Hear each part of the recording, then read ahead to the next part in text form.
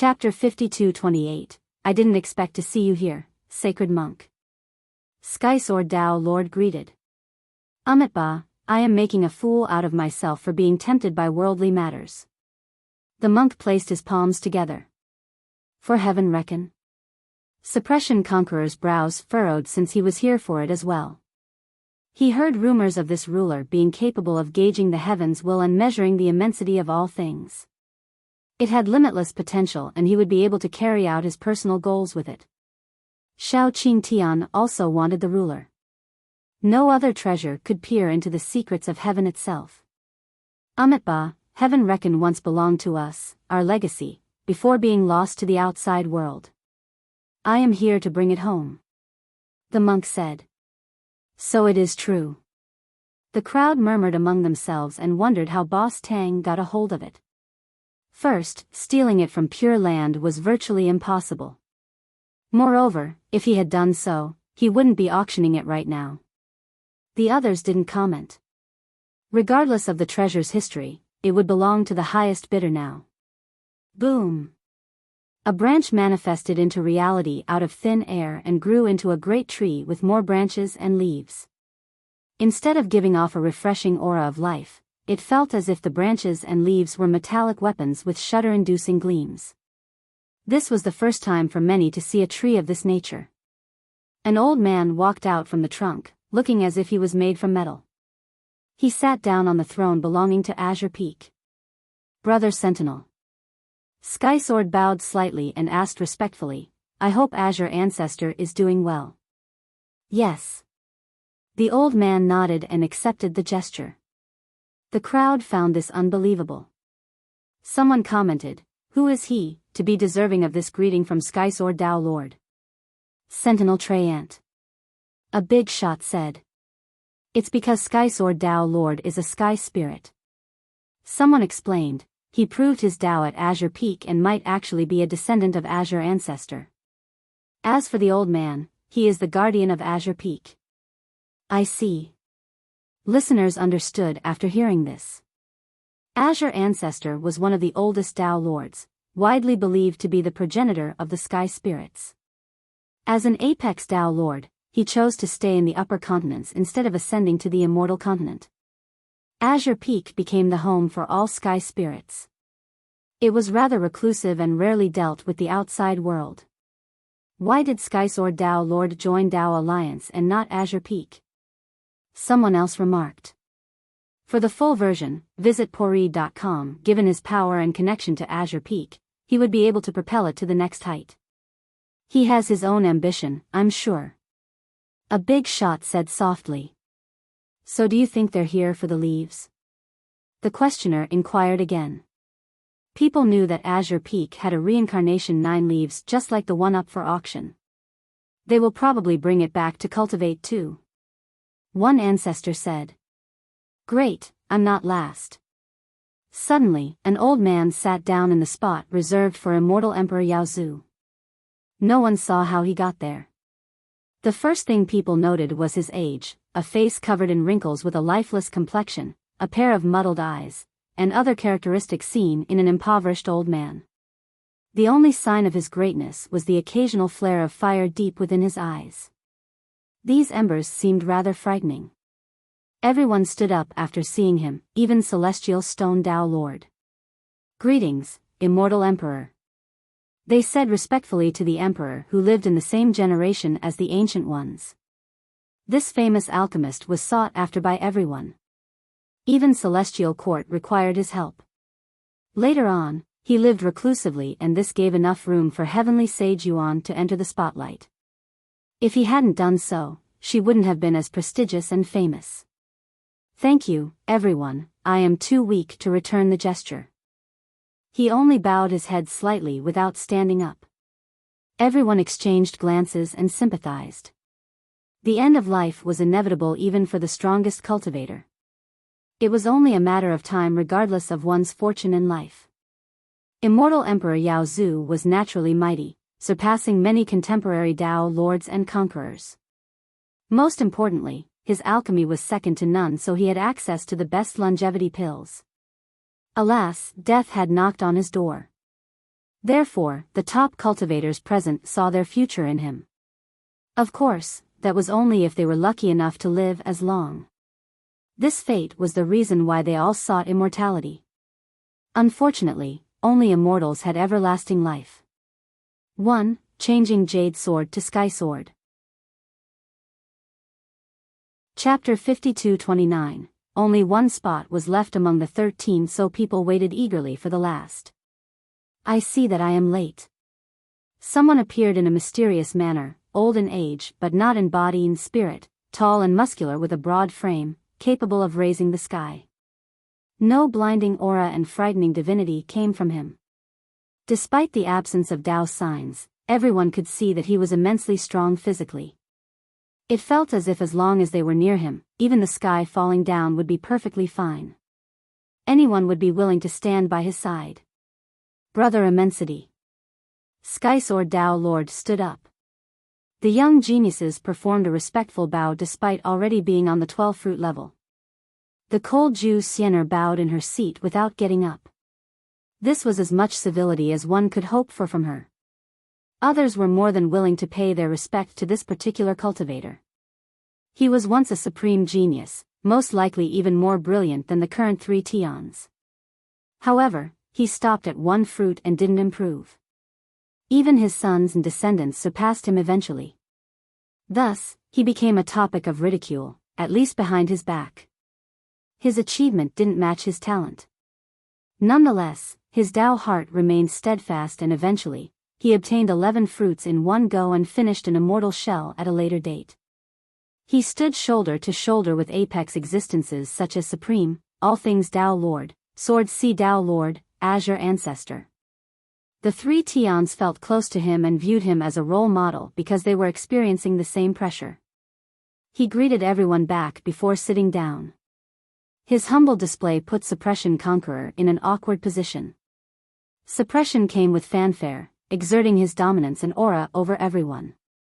Immensity, a stronger cultivator, chose otherwise. This difference in mentality was reflected in their strength. All the auction participants have arrived with his appearance. A bell sounded on the battleship and a youth appeared on deck. He lazily stretched and looked around in an arrogant fashion. He wore an extravagant outfit as if wanting to tell everyone how wealthy he was. That's Boss Tang?" A spectator whispered. This cultivator was no stranger to both continents. Powerful cultivators sought him out since he had access to all treasures. If he couldn't get it, there was no chance of procuring it otherwise. Because of this reputation, everyone thought that he would look rather imposing and majestic. Alas, the only thing they smelled right now was the stench of a vulgar prodigal son. He was definitely a thorn in everyone's eyes and should be disliked wherever he went. Alas, this wasn't the case due to his resources. As for the big shots who have seen him in the past, they were already used to this. Nonetheless, they noted how his appearance didn't change at all from the past. When you're just trying to make great content at bit.ly/3ibfjkv. Okay, if everyone is here, we can get started with the auction. He laughed heartily while clapping. What is the main treasure today?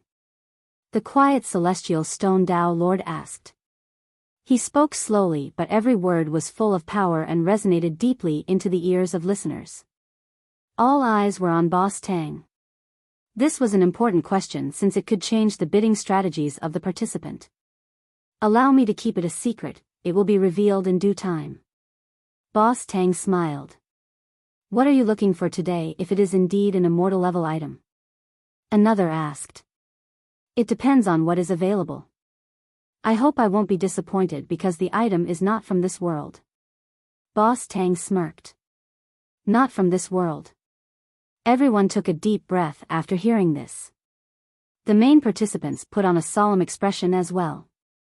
1. With this context, changing heavy ear to immensity. That was a ridiculous title, but the second character was, meaning ear, handle, and that is all, classical Chinese. Now with enough context, it seems obvious. Chapter 52-30. First, Boss Tang introduced this final auction as an immortal level item. Now, he further revealed that it came from the outside. This certainly changed everything. His auctions always included the greatest treasure, but he didn't use the word immortal trivially. Therefore, it must be something infinitely close to the described level.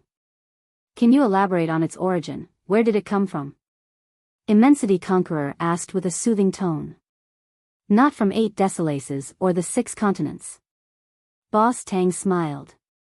Listeners exchanged glances after hearing this.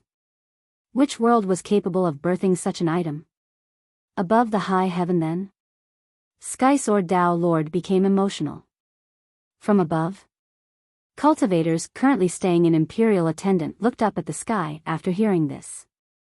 Is there anything up there? Someone murmured. The 3 geniuses immediately thought about the possibilities. This issue was still out of reach for them. No. Boss Tang said, if I can get an immortal item from above, it means that I am capable of ascending up there. Why would I bother with this small business instead of having a jolly good time above? It can be hard to make great work when it's stolen from bit. ly/3 IBFJKV. He still spoke arrogantly despite having a prestigious audience. There are more worlds outside, not counting above. Big shots started wondering about this issue. As far as they knew, there were 8 desolaces and their 6 continents. Another world above was only a legend. Older cultivators such as Immensity Conqueror didn't say anything. They had a different perspective on this matter because they knew about the expeditions from the emperors in the ancient ages. Perhaps their destination was where Boss Tang got the item. In any case, the eventual winner of the item will not regret anything. Boss Tang said with confidence, looking like a shrewd merchant boasting about his remarkable merchandise. Okay, I don't care which treasure is your target, it's too late to say that you're not sufficiently prepared. He added, everyone knows the rules, it's not about the value of the auctions, it's about whether I'm interested in your offerings. As for Conqueror treasures or whatever, don't even bother. I have a ship full of them already. The crowd thought that he was offending some of the conquerors in the audience. Of course, they didn't actually mind since they knew he was right. This auction was completely different. The most important thing was gaining the interest of Boss Tang. This required high-value treasures with unique properties to them. None of the 13 representatives had an issue with the rule. Alright, here is the first treasure. Boss Tang clapped his hand and the first treasure appeared, a ruler imbued with celestial affinities. It wasn't particularly bright, but anyone looking at it would shudder at least once. Heaven Reckon, the legacy of Golden Temple, and was once in the possession of the immortal. Today, it has fallen into the mortal realm. Boss Tang raised his voice for the introduction. What immortal? Zhu Xiener was the first to react. Hee, not something I can discuss, it's fine if you don't believe me. Heaven Reckon is right before you, its history is as clear as day. He glanced at the sacred monk after saying this. Amitba. This is indeed Heaven Reckon. We lost it long ago and today, I shall welcome it back to Pure Land. The monk placed his palms together. Of course, no one doubted the authenticity of Boss Tang's merchandise. Most were more curious about this so-called immortal in the description, even though they had previously established that immortals didn't exist. It can measure the heavens' wills, meaning the future. If anyone wants a fortune, it can also give reliable clues. Boss Tang continued. No one started yet because not all were here for Heaven Reckon. Most were more curious about the final treasure. My master found a black jade from Night Marsh. Xiao Qingtian presented a box with numerous seals. Given their power, they were clearly created by Illumination Conqueror. He opened the box and revealed the jade. It was also sealed by a special method from the Conqueror. This was necessary because it seemed alive, always ready to escape. A mysterious life force flowed around it, something new entirely to the spectators. Nirvana Blackstone. Boss Tang was impressed to see the item, quite impressive of the Conqueror to catch something like this. Are you willing to make the trade? Xiao Qingtian became excited because having the ruler could take him to the next height. No rush, you're just the first bidder. Boss Tang smiled. Xiao Qingtian heard this and regretted losing his cool. Nonetheless, the crowd was certainly moved by the jade. Its effect should be to boost vitality and cultivation. Only characters of Illumination Conqueror could catch something like this. Chapter 52-31. The others patiently planned their next move, whether to bid for Heaven Reckon. Suppression Conqueror was the first to become impatient and ordered his followers to present a particular chariot. It was pulled by 4 horses made out of bronze.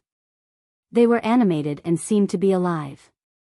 The carriage was pitted from blades and arrows, clearly the result of having participated in numerous battles.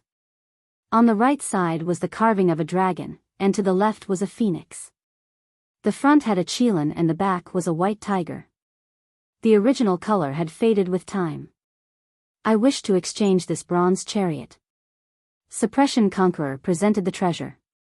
This belongs to Imperial Attendant. Resplendent Monarch's expression soured. And now it is mine.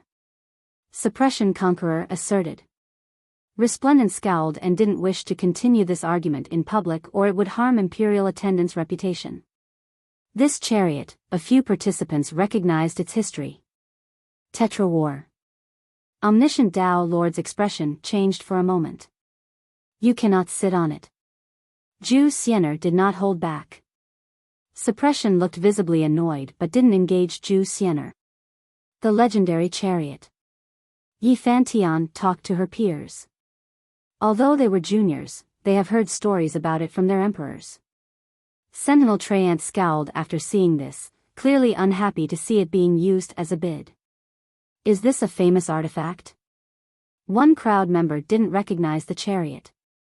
A big shot responded, as far as I know, it was used by City Lord Zi Yan during Grand Dao War. It ended up saving many wounded emperors and monarchs. This is out of line. Immortal Emperor Yao Zhu shook his head disapprovingly. The negative reception left Suppression in a tough spot. Nonetheless, he still thought that this was the right choice. How is it? He asked Boss Tang. It's a wonderful carriage and I am indeed missing a ride. Boss Tang took a good look at the chariot before responding. This gave Suppression Conqueror hope. After all, it was one of a kind and was blessed by a supreme being before. Unfortunately, he didn't know how to control the carriage. The main issue was his not being part of the main branch from Imperial Attendant. Although I desire this carriage, I do not dare to take it. Otherwise, I might lose my head one day. In my opinion, you should return to where it should be. Certain things aren't meant to be used for transactions. Boss Tang said before rubbing his neck implicatively. Suppression's expression soured since he thought that he would be able to obtain Heaven Reckon with it. Alas, Boss Tang didn't want it. Why is Boss Tang refusing the chariot? What is he afraid of? A crowd member whispered, finding this whole matter rather strange. They saw how arrogant he was, not to mention his clear interest in the chariot. He didn't mind offending the alliances or any other cultivator. What was the reason behind this refusal? I heard that it represents Imperial Attendant City's prestige. It is a spiritual totem of sorts for them. A big shot said, according to the legends, even emperors come out to greet the master of this chariot, so this is rather blasphemous. It's more than just that. Imperial Attendant is related to Cleansing Incense Dynasty. If this falls out of their possession, Imperial Alliance will pursue this, maybe even Imperial Field. Someone else with more information said. I have a lamp. Immensity Conqueror was next, presenting a treasure with a feeble flame on the verge of extinguishing. However, it seemed capable of guiding anyone out of the darkness, always warming the heart during times of desperation and despair. This was a defensive treasure against the dark affinity. I found it in Nightmare Realm. He revealed its origin with a single sentence. Despite the lack of details, both participants and spectators thought that the lamp was a great artifact to keep around. Heart Guide. Boss Tang said, in some aspects, it is more valuable than Heaven Reckon. Yes, you sure know your stuff. Immensity nodded, it is special, but only heaven reckon can measure certain matters and fortunes. What does the Conqueror want? A listener whispered. Immensity maintained a neutral stance, not joining the people or the race. No one knew his pursuit. This is tempting. Boss Tang stroked his chin. Xiao Qing Tian became anxious because his faction came for heaven reckon. Ba. The sacred monk of Pure Land placed his palms together first before taking out a bowl in a reluctant manner. I have nothing, no treasure to speak of, only this bowl. It can be hard to make great work when it's stolen from Pori.com. Everyone saw a clear liquid inside the bowl. Ripples appeared occasionally due to the wind. Within them were images of 3,000 worlds. The hope of all living beings. Boss Tang narrowed his eyes after seeing the bowl. A testament to your contribution, sacred monk. Omniscient Tao Lord said sentimentally, you have granted salvation and peace to countless mortals, the proof is in this bowl. It is a matchless feat, what is he talking about? A crowd member asked, unaware of the implications. Only top cultivators such as the older auction participants were privy to this information. I'll take it. Boss Tang made up his mind and tossed heaven reckon over. Ba, thank you for fulfilling my wish. The sacred monk caught the ruler and placed his palms together to say goodbye to everyone. With that, he made his departure. Chapter 52-32. Everyone respected the monk who had such focus in life. He immediately returned to Pure Land after fulfilling his goal. I see, it is not meant to be. Goodbye, everyone.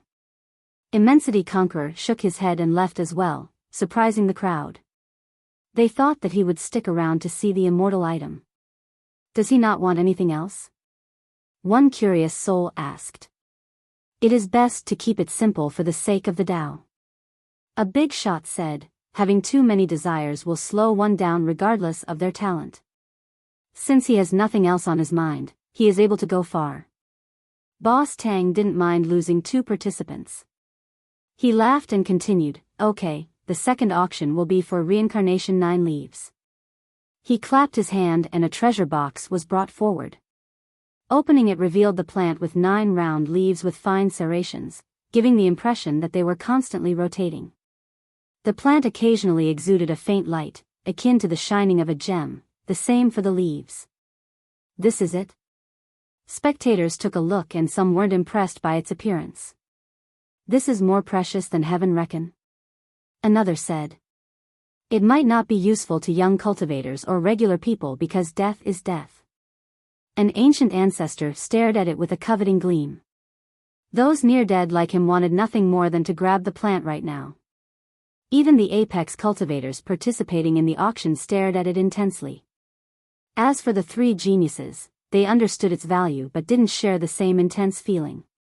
Even if they were to bid, the plant would be meant for the aging seniors. According to the legends, eating the plant gave a chance for reincarnation.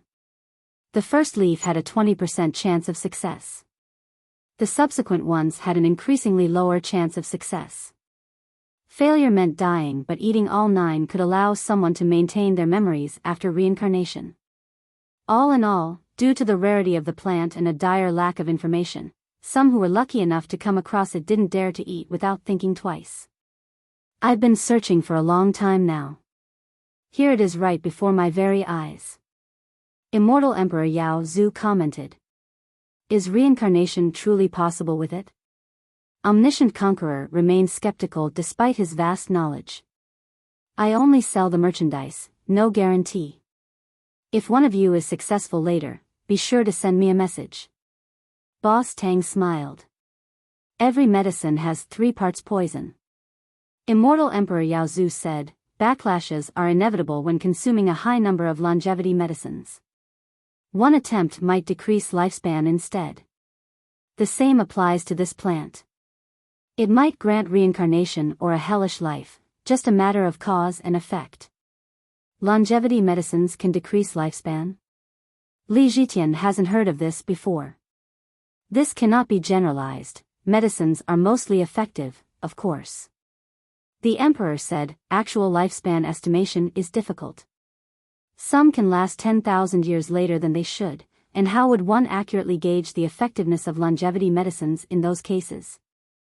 Nonetheless, while medicines can save lives, they can also take lives. Others contemplated the matter in silence. The only true path to everlasting life is cultivation. The quiet celestial stone Tao Lord suddenly remarked. Yes, only the immortal Tao. The emperor agreed, longevity medicines are still an external force, not a permanent solution. Okay, if we're done talking about everlasting life, let's start the bid. Boss Tang waited for them to finish before starting. Li Zhitian slowly took out an item and spread it. This is a leather scroll from time immemorial. Our seniors call it epic membrane. Epic membrane? The group exchanged glances of confusion. Of course, they knew that an item being used as a bid by the successor of Imperial should be something amazing. Timeless. Omniscient didn't wish to divulge its history. Not bad at all.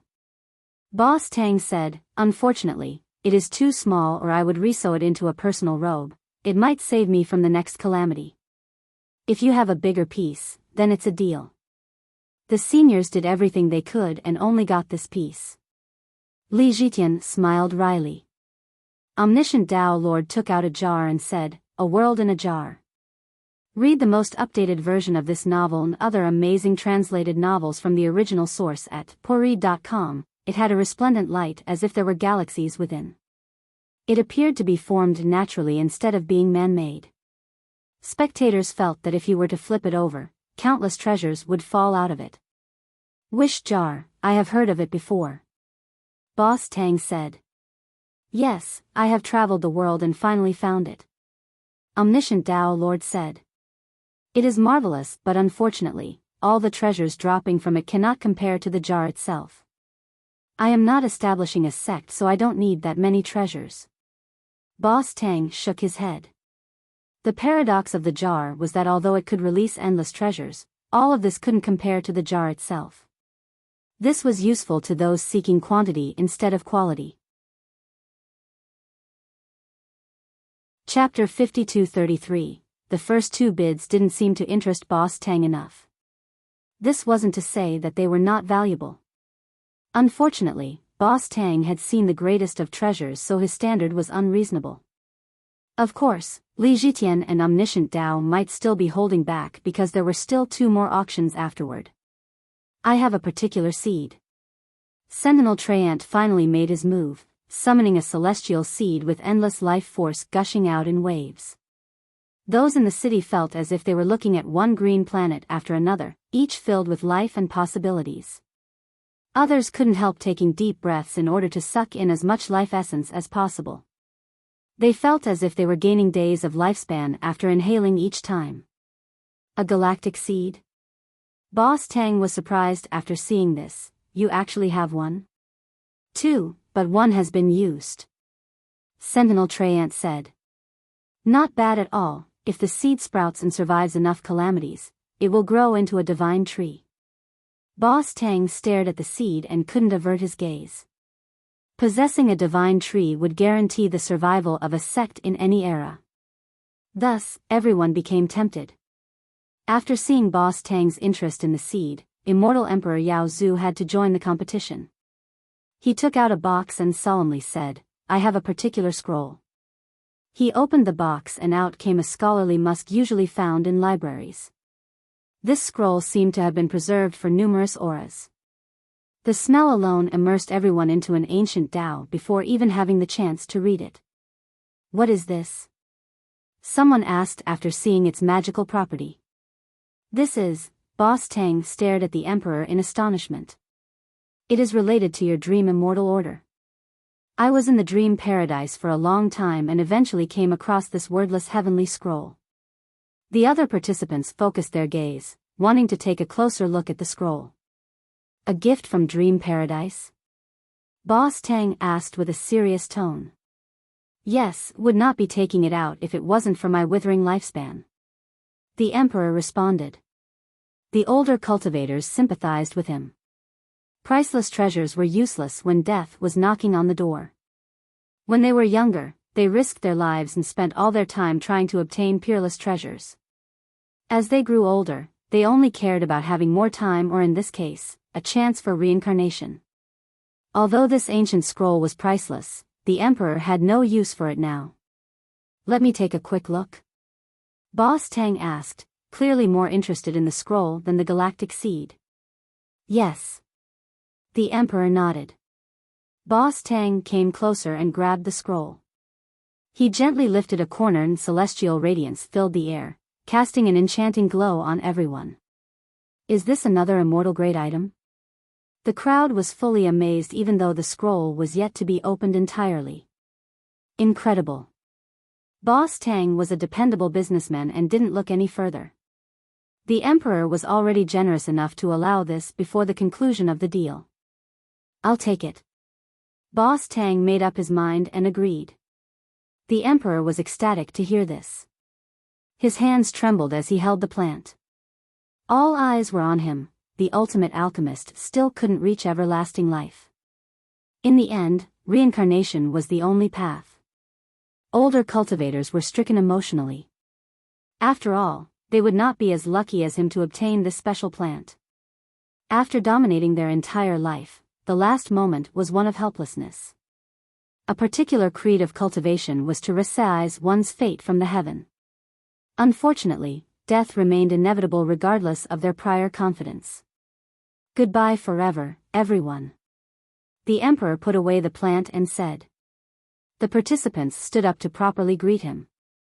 His lifespan was over and the plant wasn't a foolproof solution. Failure meant being reduced to ashes. He left first, and Sentinel Treyant, who only came for the plant, also bid farewell to everyone. The group heaved a sigh of relief, 2 fewer competitors now.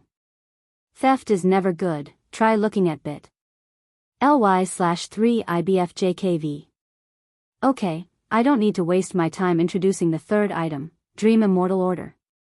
Boss Tang said.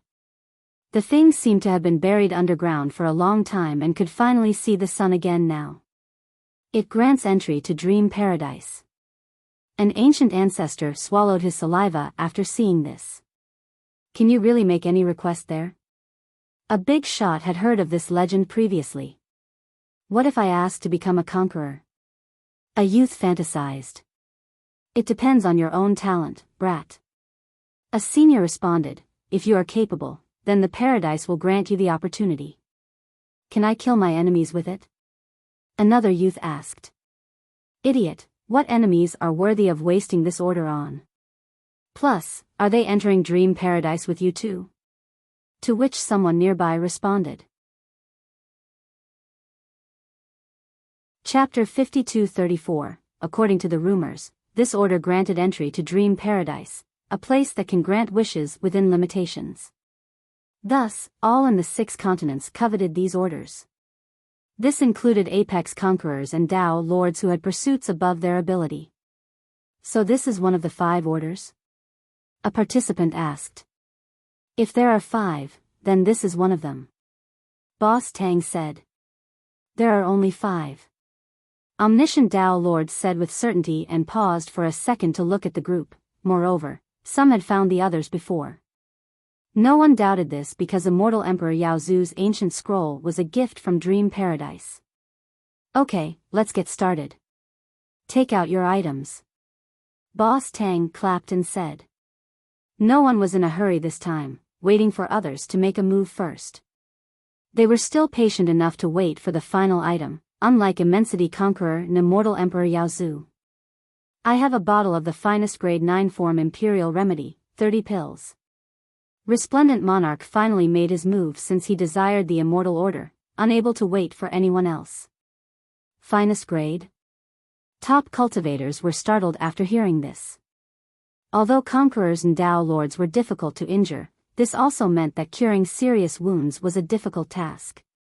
Regular medicine was not enough. However, 9-form Imperial Remedy had proven its effectiveness since the Grand Wars. Heavenly Sage Yuan managed to save numerous emperors and Dao lords with these pills. Thus, some of them actually wanted to buy a few pills before any potential exchange with Boss Tang. The finest grade? I did not know your sect was capable of this since the passing of Heavenly Sage Yuan. Boss Tang said. Since he didn't immediately refuse, Resplendent Monarch saw a sliver of hope. What treasure do you want? Zhu Xianer got straight to the point. If you are willing to trade your immortal piercer, the order is yours. Boss Tang stared at her and stroked his chin. Others started sweating for him after hearing this suicidal comment. Sure enough, her eyes flashed with murderous intent. Neutral spectators standing at the bottom couldn't handle the intense aura and dropped to the ground. Even Suppression, Sky Sword, and Omniscient became serious. They weren't sure of besting her in battle at all. Boss Tang, on the other hand, didn't mind. He acted as if he didn't do anything wrong and continued, I'm serious, your immortal piercer has a history with me. His earnest expression interested the crowd.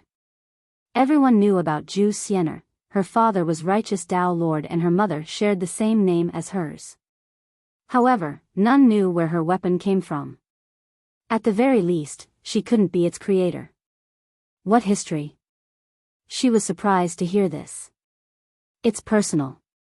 Boss Tang shook his head. Of course, if you ever want to trade, just let me know in the future and we can negotiate. Others naturally became curious. As the greatest merchant in the world, Boss Tang never expressed this level of interest in a particular treasure before. Brother All Things asked me to come here. Sky Sword Tao Lord took out a box as well. Inside is an item from Brother Blessed, found in outer space. From Blessed Tao Lord? Others wanted to take a look but Sky Sword Tao Lord didn't open the box. Blessed Tao Lord had a transcendent position in the 6 continents.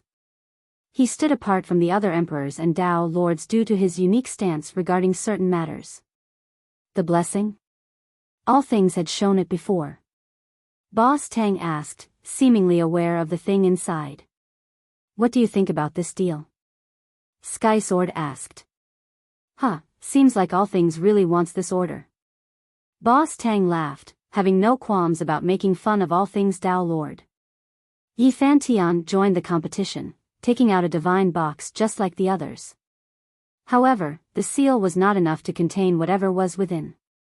With each pulsing flash, people felt as if the world was on the verge of exploding as well. What is that? A mighty dragon lord trembled with fear. A core light from Celestial Court. Boss Tang's eyes narrowed. Yi Fantian nodded and said, yes, taken from the sky of Celestial Court and refined since the ancient age by the wise sages. I believe Celestial Court should only have 1 or 2. Your Divine Alliance actually has 1. Boss Tang revealed his deep knowledge. Left behind by Profound Emperor. Omniscient Tao Lord interjected. Theft is never good, try looking at. That is indeed the case. Yi Fantian nodded again. This nearly forgotten title still stirred the crowd. Profound Emperor was far older than the other alliance starters such as Genesis Conqueror and Light Dragon Conqueror. Chapter 52-35. 3 competitive bids have been placed and Boss Tang showed interest in them all. Omniscient Tao Lord representing cleansing incense coughed and solemnly took out a box as well. Within was a gem sealing a broken piece of metal smaller than a baby's fist. Upon closer inspection, the metal seemed to be wiggling around, capable of communicating and morphing in accordance with its master's thoughts. This thing has an incredible history. Omniscient Tao Lord introduced. What is it? Sky Sword Tao Lord asked. How should I put this? It is related to Gargantuan Tao Lord but its history goes far deeper, being connected to a certain existence. Omniscient Tao Lord said. Gargantuan Tao Lord. Everyone had a serious expression after hearing this title. Rumor has it that she was born with an immortal bone. Her power could crush the myriad Tao. She came from Imperial Clan and was destined for greatness from birth. She truly dominated Tao Alliance during her golden age. Thus, she was considered to be on the same level as Luminous and Heaven Burial Conqueror. Regular people didn't see the connection between her and the piece of metal. However, apex cultivators could see that the metal was special. What about its deeper history? Suppression Conqueror asked. If immortals exist, let's say that it was once in the hand of an immortal. Omniscient Tao Lord said. They do not. Shao Qing Tian said. True, but that does not mean that there will not be one in the future. Omniscient Tao Lord nodded with a smile. The others didn't comment since this topic was out of reach. So how is it related to Gargantuan Tao Lord? Yi Fantian couldn't help but ask. This was her first time seeing such an intriguing piece of metal. Perhaps fellow Daoist Li knows a bit more. Omniscient Tao Lord stared at Li Zhitian. The latter answered, I'm not quite sure, perhaps it is somehow connected to my ancestor's immortal bone. Since he was from the same clan as Gargantuan Conqueror, he felt something peculiar about the metal. Everyone believes in the existence of the 9 heavenly treasures. This is a remnant piece. Boss Tang joined the conversation. That's right. Omniscient Tao Lord couldn't help but praise. Boss Tang, your knowledge is incredible, but keep in mind that it is more special than just that. Indeed, its value is more than what it is. Boss Tang understood, looks like everyone is here with sincerity. He smiled at the participant, happy with the bids. The only ones who haven't made a bid were Zhu Xiener, Suppression Conqueror, and Celestial Stone Tao Lord. Boss Tang, you can take a look at our medicine. Resplendent Monarch wanted to entice the merchant. Normally, people would be begging him for a chance to buy these pills. Alas, he was the one in need right now. He thought that by letting Boss Tang check the grade of the pills, it would improve the chance of success. He opened the bottle and released the peerless medicinal fragrance. The big shots salivated after smelling this life-saving medicine. In fact, even Suppression Conqueror wanted to buy some despite their current antagonistic relationship. How wonderful, a prime product from Heavenly Sage Yuan. Boss Tang sniffed as well. Suddenly, he paused and stared at Resplendent Monarch. Wait, this is not from your alchemy Tao. Everyone became surprised because which other lineage could concoct such a high-level remedy? What makes you say that? Resplendent Monarch couldn't believe it either because this was indeed the case. The final bottle of finest grade 9 form imperial remedy made by Heavenly Sage Yuan was sold by me. I kept it for a while and was very familiar with its smell. Boss Tang said. Your knowledge has no bounds. Yes, the cauldron was started by our Panacea Monarch, but in the end, we only found success with the help of young Noble Li. Resplendent Monarch revealed. Young Noble Li. Skysword Monarch knew who it was right away. Young Noble Li. Boss Tang's expression changed dramatically after hearing this. A quick look at Poreed.com will leave you more fulfilled. Huh, good, it's decided then. He suddenly laughed and grabbed the bottle. The order is yours, Resplendent Monarch. His sudden decision surprised everyone. Suppression Conqueror hastily said, we still haven't bid. Sorry, I just like this medicine bottle too much. Who knows, it might save my life one day. Boss Tang laughed heartily and handed the dream order over to Resplendent Monarch. The latter couldn't believe it because he didn't have that much confidence in winning against the rich participants. I'll be going then. After having the order in his hand, he bowed and immediately left. No one else could interfere or scheme because of the auction's rules. Boss Tang was not one to trifle with. Chapter 52-36. Though the 4 alliances desired the order and thought that they could outbid Resplendent Monarch, they didn't protect Boss Tang's quick decision. This was just his business style. He didn't necessarily want the most precious treasure, only the right one. Okay, the final treasure, the one you all have been waiting for. Boss Tang laughed and clapped again. The participants quickly forgot about the matter of losing the order and became excited again. I wonder what it is. Ancient ancestors and big shots speculated among themselves. As for the participants, they readied themselves for the final act. At the very least, they were glad that 5 competitors have left, lessening the pressure. Boss Tang brought forth an old tree. It was severely damaged and incomplete, missing a large part of the trunk. The remaining part barely supported the few small branches. Given the appearance of the scars and damages, this must have happened long ago. The roots were nowhere to be seen. The participants paid careful attention and felt something unique. This was a remnant aura beyond theirs. Calling it immortal was not unreasonable. This is the immortal treasure? Other ancestors weren't at this level and couldn't sense this faint aura. How disappointing. One crowd member said. They assumed that they were about to witness something never seen before. Now, this was just a broken tree. So this is an immortal tree? Why is it special? Some still believed in Boss Tang's merchandise. After all, his reputation was flawless on the 6 continents. There was no reason to doubt his words. This does not belong to this world. Omniscient Tao Lord stared at Boss Tang in disbelief. I can spend my whole life learning about this immortal tree. The cold Ju Xiener expressed her opinion. Won't be your turn. Celestial Stone Tao Lord said. As for the 3 supreme geniuses, they also sensed that something strange was going on. Nonetheless, their senses weren't as accurate compared to these accomplished cultivators. During the auction, Li Chia, who was visiting Imperial Gate, had a smile on his face. After all, he got to see the chariot and even the broken metal. He recognized all the treasures since they once belonged to him. Why is this here? What is going on? However, his expression darkened the moment Boss Tang took out the old tree. 2 impossible events had happened, the appearance of the tree in this world and its broken state. The Lord of Black Tides had mentioned this to him, but he didn't think that it had deteriorated to this level. I will give this tree a name now, Everlasting. Boss Tang said with a smile. Theft is never good, try looking at bit. ly/3IBFJKV. Are you implying what I think you are?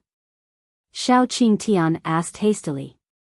It depends on if you have the ability to fix it. Perhaps not true immortality, but a life long enough for you to get tired of living. Boss Tang confidently said. The old Tao Lords and Conquerors exchanged glances.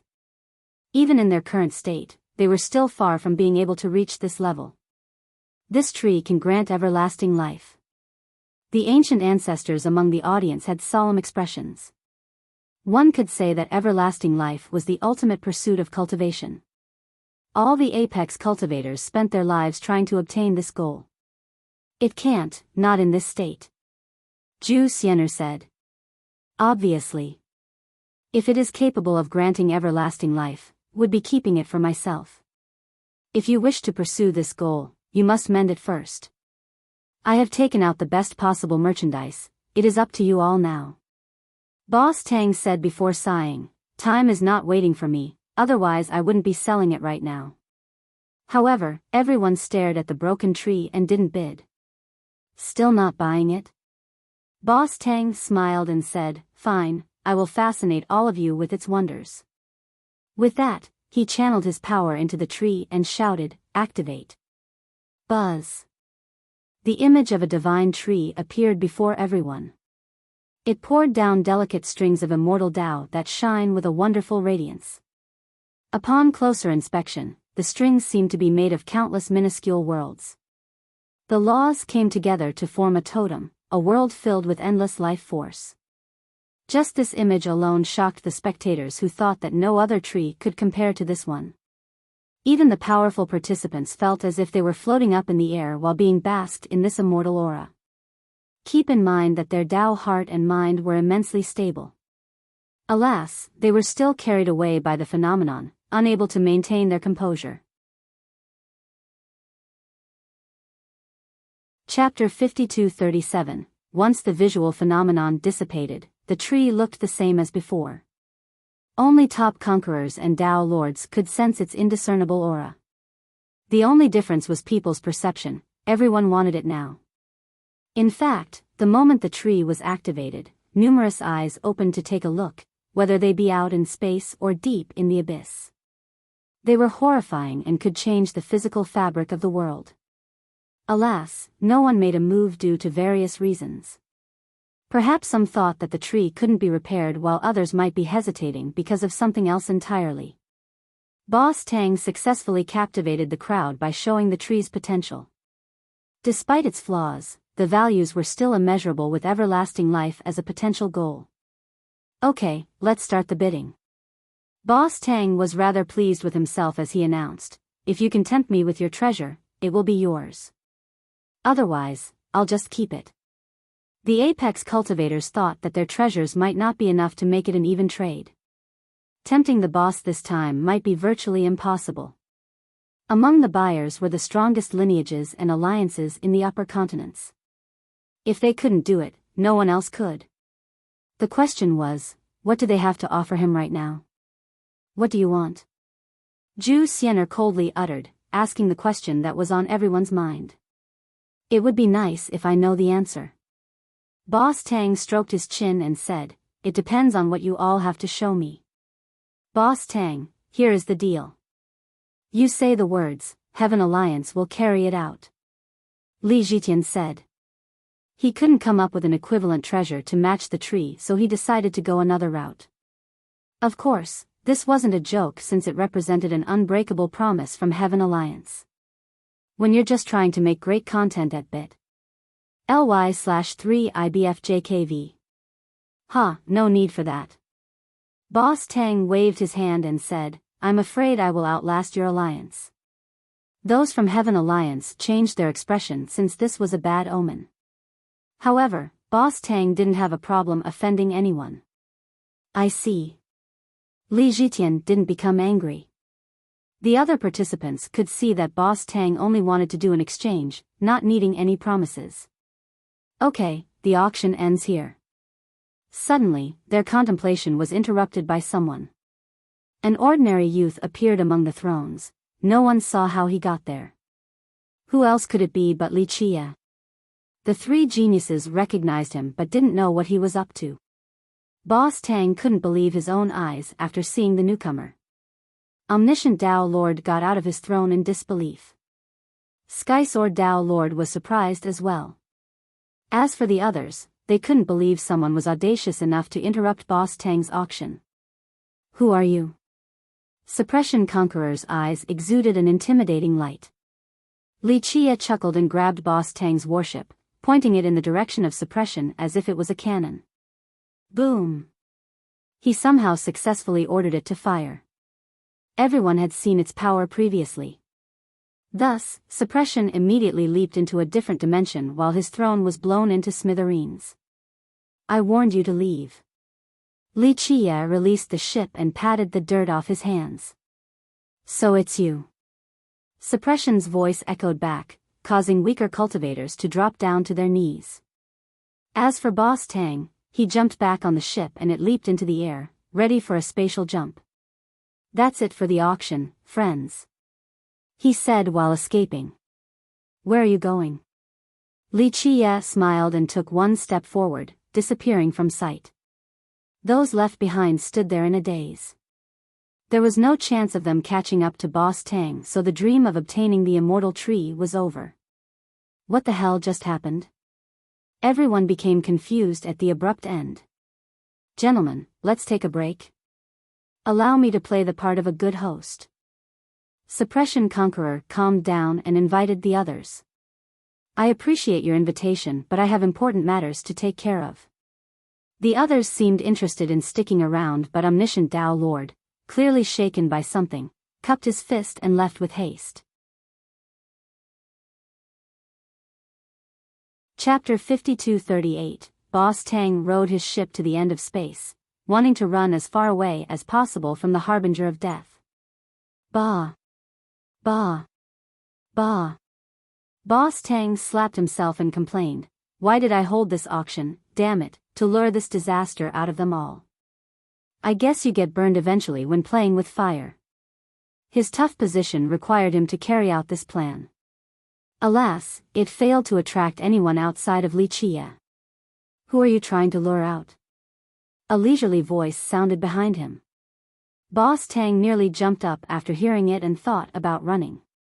Alas, Li Chia was already standing behind him. Man, please, you almost scared me to death.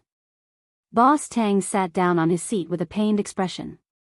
Li Chia pulled another chair over and sat down in front of him. He said with a smile, "You're too ballsy for that." "No way, I'm a coward at heart. Just the sound of you coughing breaks my courage." Boss Tang complained. "A coward wouldn't have excavated this tree," Li Chia said.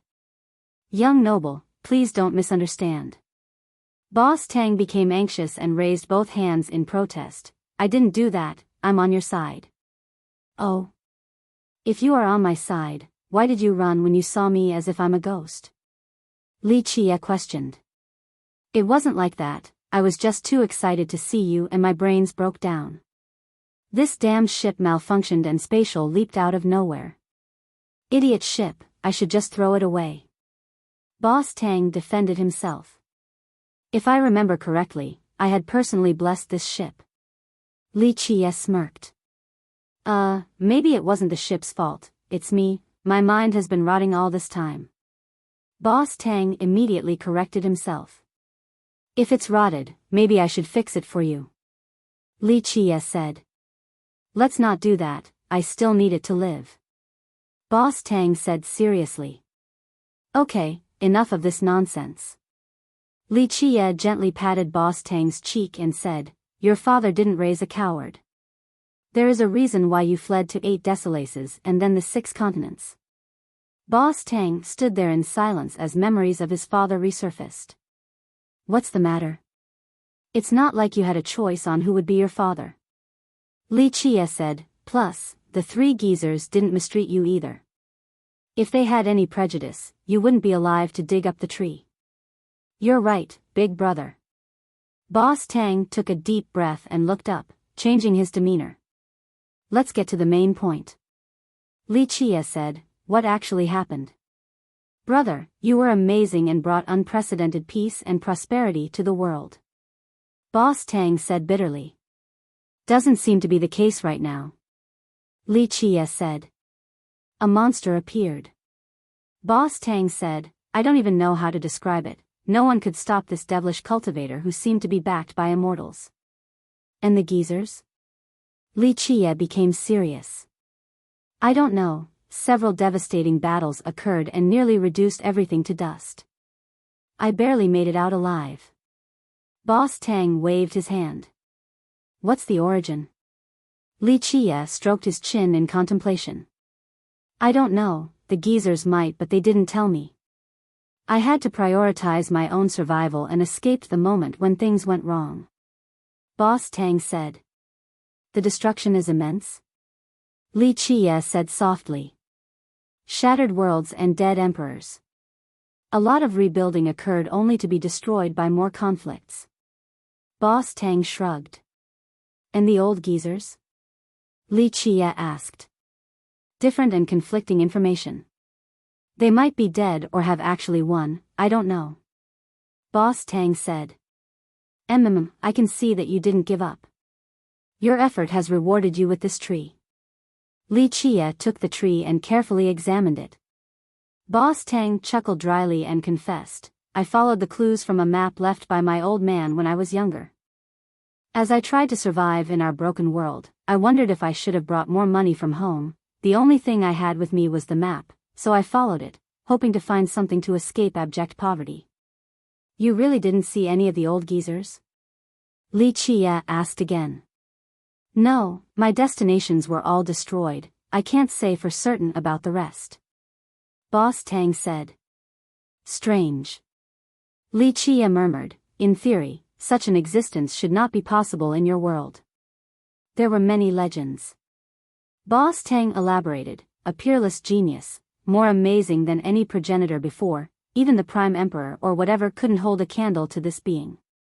Some believe that it's an immortal reincarnated, destined to bring either a wonderful blessing to the world or absolute destruction."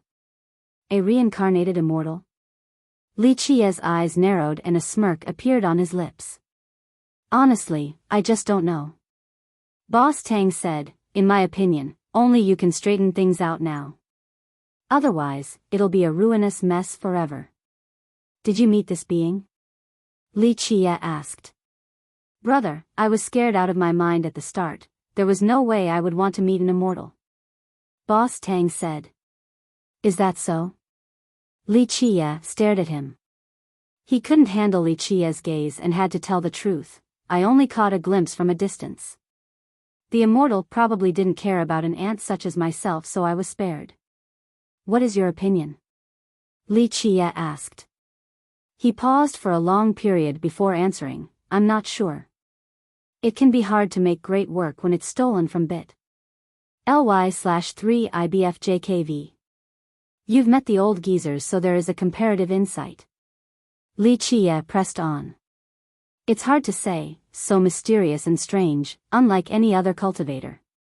If I have to describe what I saw, I would have to start with the assumption of immortals existing in our world. I'm not saying that this person was an immortal, but you know the legends of being blessed by one? This person was worthy of being blessed, at the very least. Boss Tang said. Blessed by an immortal. Li Qie murmured, so it is indeed the case. I'm not to be blamed for this. Invincible masters tried everything and then afterward, there was no afterward for them. You can't expect a small upstart such as myself to do anything outside of running after sensing danger. I can rule a puny village, not anything else. Boss Tang smiled bitterly. 1. I have to use neutral pronouns because we don't know the sex, so there might be some unnatural dialogue/paragraphs. Chapter 5239. Seems like you got out just in time. Li Qie smiled. Boss Tang paused for a moment before answering earnestly. I often think about how I should have stayed. Maybe I would have been able to do something. For example, pick up some corpses. You have done well enough. Li Qie said.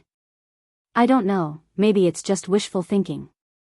Immortals don't need me to collect their corpses. He responded. You know they're not immortals. Li Qie said. Yes, because immortals cannot die.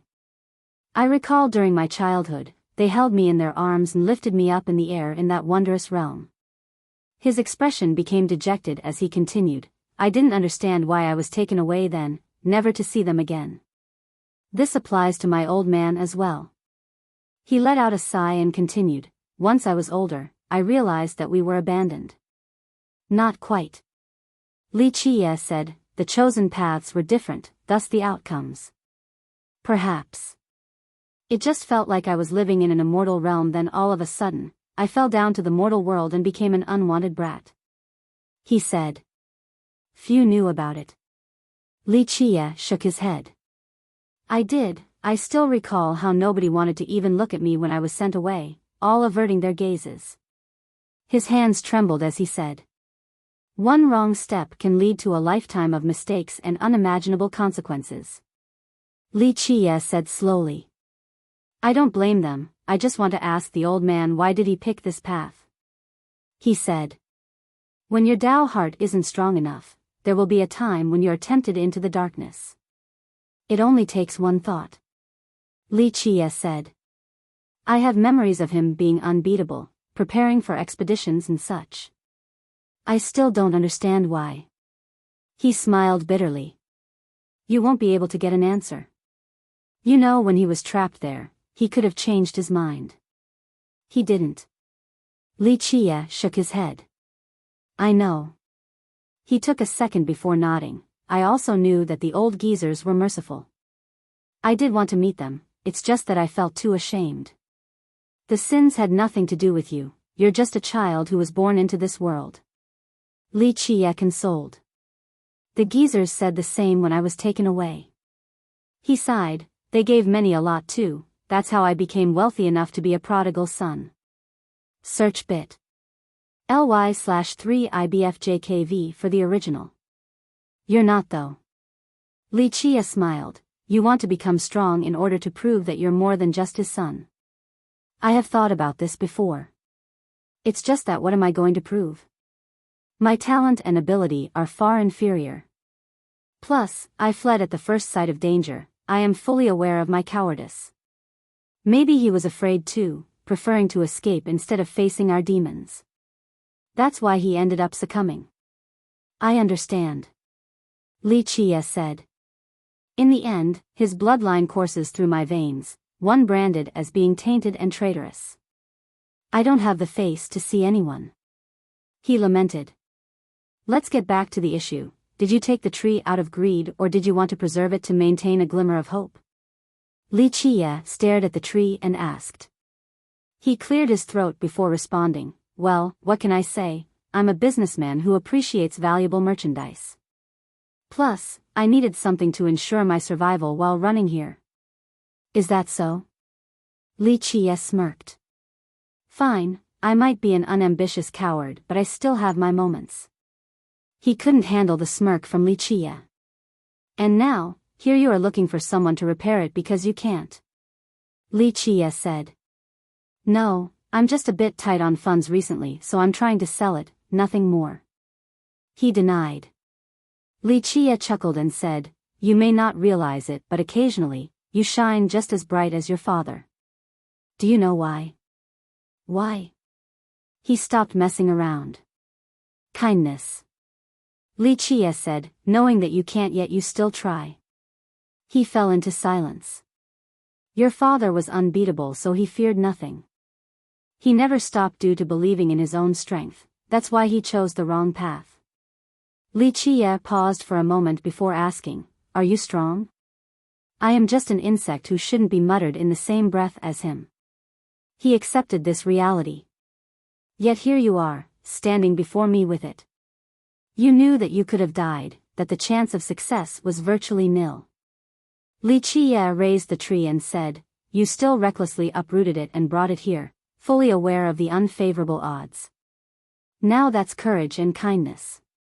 Your father had a completely different mindset when he started his expedition. Yes, emperors as followers, divine beasts leading the way. He recalled an unforgettable scene from the distant past, once filling him with pride. Alas, the result afterward was nothing short of disastrous and horrifying. He never thought he would lose, so once he did, his Tao heart wavered completely. A case of a self-proclaimed savior turning into a devil. As for you during your lowest point, you only thought about doing what you can to contribute. Li Qie finished. Maybe. He smiled wryly, I never faulted the old geezers for abandoning me. It was what should have been done. Chapter 5240, Your moment of courage absolved you, that's why you don't need to act as if you're a sinner. This guilt is not your burden. Li Qie said. I know. Boss Tang stared at the sky in a daze. Few could compare to him in terms of prestige. Alas, the world was unpredictable and he fell to the abyss. Although he was only an innocent child and no one blamed him, the burden of the bloodline was traumatic. I can't forget the followers who were ready to die for him on the expedition, yet the old man, he trembled while speaking. They definitely died with their eyes open due to indignation. Their trust and lives were buried by him. Some of them even hugged me before departing. I just can't forget their face, their heroism, and worst of all, the heartfelt trust in their eyes. He took a deep breath and became lost in memories again. Emperors, progenitors, and divine beasts left for a journey and never returned again. This wasn't due to the overwhelming enemies but because of one traitorous ally, the one they trusted the most. The sin of the bloodline has left a heart devil in you, only you can get rid of it. Li Qie shook his head. I can't face it. He smiled bitterly, perhaps the old man couldn't either. This is our bloodline. You must face it while working even harder to prove yourself as someone different. Believe in your Tao heart. Li Qie said. But I've done nothing thus far. He said, I need to become as strong as the old man and go farther to accomplish this. You're wrong here. Li Qie shook his head. There are those stronger and have gone farther than him but they still fell to the darkness. This had nothing to do with strength. On the other hand, the ones who fell in battle without regrets, not giving up even during the last second, not wavering for a single moment. How do they compare to your father? He paused for a moment before responding. He is inferior. Yes. Li Chia said, and you have done the same, acting despite being aware of near-certain death. I just wanted to test my luck. He said. You had the courage to test your luck, few could claim the same. Li Chia said, with that, you have proven that it is not an issue of bloodline, but rather, the person. The old geezers knew this. I'm forever grateful for how well they treated me, that's the reason why I'm still alive. He took a deep breath. As the son of an unforgivable sinner, he still managed to live a good life. He understood that this was due to their protection. Otherwise, although the world was vast, there wouldn't have been a place for him. He never saw them again but still knew that they were keeping an eye on him. Try not to let them down now. Li Chia nodded. I hope so. He responded. Li Chia dropped the issue and said, I'll be taking this tree. Can it be saved? He has been searching for someone capable of mending the tree during these years. Hard to say. Li Chia shook his head. I don't see the other half nor do I know what had transpired. I didn't see it either.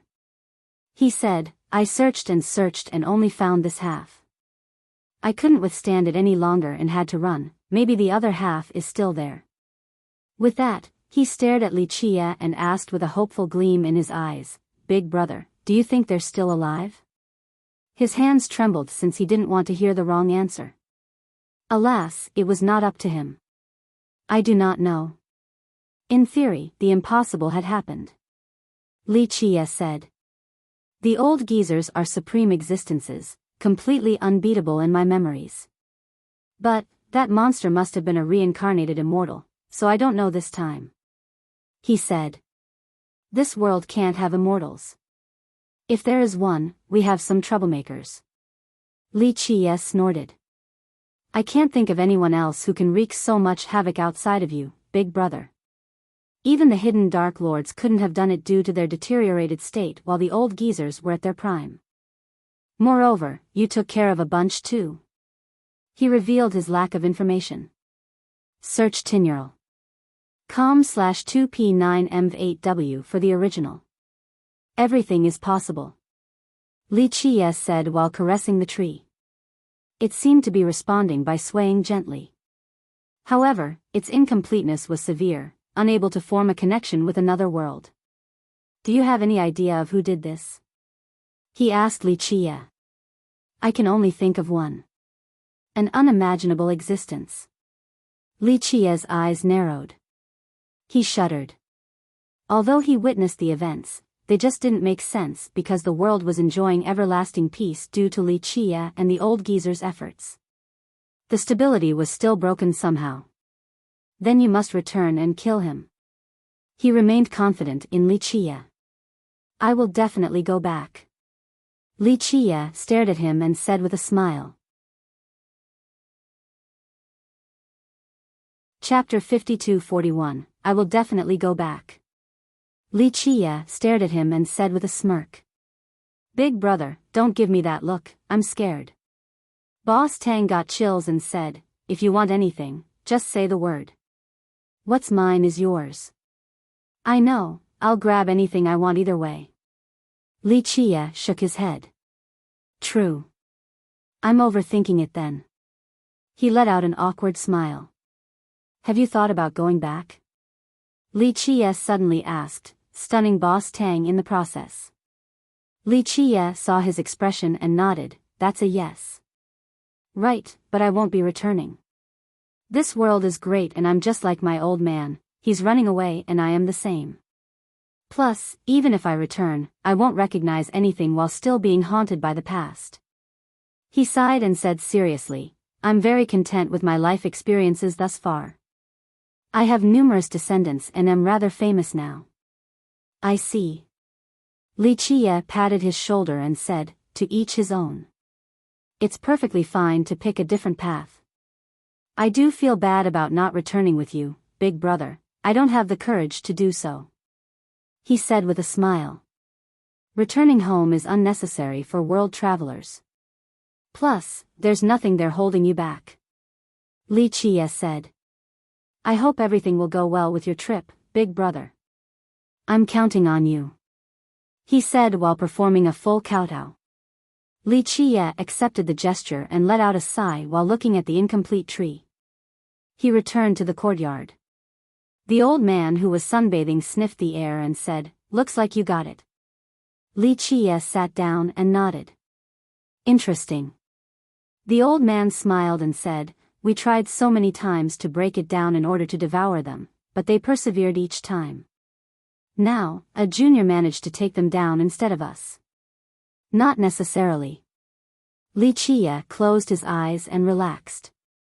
Perhaps not, but it is still a testament to this junior's frightening ability. The old man said. What would you have done? Li Qie glanced at him. Kiki, dealing with just one junior? The old man mused, Let me think, would probably have been preoccupied with the best method to devour him the best. After all, consumption is an art. What if this is not the case? Li Qie asked. Then I would need to control my greed or I'll be the one eaten. The old man said. It's just that this doesn't make sense. Li Qie shook his head. The old man opened his eyes just a tiny bit to peer deep into space. He said, Yes, I think only he can accomplish this. Do you remember that stone I told you about? Looks like he found it. Li Qie nodded. In my opinion, there's a high chance that he found all three. Now that's interesting. The old man said. All three. Li Qie stroked his chin. The old man pondered for a bit before asking, If I had the determination to find all three, who do you think I would have raised my blade against first? Not the villainous heaven. Li Qie smiled. True, still can't find him with 3 stones. I have 2 options, using them as stepping stones or, he paused and opened his eyes a bit wide to stare at Li Qie, to actually use them. That wouldn't have ended well for you.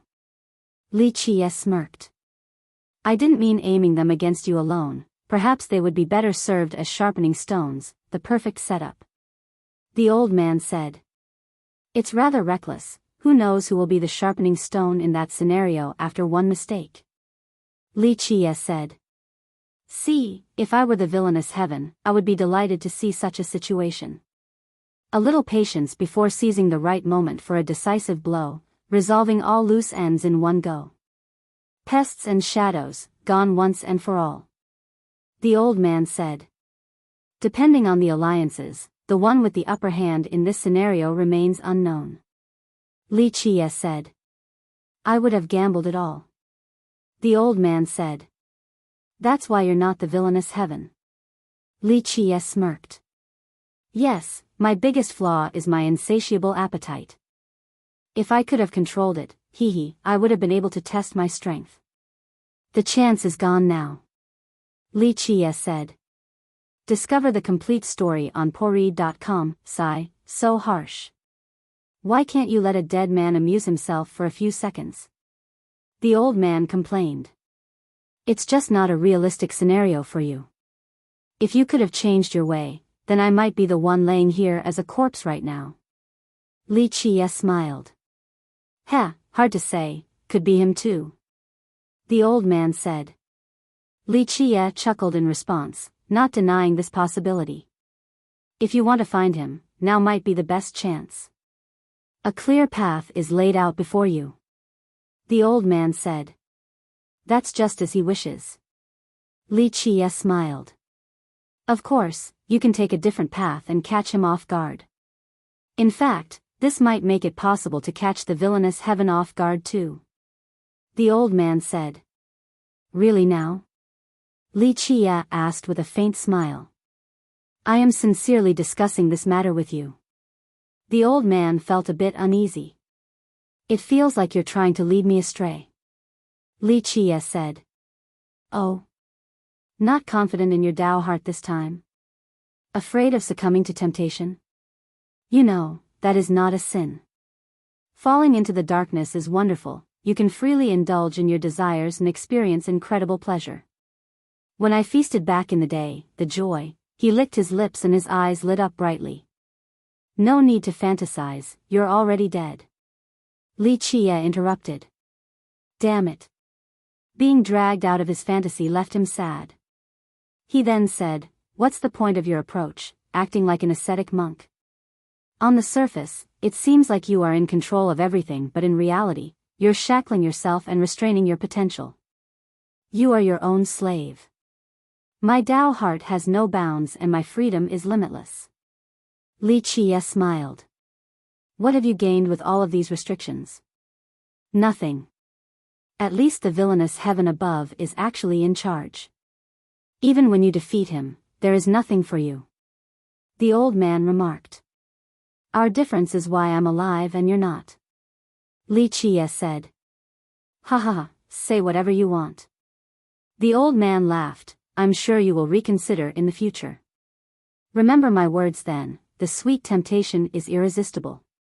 It is useless trying to persuade me. I don't need that type of joy to validate my existence. Li Qie shook his head. How would you know without having tried it? The old man said. Chapter 52-42. The old man clearly tried to persuade Li Qie to the darkness. Alas, the latter showed no interest. Fine, are you going to find him first or not? He changed the topic. Depends on if he is willing to meet. Would be hard otherwise. Li Qie said. But you managed to find us, it shouldn't be a problem now. The old man smiled. You all were too easy to find due to your boundless greed.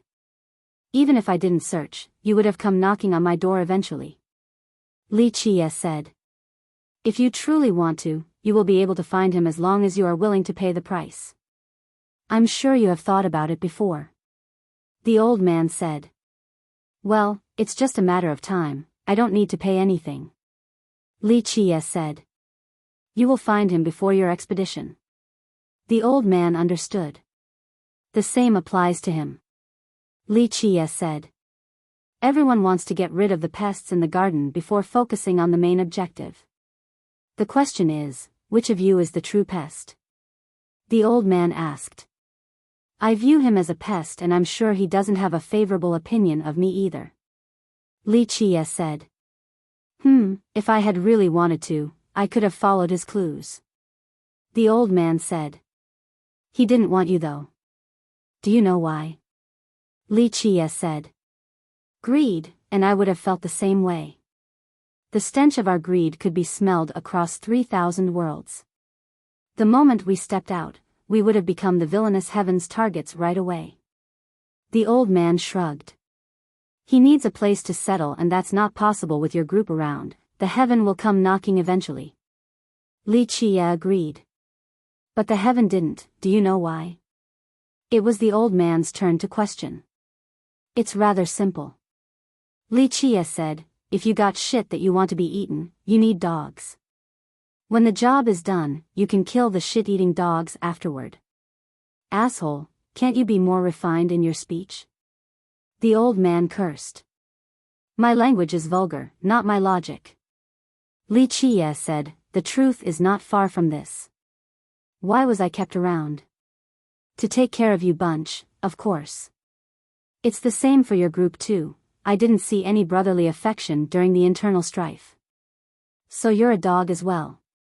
The old man snorted, annoyed with Li Qie's coarse words. No, I'm the village idiot, ready to fight any dog to death once provoked. Kill first, talk later. Li Qie said. Ha ha ha. The old man laughed and said, if you're an idiot, so are the rest of the world. I wish this is true though so you can start going around fighting all the time. With whom? I'm still searching, am I not? Li Qie waved his hand. Don't lie to me and say that you don't know where he is right now. The old man said. How should I put this?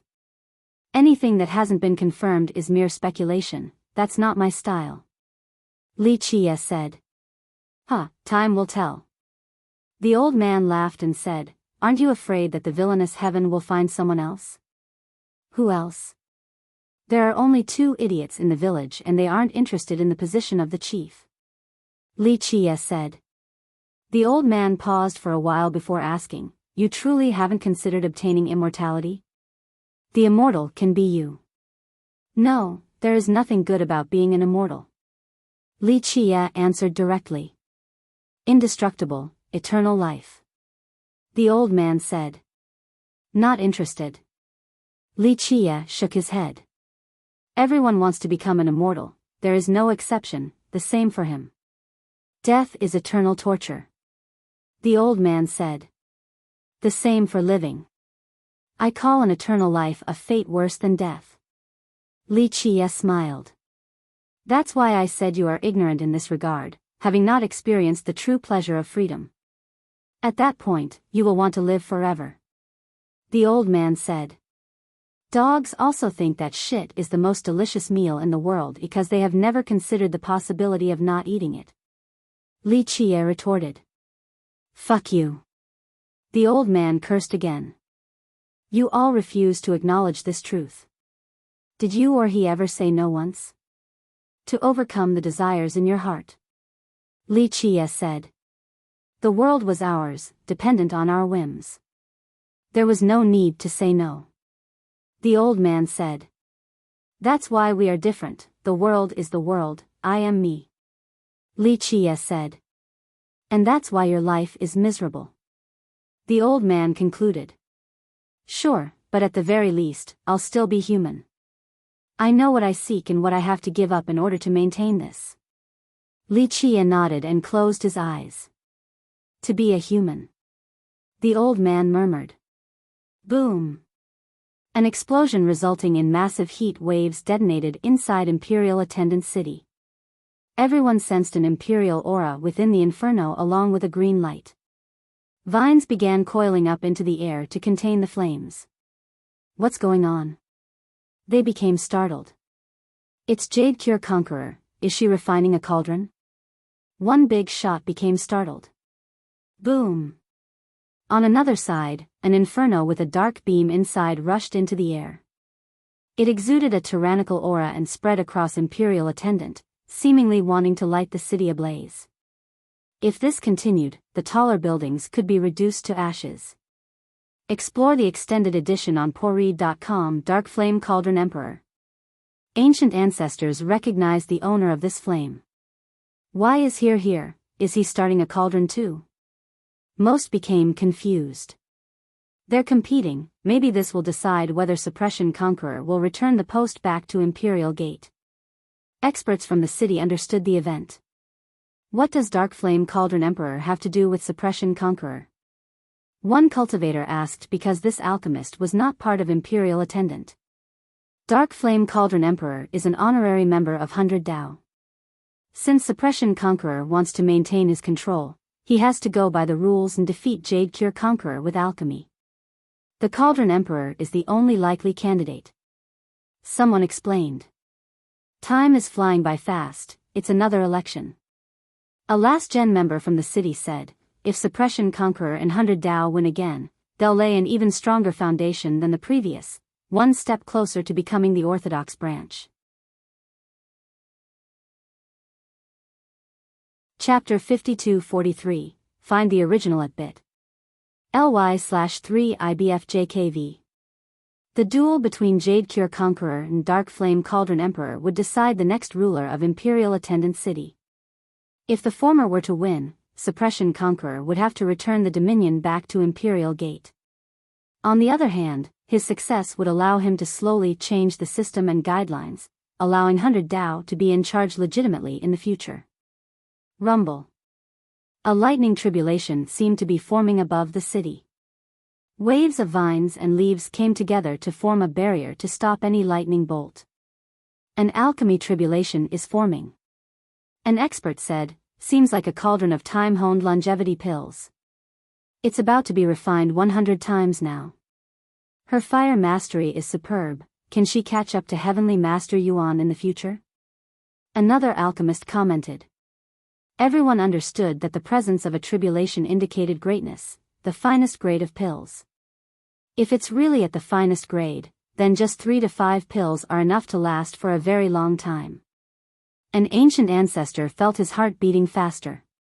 Ancient ancestors wanted nothing more than longevity medicines, and the pills before them were the best of the best.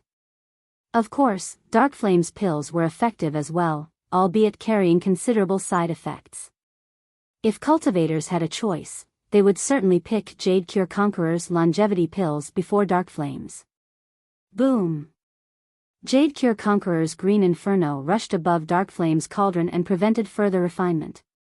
Looks like the victor is decided. A few alchemists commented. Imperial Gate shall be in charge again. The inhabitants of the city preferred this development, authority returning to the Orthodox branch. However, the imperial aura within the evil inferno intensified and made it stronger. Everyone became frozen since Dark Flame seemed to be taken over by a conqueror. His inferno became more than 10 times stronger. Boom! It broke through the clouds and tore apart the conqueror's fiery blockade, seizing the upper hand in the blink of an eye. Jade Cure's cauldron released a fire dragon in retaliation. Alas, the dark inferno had become overwhelming. Why? Everyone became surprised by the sudden reversal. The Cauldron Emperor has been blessed by an extremely powerful conqueror. An ancient ancestor said, "It must be Suppression Conqueror." Cheaters. Those on the side of Alchemy Dao shouted, feeling that the other side was cheating. Not quite. A big shot familiar with the rules shook his head and said, "Jade Cure Conqueror could have found someone to empower her as well, it's just that her allies are weaker. Resplendent Monarch is the strongest, but he can't compete with Suppression Conqueror. This has been the case since the passing of Armor Conqueror. I think Jade Cure Conqueror will lose," spectators said while feeling sorry for her. It seemed like Suppression Conqueror was about to win again. Back in the courtyard, Li Chia observed the duel, but he noticed something and got up to open the door. He then saw a group of people who immediately kneeled in his presence: Resplendent Monarch, Gourdkeeper Monarch, Panacea Monarch, Hallowed Steel Monarch, Saintess Xiao Yao, the ancestors of Imperial Gate. "What is it?" Li Chia's brows furrowed. Saintess Xiao Yao looked up and said, "Young noble, you are the Lord of Imperial Attendant. Your servants await your return. Please return to the palace and reign again, young noble." Resplendent Monarch added respectfully, "I'm afraid you got the wrong person." Li Chia shook his head, not interested in taking over Imperial Attendant. "Our founder, City Lord Ziyan, drew your portrait, young noble." An ancestor from Imperial Gate presented a treasure box with both hands. He opened the box and presented the scroll to Li Chia.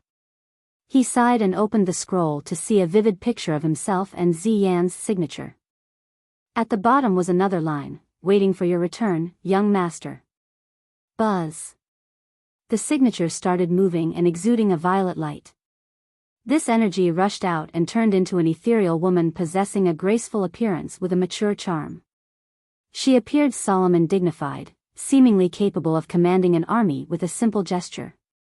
She started this city along with the wise sages to wait for their emperors. Alas, her time ran out during Grand Dao War. After seeing Li Chia, the ethereal image kneeled before him. He sighed and gently touched her cheek, an oath lasting an eternity. Was it worth it? "Young master," the image said softly. She outlasted tribulations and calamities due to a single belief, that the young master would return one day to rule again. Imperial Attendant City was meant for him alone. Chapter 52-44. Madame Ziyan displayed absolute loyalty during her time with him and continued to do so after his departure. Unfortunately, her devotion was not rewarded, for she was gone now. Everlasting life birthed these sad moments, watching loved ones and friends vanish into thin air. Although no one could truly live forever, some lived longer than others. Bidding farewell to those departing on the next journey first became torturous. "It will be the same as before, I shall stay." Li Chia sighed and said, "The mortal world welcomes your presence, young master." Her soft voice echoed in his ears as the image dispersed into violet particles. He reached forward and felt them warming his hand, letting out a wistful sigh. The Emperor has returned. Resplendent Monarch and the others kowtowed while chanting, "Please return to the palace and wield your authority once more." It turned out that after returning to his dynasty, Hallowed Steel Ancestor carefully thought about the meeting. He summoned ancestors from the various powers before confirming that Li Chia was who they were waiting for. This has been their mission for eras now. Of course, Li Chia wasn't interested in such mundane matters, sitting on the throne and exerting his dominion over others. Nonetheless, he glanced at the duel in the sky and assented, "Let's go to the Imperial Hall then." "Yes, Emperor." The others became ecstatic and smashed their head on the ground. Tears of happiness streamed down their cheeks. Not even in their dreams did they see themselves being the ones to fulfill the eternal mission. The group began heading to the main palace of Imperial Gate, the source of the city. City Lord Zi Yan once resided here and gave commands during the Great Wars. The wise sages participated in these wars on top of supporting and saving emperors. After her departure, Peerless Monarch and the others kept her legacy and mission alive. Their golden age has become a distant past. Today, Imperial Attendant City was only known for alchemy Dao. During Suppression Conqueror's takeover, it strayed farther from the orthodox branch. From a distance, the Imperial Palace resembled an unbreakable fortress, built from divine metals meant to endure any offense. The palace itself was clearly impressive, but the most conspicuous things were towering giants standing in the courtyard. In fact, one could spot the giants from nearly everywhere in the city. The giants consisted of golden pieces assembled with immaculate precision. Not a single gap or flaw could be seen. Regular cultivators resembled ants while standing next to them.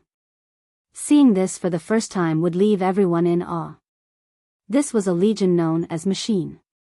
Some believed that City Lord Zi Yan found them from another domain. Others said that this was a gift from Cleansing Incense Dynasty or even Imperial Field. They appeared first during the Calamity and then in the subsequent wars. At first, the legion consisted of numerous mechanical giants.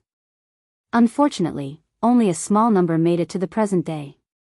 After City Lord Zi Yan's death, no one could control them until the appearance of Armor Conqueror. He was one of the machines who managed to reach the Tao, eventually becoming a conqueror through cultivation. He could communicate and control his fellow machines. They served as the protectors of the city during Emperor War, warding off the enemies until reinforcement. After his death, the machines became decorating giants outside of the main palace, no longer able to move. In reality, the descendants of Imperial Attendant from all the branches had tried to activate them. Even Suppression Conqueror himself had done ample research on the mech only to find nothing. None was able to activate them. The machines were highly regarded even by apex conquerors and emperors. After all, heroic tales of the Legion were still sung today. Find the original at pori.com. In fact, conquerors from the reclusive Cleansing Incense Dynasty came to help as well. This didn't yield any fruit either outside of confirming the relationship between the dynasty and the machines. Li Chia took a look at the giants. This was a familiar sight since he was the one who dragged them back from a broken world. He spent a long period thinking about how to activate them only to fail. This changed once he started the new epoch. The natural laws changed since the world was filled with his power and chaos true energy. The machines that were once blessed with his power could finally start moving again. 1. Tempted to use Mecha or some Gundam references. Chapter 52-45. As the group waited outside the main hall, a group of armored cultivators walked out with a menacing aura.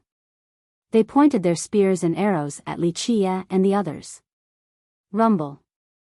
Figures landed from above and assumed formation to stop the group. Their bloodthirst was palpable, clearly veterans that had slain numerous enemies on the battlefields. Suppression Legion. Resplendent Monarch's eyes narrowed after seeing this. A general with lightning flashing in his eyes came out of the palace and glared at the unwelcome visitors. "Ladies and gentlemen, today is the alchemy duel, please leave. He uttered coldly. Tell Suppression to come here to welcome our Emperor's return.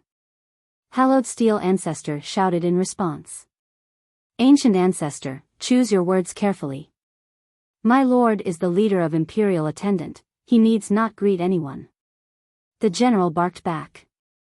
No need to waste words. Resplendent Monarch roared and took one step forward. Kill them. The general ordered. The archers immediately released a barrage of arrows that blot out the sun. Scram! Hallowed Steel waved his sleeve and the arrows exploded while still in the air. Although the legion was impressive, they were facing mighty dragon lords and stood no chance. Resplendent Monarch also attacked, sending 1,000 legionnaires blocking the way flying. Such impudence. More armored generals landed in the courtyard. Back off, you all are outmatched here. A dignified voice released waves of imperial auras. Even Resplendent Monarch and the others became frozen after sensing this tyrannical presence. All of them combined couldn't beat Suppression Conqueror. Creak. The gate of the palace opened, revealing Suppression Conqueror sitting on the throne. Below were generals and dragon lords sitting down along with guests from all over the world. Xiao Qingtian and Li Zhitian were also present. Some conquerors were in the audience as well. All of them were watching an alchemy duel in the main hall, Jade Cure Conqueror versus Dark Flame Cauldron Emperor. Jade Cure had 2 Dao fruits, so her cultivation was only average among her peers. However, she was still young and had room for growth. Most importantly, her alchemy was exceptional, especially with regard to longevity pills. She wore a green dress embroidered with simple flowers and vines, tall and slender with beautiful features. Her eyes brimmed with spirituality, seemingly capable of cultivating alchemy plants. Her weak imperial aura was made up by a gentle medicinal fragrance. The fragrance granted a comforting feeling. Anyone would feel as if they were gaining more lifespan and would be more than happy to stick near her. Her opponent was an old man with a fiery aura of an evil affinity, enough to cause others to tremble in fear. Just one spark from him would reduce anyone to ashes. Resistance was futile. Discover the complete story on Pori.com. An imperial talisman hovered above him and continuously added him strength, the reason for the immense strength of his evil inferno. In terms of alchemy alone, he was one step weaker than Jade Cure Conqueror. Alas, his empowered state certainly had the upper hand, so it was only a matter of time. What is the meaning of this intrusion, gentlemen? Suppression Conqueror's throne was surrounded by clouds as he looked down on everyone. His Dao laws were as suffocating as ever. The Emperor has returned. Pay respect, Suppression. Resplendent Monarch raised his voice. This caused the guests and neutral spectators to exchange glances. They had a good understanding of the current political climate in Imperial Attendant City. Some big shots were from the Grand Alliances, wanting to see if Suppression could further legitimize his claim over the city. The Cauldron Emperor shall win and I remain in charge, meaning that I am the Lord of Imperial Attendant. There is no other emperor. Suppression said calmly. It is not too late to kneel before the Emperor. Resplendent Monarch respectfully invited Li Chia to step forward. He became the center of the spotlight instantly. Whispers could be heard among the crowd. Xiao Qingtian and Li Zhitian were awfully curious. They had seen Li Chia in action before and didn't know what to say. Why was he the Lord of Imperial Attendant City now?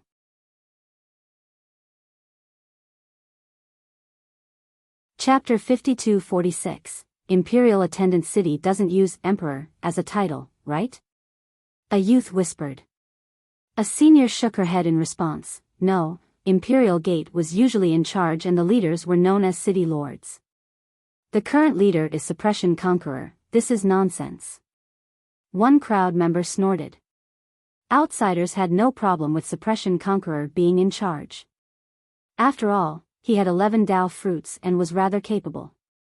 Moreover, 100 Dao was a part of Imperial Attendant.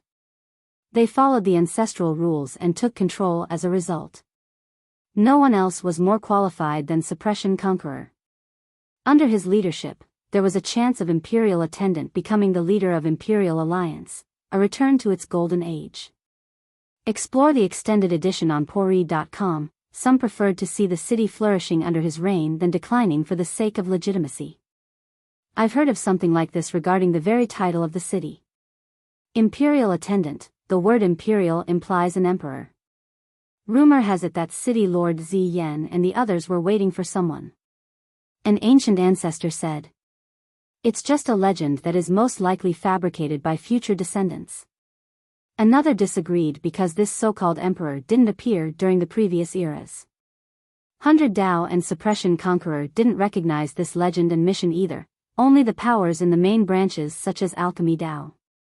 Suppression, kneel before it is too late. Resplendent Monarch shouted again. Listeners thought that this was impossible. Although an 11-fruit conqueror was not the strongest in the upper continents, he was still one of the best.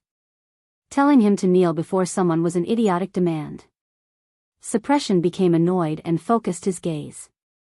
The frightening aura became concentrated and forced weaker cultivators to the ground. Resplendent Monarch and the other ancient ancestors couldn't handle the sudden increase and staggered backward. Humph. Li Qia's old servant took one step forward and became a divine mountain capable of protecting the world for ages to come. The imperial aura couldn't move him an inch, only enough to make his robe flutter. Who may you be, fellow Daoist?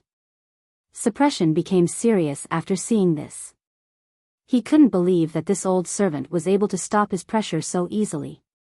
Just a servant. To which the old man responded. Listeners couldn't believe it. They took a closer look and could tell that he was frightening, just not the ceiling of his power. Why would he be a servant? Suppression had never experienced this situation before. He met numerous powerful conquerors and Dao lords on top of seeing the apex ones. However, none of them had such a powerful servant. It's all right, let me handle this. Li Qia gently patted the old man's shoulder. The latter bowed and respectfully retreated to the back, closing his eyes and not saying anything else. Powerful existences could offer their service and allegiance but never in this manner. For example, the alliances had 12 fruit conquerors working for them. However, they remained imperious and never needed to call themselves servants. Nonetheless, the crowd didn't have time to think and quietly observed Li Qia. He's the one who changed the 18 images of the Dragon Lords. Someone recognized him. How the hell did he do it? A big shot found this astonishing. I heard a rumor of him being Duality Master's descendant or even son. A third joined in. Duality Master, this title alone instilled awe into listeners. He was a man who didn't cultivate yet could stand on the same level as apex beings. He remained neutral in the conflict and could have a drink at either Heaven or Imperial Alliance. In fact, tales of him traveling to Celestial Court have been passed down as well. He had a Dao discussion with the emperors there, and this happened in Immortal Dao City as well. In one ear and out the other, I was going to let you off easily, but now, seems like I have to kick you off that throne. Li Qia yawned and said. Suppression naturally didn't take the comment in stride. His eyes flashed menacingly to the horror of the audience, but Li Qia remained unaffected. Some who had seen Li Qia before didn't understand. How did he always remain calm and aloof regardless of the situation? This was so similar to Duality Master. Who are you? Suppression was frustrated because he couldn't see through Li Qia. For 1 second, the guy seemed like an unfathomable master, but in the next, he was just another passersby on the street. Chapter 52-47, Who I Am Matters Not. Li Qia stretched and said, "This is your last chance to scram before I make my move. It will be over then." Listeners couldn't believe what they were hearing since he was talking to a mighty conqueror. Sure, some in the upper continents could kill Suppression Conqueror. However, it wouldn't be effortlessly even for apex cultivators. Destroying 11 Dao fruits while leaving nothing behind was a difficult task since they were immensely tough. Perhaps only someone who had obtained an anima tree would be able to do so. That's some confidence. One guest snorted at the comment. Suppression's expression darkened. His foul mood manifested into murderous strands that could decapitate dragon lords, let alone regular cultivators. Only masters such as Shao Qingtian or Li Zhitian could withstand his aura. The other big shots trembled from the pressure. His generals were infuriated. They had fought alongside the Conqueror and took pride in his success. Insulting him was the same as insulting them. If gazes could kill, Li Chia would have died 100 times over. You must defeat us before you are qualified to compete with His Majesty. One general uttered coldly. The other generals stood up and the atmosphere became serious. Suppression had 8 renowned generals, 2 saints and 6 gods. The saints included Sanctified Bones and Heaven's Equal Avian. They were ancient ancestors from 100 Dao and martial brothers of Suppression Conqueror. The 6 gods were famous as well, making a name for themselves via the battlefields. That's fine, one at a time or all together, Li Chia said with a smile. Boom! A top dragon lord stood before Suppression Conqueror and spread his wings, releasing bright pulses. Get through us first or crawl back from whence you came. He was a divine firebird who spoke with a sharp tone. Heaven's Equal Avian. Many took a deep breath after seeing the senior brother of Suppression. He had 11 sacred fruits since long ago, being far older than his martial brothers. It's just that Suppression was too gifted and improved rapidly, surpassing his brothers in no time at all.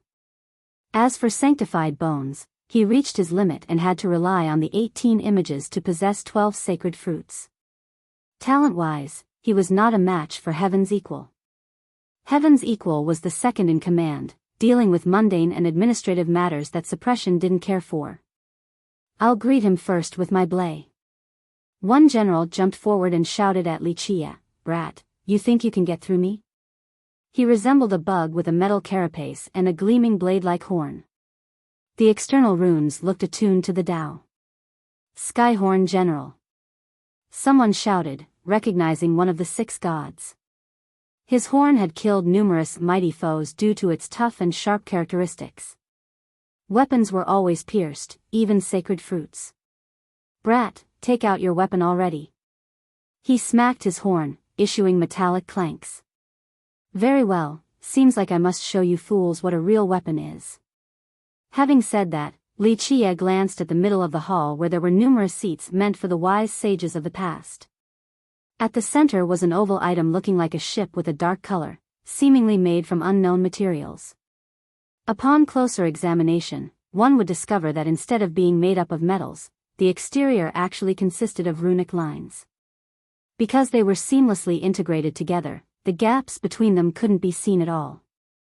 Li Chia reached for it and suddenly, the ship became bright with rays pulsing outward. It activated and flew closer, hovering above him. What is this? The audience became startled. This included ancestors from Imperial Attendant as well. Suppression Conqueror himself didn't know what was going on. Outsiders assumed that it was a mere decorative piece for the main hall. However, those from Imperial Attendant knew that this was a supreme treasure, albeit inactive. It was rumored to have a strong connection to the metal giants outside. Alas, not even City Lord Ziyan and the other wise sages were able to use it. A quick look at bit. ly/3 IBFJKV will leave you more fulfilled. The rays coming from it possessed a terrifying destructive capability. Suppression stared at it in awe. Ever since he took over, he had researched the history of the city and its treasures. Chapter 5248, A Quick Look at Tinural. Com/2P9MV8W will leave you more fulfilled. Did Suppression Conqueror only care about authority and influence? Of course not. As an accomplished cultivator, he naturally didn't care for political matters. The throne of Imperial Attendant was indeed a shining jewel atop a crown. However, his main goal was to understand and grasp the mysteries of the city. From that, he would be able to seek a higher Tao. For example, the metal giants outside the palace or this ship. Ever since the takeover, he had never stopped researching these matters. He pursued every single detail in the palace and city, the same for the machines outside. He once thought about taking everything as his own. Alas, he came to understand that the city must have been built here for a reason. Even if he were to take all the treasures, they would be nothing more than scrap metals. The ship floating above Wuxia was one of his main research subjects. He knew that there was something more to it and that he needed to understand its fundamentals before activation. If he could somehow learn to use the ship and the giants, he would be able to establish a power no inferior to Imperial or Divine Alliance. The giants' power and effectiveness were proven by City Lord Ziyan, who had controlled them during several wars. With their help, he would be able to reach the height of Illumination and Light Dragon Conqueror. He couldn't fathom how his years of research were inferior to a single hand wave from this youth. Did the ship look down on him and his sincere effort? The Emperor is back. At the same time, Resplendent Monarch and his allies were moved to tears. This was another proof that they got the right man. As members of the main branch, their mission was to protect the city. They knew that everything here was special. Back when they were in charge, they had tried to understand the treasures as well. Only City Lord Ziyan was known to have success. Now, this young man was able to activate the ship of the city, meaning that he must be the Emperor in the legends. They have witnessed a miracle and finished their mission. Wuxia spread his palm and released tiny laws. Suddenly, the ship above him suddenly crumbled into little pieces. Before gazes of disbelief, the pieces fell into his palm and turned into small particles. They wrapped around his hand and turned into a fiery gauntlet. Suppression stood up with his eyes wide open from disbelief. The ship had turned into a gauntlet, a perfect fit for Wuxia's hand. Suppression had never thought of this possibility before. His theory was that this ship was an ultimate treasure meant for fleeing world-ending disasters. Now, it was clearly a weapon. Have you seen anything like this before? Li Zhitian asked. The audience members had seen plenty of treasures but nothing like this. Of course, they didn't know that it was from a different epoch. That's amazing, even Skyhorn General couldn't help but exclaim after seeing this. Have a taste of my horn. He calmed down and became blurry to the audience. They saw numerous images due to his incredible speed. Phantom thrust. A few big shots recognized this move. Clank. The ground trembled violently and sparks splashed outward. Most didn't see the attack until it was already before Wuxia's chest. His speed was impeccable, but most importantly, he gathered all of his strength onto a single point, the horn. This could break through any Dao defense and deliver a fatal blow. Spectators felt a chill in their heart as if they had been pierced and thrust high into the air by his horn. However, the thrust was easily stopped by Wuxia and his gauntlet. His movement was fast enough to also leave behind afterimages before grasping the horn. Before people could digest the event, he lifted the general up and slammed him repeatedly to the ground. Bang! After he became bored, he tossed the bloodied cultivator outside. The latter couldn't get up while groaning in agony. From start to finish, it appeared that Wuxia didn't use any of his own strength. Everything came from the fiery gauntlet alone. The crowd exchanged glances after seeing the swift defeat of one of the generals. However, another general appeared on the other side of the main hall, a centipede with a twisted frame possessing numerous arms and legs. Despite his grotesque appearance, he was adorned with majestic silver armor. He held numerous bows, small enough to look like children's toys. Chapter 52-49. Instead of arrows, the toy-like bows were drawn with Dao strings. Once pulled to the limit, these Dao strings became extremely sharp and brimmed with power. Just looking at them made the audience feel as if their body was about to be pierced into a sieve. Twisted Shot General. Others recognized him. Try to block my shot. Twisted Shot shouted. Despite being enemies, he didn't resort to an ambush. Thus, he announced his attack first. Why not? Wuxia smiled. Perish. Twisted shot immediately released all of the Dao strings. They pierced through space and left behind tiny holes in the physical fabric of reality. Moreover, they flew in an unpredictable manner, zigzagging randomly while still maintaining a clear destination, Li Qia's weak spots. When the Dao strings got close enough, they suddenly became infinitely slow and drilled into another dimension. This made it impossible to block them in a conventional manner. They appeared again in another spot and aimed for a different target on Li Qia's body.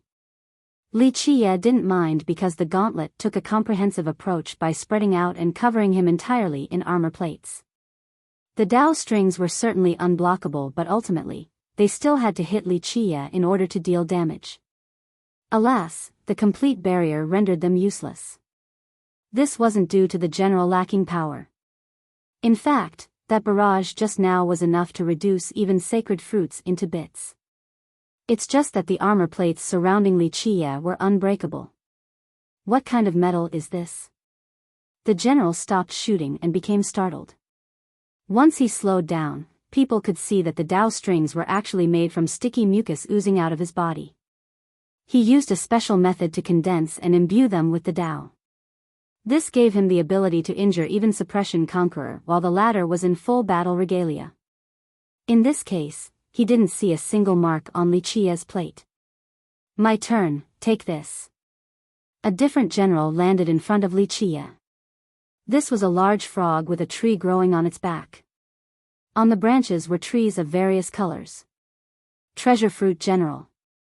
Someone shouted his title. He took down a black fruit and threw it at Li Qia. Normally, a fruit thrown couldn't even kill a child. However, the audience, including Li Zhitian's group, became serious. A cursed fruit. Many cultivators shuddered. This frog was a strange existence born with a tree capable of producing fruits of various powers. The black one had an embedded curse and was feared by all. Pop! The fruit exploded and covered the armor plates with a black, sticky liquid. It attached to the armor and squirmed like countless worms. Impressively enough, it managed to infiltrate the armor plates that were completely untouched by the arrow barrage earlier. Zzz. After finding an apparent gap, it drilled into the armor and disappeared from sight. He's cursed now. A spectator shouted. The best way to deal with the fruit was to prevent it from exploding and releasing the black liquid.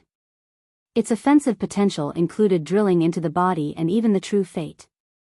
Merit laws seemed useless against it. You can't stop this. Treasure Fruit was ecstatic to see the infiltration. However, the armor plates suddenly receded and turned into a gauntlet again. Its rays resumed again and forced the black liquid out while still trapping it. What? Treasure Fruit was left speechless after seeing this. Are you feeling cold? Li Qia smiled and reached forward. Treasure Fruit understood that it was time to run and instantly retreated. Alas, he was still hit by the flames carrying the cursed liquid. It still had the same property as before, always hunting the target. Poof! Sure enough, his evasive maneuvers finally failed and he became engulfed in flames.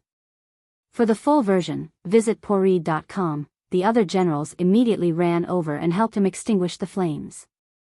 Although he managed to stay alive, he was burned from top to bottom and smelled like a roasted frog. Chapter 5250, My Turn. Someone suddenly shouted. Boom! Vines drilled out from beneath Li Qia and coiled around him with astonishing speed. At the same time, they released venomous fluid capable of burning vitality and lifespan. Everyone looked over and saw a tree demon growing in size, the cultivator behind the attack. After wrapping the enemy, he started lifting Li Qia into the air. Some thought that he was being despicable. Although he stated his intention, the attack came a split second later. This was no different from an ambush. Devil Vine General. Some recognized the cultivator who had a penchant for ambushing from underground. This had caught many individuals and countries off guard. Unfortunately, the gauntlet released an explosion and destroyed the vines. The venomous fluid didn't affect Li Qia either. Devilvine couldn't believe it and decided to retreat. Alas, the gauntlet was faster than lightning and quickly grasped the main body. Li Qie uprooted the tree and gathered power. The gauntlet's flames intensified as he spun the tree in the air. The rotational speed increased rapidly and created a lightning maelstrom. Whoosh! He eventually let go and the tree demon disappeared into the horizon. In a remote region, the demon finally fell and smashed into several peaks before hitting the ground. Just like that, Li Qie defeated 4 generals thus far. None was able to block a single move of his gauntlet. I'll give it a shot. The 5th general still didn't give up. He stepped forward and the crowd saw that he had 2 heads. They weren't identical and looked more like brothers. Humpha General. Some recognized him instantly due to his unique appearance. Get ready. Humpha General said before splitting into identical clones. However, they were clearly real and not just Dao avatars. How is he doing this? A first-timer became startled. A skill from birth, or so I've heard. A big shot said while observing the clones. Humph. Humph. Humph. Half of the clones started humming contemptuously. Ha. Ha. Ha. The other half laughed heartily. The combination of their voice created sonic waves surrounding Li Qie before pressing inward. Crack. Space itself was collapsing and a black hole appeared to trap Li Qie. Meanwhile, more sonic waves shot violently forward to destroy him. That's rather destructive, no wonder why he's the most feared among the generals.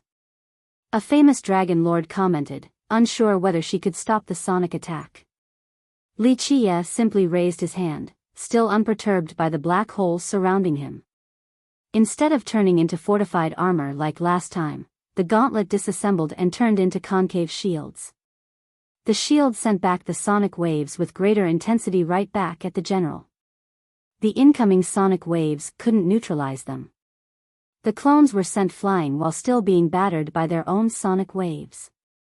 The real general skidded through the ground and carved out a bloody path.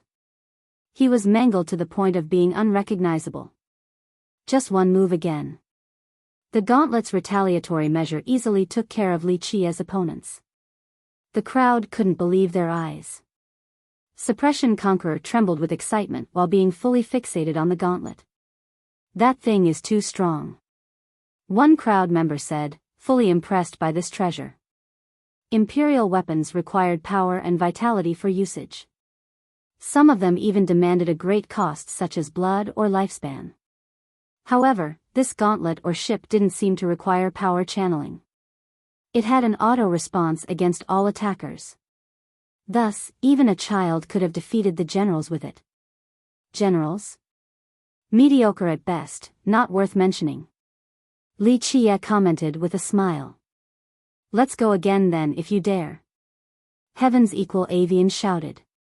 Did you not see what happened just now? Fine, I will send you on your way if you seek death. Li Qie chuckled. Screech. Heavens equal blotted out the sky by spreading his wings and releasing his frightening aura. Discover the complete story on Pori.com.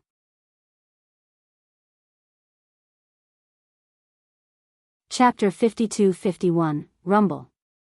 After Heavens equal sealed the airspace above Li Qie, the generals all appeared with the exception of Devilvine who was sent to the horizon. They are changing their strategy. A spectator commented. Will the gauntlet alone be enough to stop a combined attack from all of them? Everyone became curious, the same for Suppression Conqueror who wanted to see the limit of the treasure. Given his talent, he believed that it would only take time for him to understand the treasure. Moreover, through the gauntlet, he might be able to control the metal giants as well. His ultimate goal was to become a being comparable to epic lords. Boom! The general with the title of Black Tortoise turned into 6 suits of black armor to shield his allies. Now, they could attack without needing to worry about defense. Go! Heavens equal shouted and made his move first. The colorful spots on his feathers suddenly opened like eyes. Buzz! Countless eyes fixated on Wuxia and shot out colorful rays to trap Wuxia. They had a mesmerizing effect that affected weaker audience members. Many fell to the ground, feeling as if their soul was leaving the body. Avian Soul Stealer. Many big shots became alarmed since countries have been destroyed by this technique. Humph. Ha. Humph ha. General unleashed sonic waves at the trapped Wuxia. Twisted Shot also unleashed a barrage of white strings, looking more like a torrential wave than a barrage of arrows. Treasure Fruit threw numerous fruits at the foe of various affinities, curses, devouring, poisonous, fire. Once they were flying in the air, they fused together before exploding by Wuxia, wanting to reduce him down to blood. Skyhorn's attack came from underground. Countless blades protruded upward around Wuxia. Boom! The fabrics of space and time couldn't contain their destruction. Can he survive this? A spectator wondered, thinking that the gauntlet couldn't guard against this many attacks at once. However, the rays from the gauntlet intensified and became blinding. Watch it! Suppression Conqueror shouted in astonishment, but it was too late. The rays swept through the palace and drowned the generals. Ah! Black Tortoise General's mighty defense proved useless and was obliterated. The defenseless generals burned like paper the moment the rays illuminated them. As capable cultivators, they reacted in this split second and performed their strongest merit laws in order to stop the rays. Alas, it only took one moment for them to be reduced to ashes. The piles of ashes were no longer distinguishable from one another and eventually got swept away by the wind coming from outside the main hall. One of them even had 11 sacred fruits, but this didn't matter. Suppression became emotional after seeing the core of the gauntlet, the source of the rays. If he could obtain this core, he could craft it into a weapon perfect for his cultivation. Sir, you're rather merciless. He stood up and uttered coldly. Since you don't seem to understand words, I have to use my fist. Wuxia answered with a smile. The atmosphere became tense while everyone had their eyes on Wuxia's gauntlet. An 11-fruit dragon lord stood no chance against it. What about an 11-fruit conqueror? Not long ago, challenging Suppression Conqueror would have been viewed as foolish arrogance. Now, the tides have turned and Suppression seemed to be the underdog. In their eyes, he was now a prime candidate to test the power of the gauntlet. Can you also control the metal giants in the city? He asked suddenly. Everyone became interested in the answer with haste. Explore the extended edition on poread.com.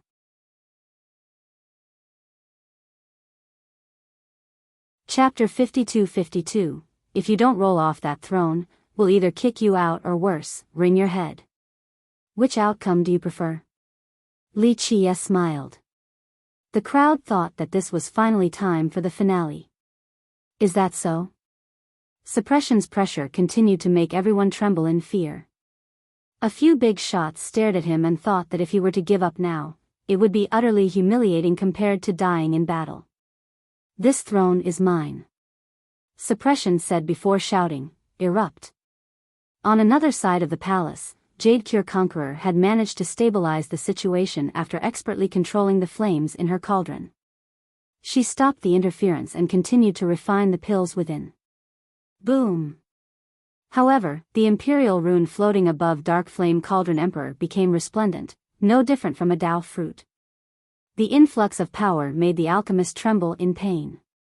His dark flame rushed out of the cauldron and began attacking Jade Conqueror's cauldron. Crack! The pavement beneath her started cracking, her feet were pushed into the ground. This caused her flames to be weaker and the refinement process came to a halt. Rumble. Suppression didn't stop from channeling more power to the Cauldron Emperor via the rune. No more. The latter shouted, unable to endure the sudden influx. Suppression ignored him, only focusing on defeating Jade Conqueror as fast as possible to maintain his legitimate claim to the city. Boom! Jade naturally couldn't handle the dark flames at this point since she was barely stronger than her opponent. She only had 2 Dao fruits, so the gap between her and Suppression was insurmountable. The flames in her cauldron became feeble, on the verge of extinguishing. Worst of all, the evil flames didn't only attack her cauldron but aimed for her as well. She became alarmed and it was too late to run. The dark flame coiled around her like a dragon, seemingly wanting to devour her. No! Resplendent and the others bellowed in horror. It was too late for them to empower her. Moreover, this would have been useless since suppression alone was far stronger than all of them combined. Amidst the crucial moment, Wuxia shook his head disapprovingly and said, "Child's play, how embarrassing." He stomped the ground and an alchemy Dao releasing eternal flames manifested into reality. It seemed to contain the powers of numerous alchemy emperors. Their flames have been embedded in this special Dao. It flew into Jade Conqueror's body, causing her to light up in a blinding manner. A verdant tree suddenly appeared and blotted out the sky. She became empowered with numerous flames as if she was taken over by capable predecessors. Boom! They easily broke the fiery dragon trapping her and went on the offensive, incinerating the rest of the dark flames.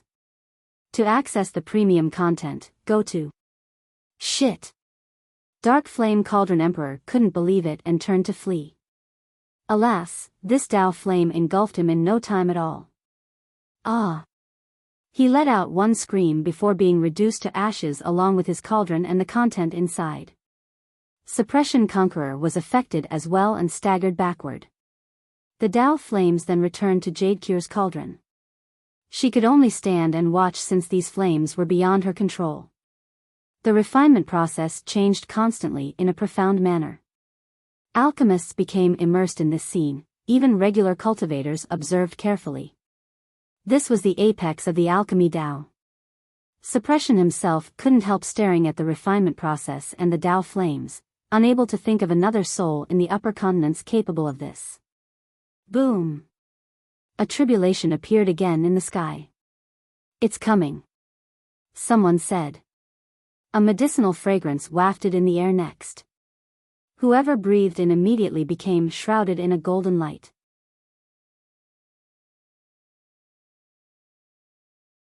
Chapter 52-53, when you're just trying to make great content at bit.ly/3IBFJKV. Those in the palace feel their blood surging in a pleasant manner. The older cultivators thought that they were returning to their prime, that their vitality was roaring like dragons. The time-honed pills are nearly finished. One of them commented. More than that, these must be at the finest grade, never seen since Heavenly Sage Yuan's era. An ancient ancestor who had eaten these pills before said. Boom! The tribulation finally descended with bolts aiming straight for the Conqueror. Open! She became alarmed and had no choice but to face it. Her cauldron opened and all the pills flew out with the speed of stars. She immediately summoned a special bottle and roared, "Come!" This pulled all the pills into the bottle and she closed the lid, signaling the end of the refinement process.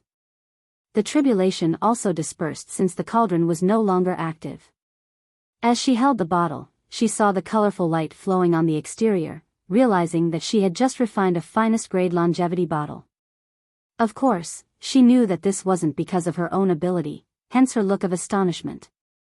She regained her wits and started remembering the alchemy Dao earlier along with the flames. Given her comprehension, she immediately understood more about the art of pill refinement. There is no other bottle like this one. The crowd stared intensely at the bottle in her grasp. Ancient ancestors, in particular, salivated at the thought of increasing their lifespan. The finest grade. Suppression's heart started beating faster since he was getting up there in age.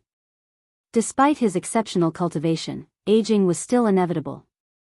Welcome back, my emperor, and thank you for enlightening me with your alchemy Dao. Jadecure stopped thinking about the Dao and kneeled before Wuxia. Wuxia nodded and accepted the gesture while everyone else couldn't believe their eyes. So there is an emperor for imperial attendant? A big shot murmured. Well, the name makes sense now. Someone else responded. Putting aside Resplendent Monarch's claim and support, Wuxia had done something no one else could with the exception of City Lord Ziyan. This alone proved that he was part of the Orthodox branch, qualified to sit on the throne. Eyes turned toward Suppression Conqueror, who had a rather frightening expression. He eventually said, "Fine, so be it. Congratulations, everyone, you have won this duel. Imperial Attendant is yours once more." He had nothing to say after losing the alchemy duel. According to the rules, it was time to return sovereignty back to the Orthodox branch. The guests appreciated this man who was true to his words. A conqueror could accept losing in a graceful manner. Few could make it to his level while having a narrow-minded perspective. "Thank you, Conqueror," Jade Cure and the others said respectfully. Although they were enemies who were willing to kill each other, they still played by the ancestral rules. Suppression gazed at Li Qie and said, "My lord, can you truly control everything in Imperial Attendant? Your ambition has no limit, but you should know when to give up before it is too late. Run while I'm still in a good mood," Li Qie said with a smile. The crowd took a deep breath. This was not Li Qie's first time showing contempt for the Conqueror. Would he be able to endure the unceasing humiliation? "Ha ha ha, I have never been afraid of anyone my whole life. There is no question about your unfathomable abilities, but I must still see them for myself." Suppression laughed and said. Imperial flames oozed out of his eyes and caused loud detonations. The Grand Tao harmonized with him and Tao laws shot up into the air like reversed waterfalls. His empowered state made him look like the ruler of the cosmos. The city appeared tiny in comparison, the same for the stars above. They were mere specks of dust existing in his world. Living beings dropped to the ground, unable to handle his activated Grand Tao. This applied to dragon lords with 4 or 5 sacred fruits as well. It seemed that just by channeling his strength a tiny bit, he could crush the entire world. Everyone would be destroyed before they could scream.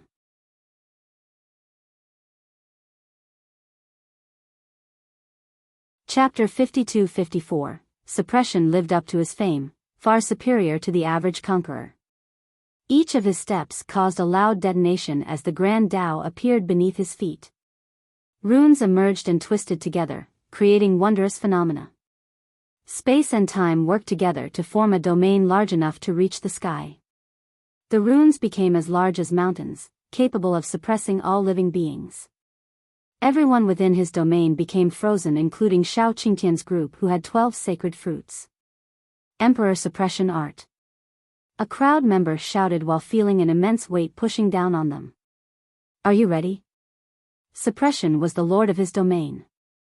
He looked down at Li Qie with absolute confidence. Li Qie smiled and entered the domain without any hesitation. Boom! The pressure immediately came down on him with the force of an entire galaxy. Buzz! The gauntlet released its flames again to create a barrier, flawlessly preventing Li Qie from feeling any negative effect. Words are used so carelessly nowadays. This is Emperor Suppression? Li Qie smiled after a full scan, disparaging the domain feared by so many cultivators. Suppression didn't become angry and only focused on the gauntlet. "Want to understand it?" Li Qie smiled and raised his hand, letting the guy take a better look. Meanwhile, spectators wondered if the treasure is enough to contend against Suppression Conqueror. "Strong it may be, it will not let you leave this place unscathed." Suppression's voice became dignified and intimidating. "Go ahead and try. Just know that this is a suicidal endeavor," Li Qie said with a smile. "My fate is up to me alone, I am not afraid. Get ready." Suppression laughed in the face of death. "Make your move." Li Qie agreed. Boom! Suppression's imperial flames shook the 2 continents. His Tao began refining everything in his domain as he raised his hands. It was as if he had 1,000 hands behind him, capable of controlling all affinities and powers. Rumble. Time flowed at his fingertips along with spatial fabrics. He had no problem controlling these different forces at the same time. It can be hard to make great work when it's stolen from bit. ly/3 IBFJKV. Emperor Suppression. He swung both hands downward and the pressure multiplied by 100,000 times over. All of the Grand Tao shot out like pulses against Li Qie, destroying everything along the way. The battlefield reverted back to the start of time, nothing was left but an empty expanse. If he hadn't contained this inside his domain, 10 million miles of land would be flattened in the blink of an eye. He had used this to great effect against top cultivators previously, hence the name of the technique. They could only lament while being stuck on the ground, unable to resist the pressure. Boom! However, he didn't find the same success here since the gauntlet easily stopped the technique. This insignificant technique is undeserving of its name, know your limit. Li Qie said while raising his hand up in the air.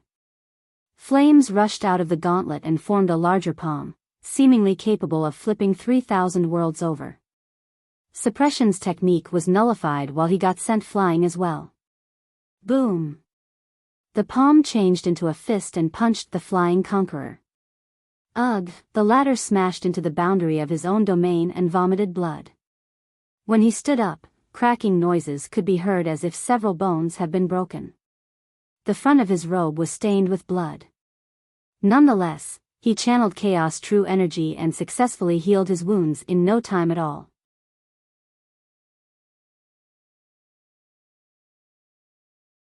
Chapter 52-55. Spectators witnessed the famous suppression technique failing after the first move. Li Qie still managed to deliver a dangerous blow despite being contained within the Conqueror's domain. I can't believe how frightening this treasure is. A Dragon Lord shuddered. If Suppression Conqueror couldn't block this move, it meant that someone like Jade Cure Conqueror would have been obliterated. Killing Heaven's Equal and the others was impressive, but this took it to the next level. Still not giving up yet? Okay, let's have you taste despair. Li Qie said with a smile since Suppression was still gazing at the fiery gauntlet. Having said that, Li Qie raised his hand and the metal giants outside the palace suddenly disassembled into exquisite pieces. Some were smaller than sand grains. All of them surged toward the gauntlet with the force of a tsunami. They attached themselves perfectly to the gauntlet and started covering his whole arm without hindering movement. It wasn't strange in the cultivation world to see massive treasures changing size dramatically. However, the crowd was impressed by this due to the assembling method. The pieces were meticulously arranged, not just randomly attached. He can really activate the metal giants. A Dragon Lord became emotional. An ancient ancestor from the city said, "Activate?" No, this is having complete control over them. He can do whatever he pleases. Resplendent Monarch and the other ancestors became overwhelmed with emotions and got on their knees again. It was an honor to witness the return of their emperor. He was definitely the one from the legends. Keep in mind that even City Lord Zi Yan could only control the giants, not disassemble them on a whim. This is possible too. Suppression took a deep breath. In his long years of research, he did figure out a thing or two regarding these metal giants. However, to freely assemble them was beyond his imagination.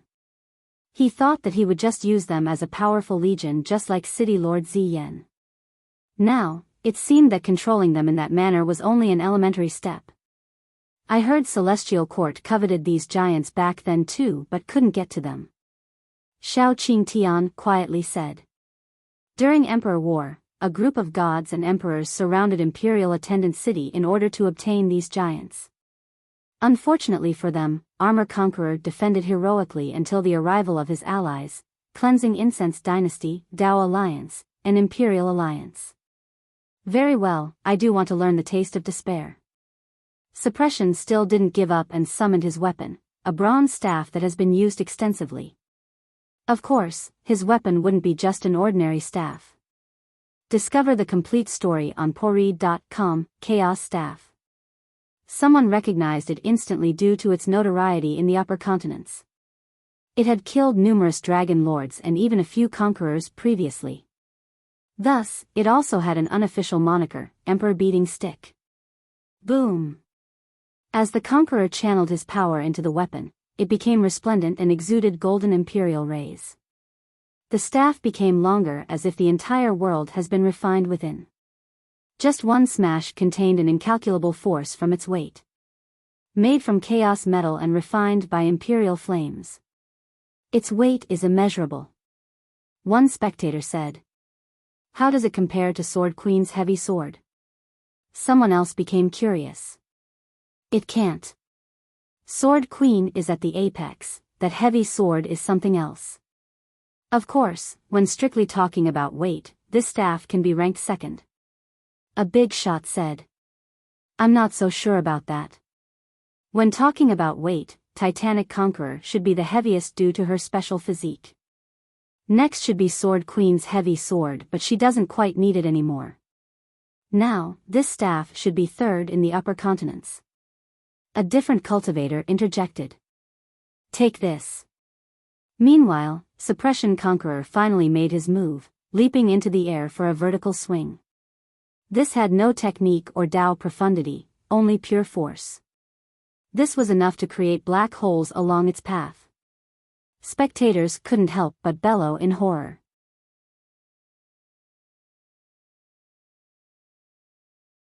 Chapter 52-56. The smash could instantly pulverize a 5-fruit conqueror or 10-fruit dragon lord. Spectators still trembled despite being outside of Suppression Conqueror's domain.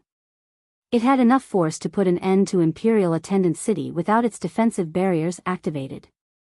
Boom! The shockwaves flattened everything outside of the main impact point. Alas, Li Qie raised his hand and the gauntlet's rays automatically stopped the staff. It didn't leave a single mark on the gauntlet. Die. Suppression's expression darkened, but he didn't stop there. He raised the staff again and unleashed a flurry of swings. The staff became the source of a tornado. However, within the violence were impressive techniques and variations. Each thrust and swing were deliberate with signs of reaching the apogee. The focus of energy varied unpredictably from a single point to a larger radius. Chaos flurry. Those outside of Imperial Attendant City felt the gales hitting all regions. Weaker cultivators and mortals felt as if this was the end of the world. If the Conqueror were to miss his mark and accidentally hit the domain barrier, it could result in immense destruction to the outside world. He was rightfully proud of this technique because even 12-fruit dragon lords were lost in amazement. Few could actually block all the strikes from beginning to end.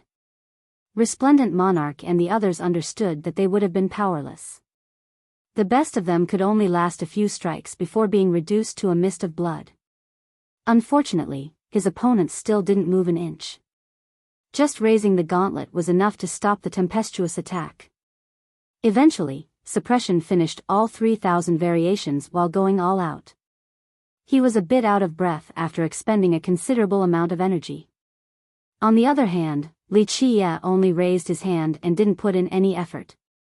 Not a single bead of sweat could be found on him. Suppression leaped backward and realized that his famous technique had done more harm to him than his opponent. In the past, few adversaries were worthy of seeing the full variations. 12-fruit conquerors or Tao lords would need to use their supreme merit laws and energy in order to block the entire sequence. This wasn't the case here. This made him wonder if a baby could have done the same as Li Qie while wearing this magnificent gauntlet. This doesn't make any sense. Spectators murmured. How could a weapon alone block the ultimate technique of a top conqueror? Alas, they witnessed it just now. I've never seen anything like it before. Another added. Explore the extended edition on Pori.com. The top cultivators felt the same way with gleams of astonishment in their eyes. This is despair, right? An expert asked. A dragon lord revealed a bitter smile as he said, I felt it twice just now. Once when Suppression uses his chaos flurry, I knew that I would have been pulverized by it. Then after seeing Li Qie just standing there, despair struck even harder the second time. They wondered if they had wasted their whole life trying to learn the strongest offense and the best defense. No wonder why everyone wants those giants. A big shot commented after seeing the might of the combined gauntlet and metal giants. I don't understand. What is this sorcery? Suppression said with confusion.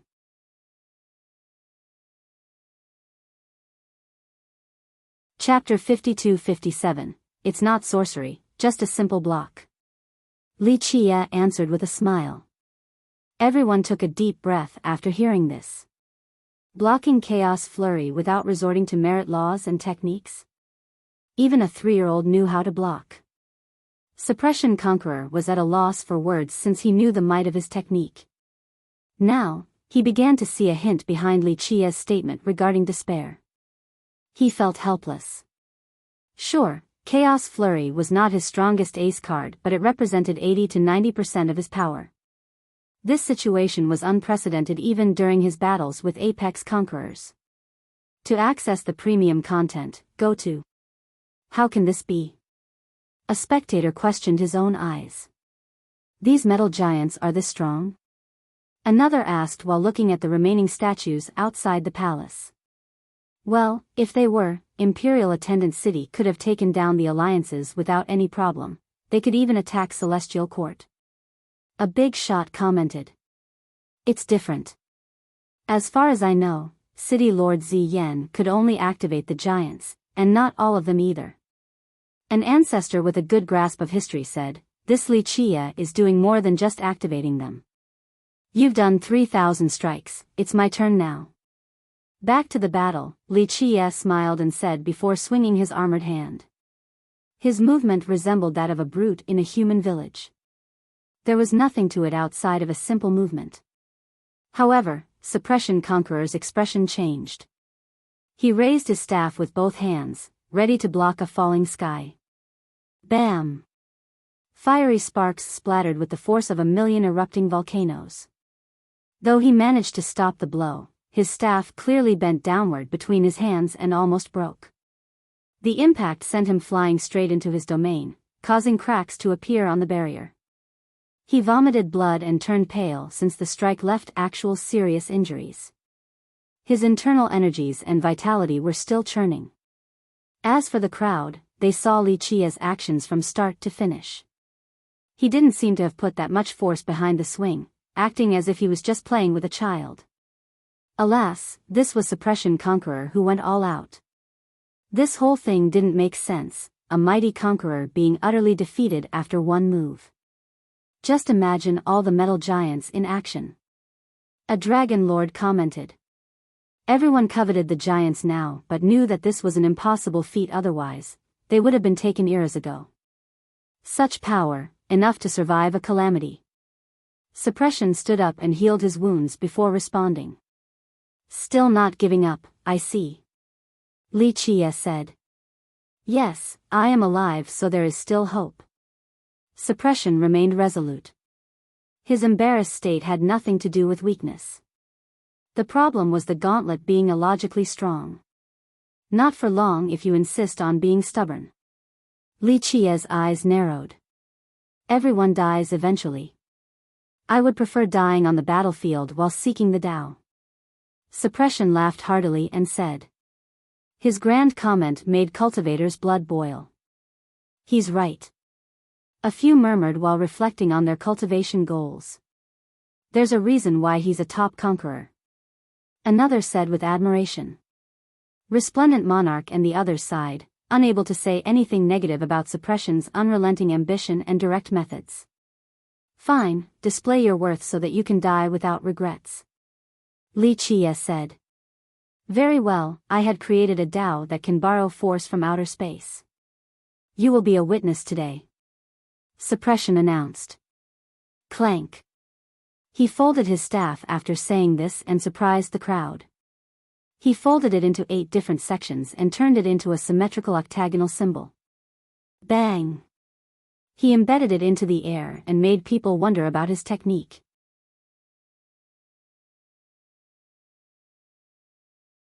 Chapter 52-58, The embedded staff resembled a floating portal. No one knew what Suppression Conqueror wanted to do. This was an entirely new variation of the staff. The conquerors who had fought him didn't experience this either. Rumble. Space and time started shaking violently while the staff exuded bright pulses and tiny Tao laws. The laws came together to form unique Tao runes, also embedding themselves into space. Space melted as a result and turned into a spatial liquid. The dimension within the octagonal shape started rotating even faster and turned into a maelstrom. Once the speed of the maelstrom reached the breaking point, it took the form of a black hole. Boom! Endless power and light surged outward along with a wormhole. A portal manifested in the center. Everyone could see the dangerous world on the other side, high temperature and perilous auras. The powers residing there caused instability in the upper continents. Some dragon lords and conquerors were no strangers to this aura, hence their soured expression. Lava engulfed this world, even the tallest peaks were still drowned in lava. Upon closer inspection, it might just be a different molten liquid with a similar viscosity. Ancient weapons could be seen, gigantic swords, cauldrons, and many others. Whether they be flowing with the current or standing still, there was one constant, that they were either damaged or still in an infantile form. It seemed as if they were abandoned before completion or had clear defects and damages. Nonetheless, they still emitted a frightening aura of various offensive affinities. This world resembled the cauldron of a supreme existence before it was abandoned, leaving these weapons behind. Occasionally, the molten liquid would erupt into massive tsunamis or storms. This could cause devastating damage to the outside world. Red Flood World. One of them revealed its name. One of the 4 grand broken realms. A dragon lord added. Though some of them have traveled to this world before, this was a portal connecting the 2 realms directly. Incredible method. A conqueror couldn't help but praise suppression. Through his own grand Tao and power, he managed to create a portal to the perilous Red Flood inside his domain. Conquerors and dragon lords had fallen there after making a single mistake. Evil Reborn, Perish, and Ultimate were the other 3 broken realms. This is a genius conqueror for you. Everyone unanimously acknowledged suppression's ability. A bit interesting. Li Qie smirked after seeing this. You have your metal giants and I have Red Flood. Today, I shall borrow its power to fight you. Suppression said. Others exchanged glances after hearing this. This novel is available on bit.ly/3IBFJKV. He can actually harness Red Flood's power? That would be mind-blowing. An ancient ancestor gasped. That's suppression for you. Another responded. Why not? Li Qie smiled and agreed. Although I couldn't control the metal giants, I was able to learn a Tao through them to connect with Red Flood. We will see if you can stop it. Suppression said. I get it now.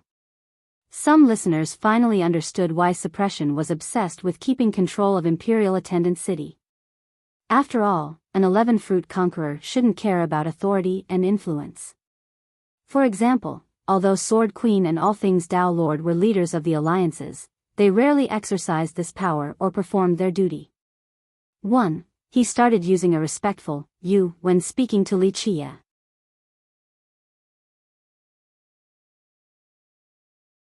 Chapter 52-59, Suppression had the potential of becoming an apex conqueror. Thus, caring about a city and position seemed beneath someone of his stature, no different from mortals struggling for political supremacy in the court. Now, they understood why his goal, to understand the metal giants and other secrets. Despite being unable to control them, he still figured out other mysteries due to his impeccable talent and audacity. He came up with a method to connect a portal to Red Flood World and harness its power. Let's see how much you have learned then. Li Qie said with a smile. Good. Suppression didn't have a chance to test it until now, so this was his first test. Rumble. His Tao fruits exuded boundless chaos true energy, culminating in an armor around him. The entire domain became agitated by him channeling his power. The fruits then released Tao laws through the portal. He's doing it now. The crowd watched eagerly for his next move. The Tao laws resembled thick pipes, ready to take in all the molten liquid from Red Flood. Clank. Clank. Clank. The liquid started solidifying into exquisite parts. They assembled around the conqueror and turned him into a metal giant. His laws and Tao fruits remained in the other realm and continued creating the pathway for the liquid. This version seemed rather similar to the ones found in Imperial Attendant City, as if they were cast from the same mold. Nonetheless, Suppression's version didn't have the same level of immaculate details, a clear imitation after closer inspection. As he activated the armor suit, red rays poured out from the gaps with enough power to push away 3,000 worlds. They appeared more powerful compared to the rays coming from Li Qia's gauntlet and had a different color. In reality, Li Qia's rays were colorless and freed from impurities, while Suppression's rays were a crimson red, perhaps a lower grade. He's using red flood to imitate the metal giants. Everyone understood right away. He hoped to make up for the gap between himself and the gauntlet by using the power of red flood. Extraordinary, the ingenuity in pioneering a new path. Li Qia couldn't help but praise after seeing Suppression converting the power of red flood into a metal suit for his own personal use. Ancestors nearby were naturally impressed. Conquerors and Dao lords from the other regions also paid attention to this and had nothing but praise for him. Although some of them had borrowed the power of the four broken realms, this was strictly limited to the internal areas. They used their grand Dao to harmonize with the affinities found there. As for Suppression, he was able to continually borrow Red Flood's power while being in the outside world. Other innovative conquerors had never come up with this method before. This power is not mine, but let us see how strong it is. Suppression's voice echoed across the two continents. So be it, show us the power of your creation. Li Qia said with a smile. Boom! Suppression raised both hands and sent the dreadful rays toward the enemy. This novel is available on Poread.com. They formed a domain around Li Qia and instilled pressure from all directions. A fight it is. Li Qia smiled and the gauntlet disassembled for a second before turning into an armor suit as well. This allowed him to survive the rays without needing to do anything else.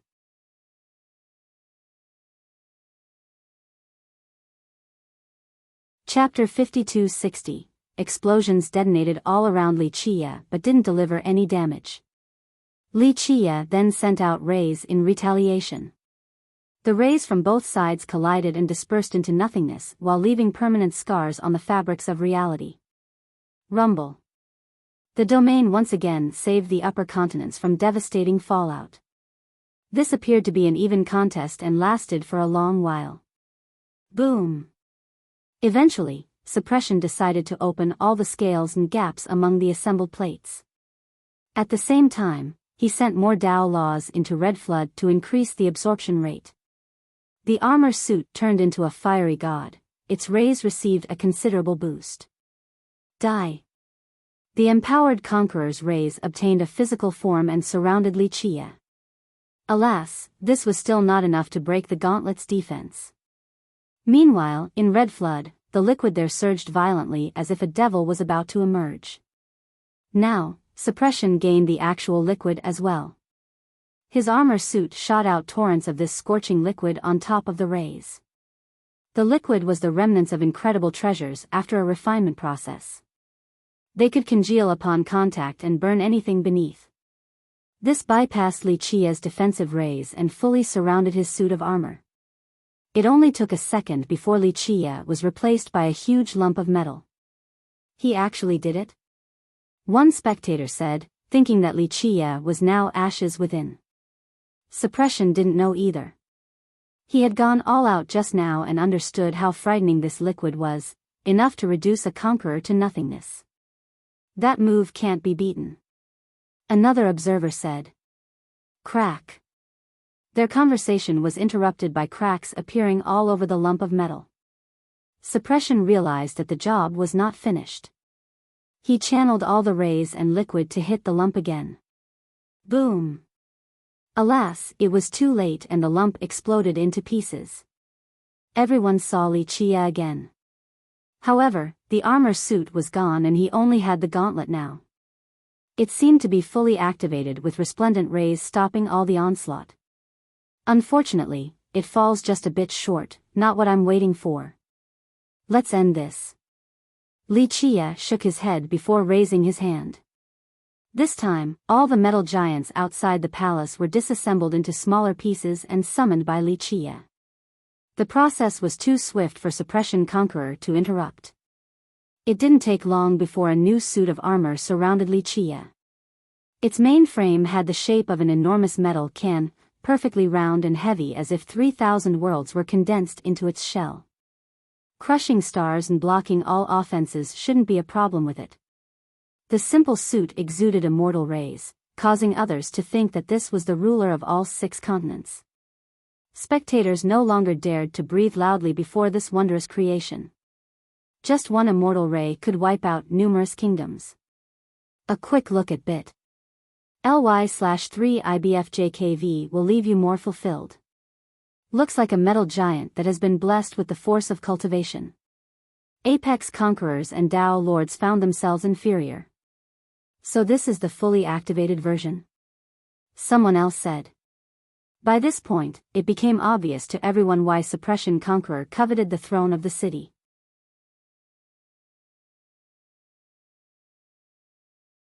Chapter 5261. Although Suppression Conqueror's armor suit was massive, it looked like a dwarf before Wuxia's new version. Space loomed behind him but still appeared tiny due to its immense aura. Boom!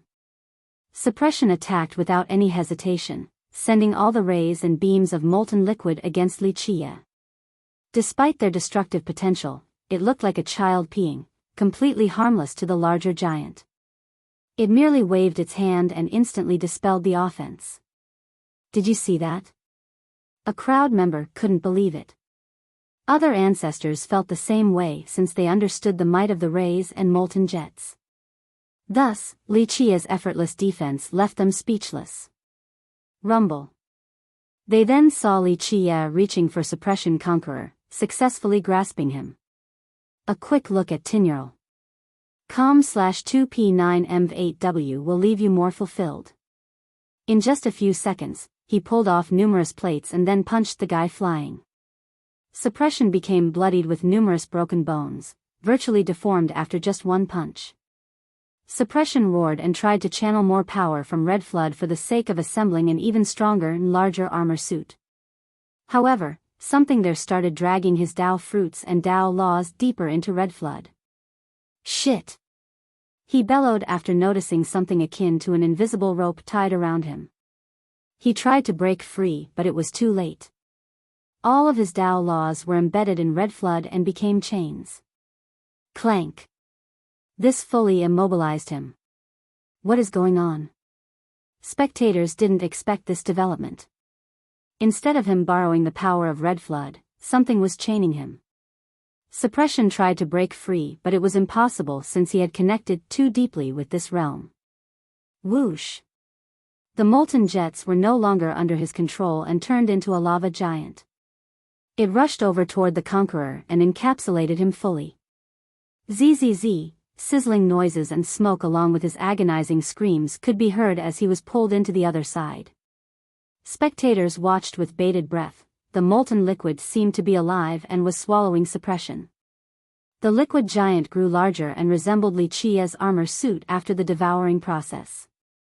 The only difference was that it was still made from molten liquid instead of exquisite pieces. Buzz. It became radiant with 11 eyes growing on its forehead. Dao fruits, their Suppression Conqueror's Dao fruits, this horrified the crowd. A new entity. 11-eyed giant, someone gave it a name.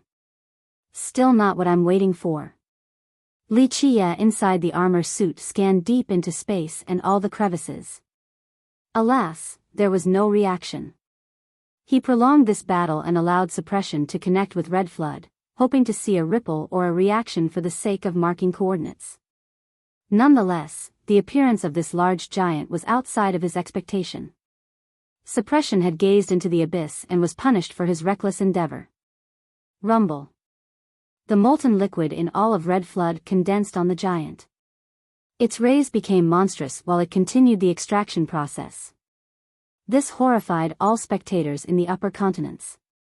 The legends are real, the broken realms have evil entities that will break out one day.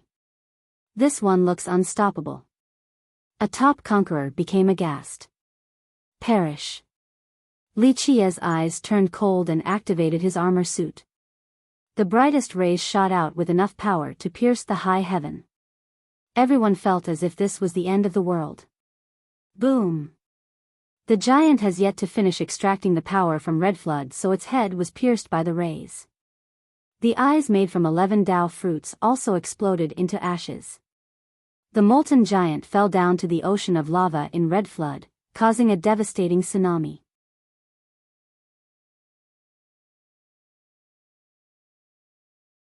Chapter 5262. The simple metal giant floated in the air while being in complete control. Cultivators, regardless of their strength, found themselves feeling like a speck of dust. As for the apex conquerors and Dao lords watching from afar, they had a look of dread due to the power of the giant. It seems more powerful than Armor Conqueror during his prime. One Big Shot murmured a comparison regarding an apex conqueror who managed to fend off waves of attack to protect Imperial Attendant City. He later passed away due to his grievous injuries. Now, everyone felt that this giant was far stronger than Armor Conqueror after seeing it in action. It would be easy to start an alliance with it. Li Zhitian and the others talked among themselves. No wonder why Celestial Court tried so hard for the giants back then. An ancient ancestor commented quietly. Prior to today's events, everyone already had a high evaluation of the metal giants due to City Lord Ziyan's conquest with their help. It seemed that this was grossly erroneous. This combined transformation resulted in an exponential power increase, enough to start a new power. Suppression Conqueror was correct in his initial assessment regarding the potential of Imperial Attendant City. Clank! The chest of the giant opened. Pieces disassembled and formed a bridge for Li Chia to reach the throne of the city. He walked across the metal pathway and sat down on the throne. Long live the Emperor! Resplendent Monarch and the others kneeled in his direction. Ancient ancestors and their juniors from the other lineages belonging to the city also did the same. As for the guests such as Xiao Qingtian and Li Zhitian, they also performed a respectful bow. They couldn't kneel because they were from the other alliances. As Li Chia sat there, he still appeared ordinary and devoid of any special aura. Nonetheless, he was the pilot of the metal giant, so no one dared to slight him. Rise! He waved his hand and the others slowly stood up. He waved again and the metal giant crumbled into pieces that fly back into their original positions, the smaller giants in the courtyard and the shuttle in the center of the main hall. Imperial Attendant looked the same as before. However, everyone's gazes were no longer the same. They still couldn't help recalling the power of the giant armor suit just now. Li Chia gestured at Saintess Xiaoyao, wanting her to approach the throne. She looked around in confusion, thinking that he was calling someone else. However, her master and the others were all looking straight at her. Go! Jade Cure Conqueror gently pushed her. The nervous girl obeyed the command. As she walked toward the throne, her legs were trembling and she could feel eyes fixated on her. This moment seemed to last an eternity to her. Once she got close enough, she kneeled and said softly, "Emperor." She looked down at her feet, not daring to look straight at him. "Come here." Li Chia waved again, only exacerbating her confusion. Nonetheless, she obeyed and came up to the throne. Suddenly, he got up and pulled her over, pushing her down on the throne.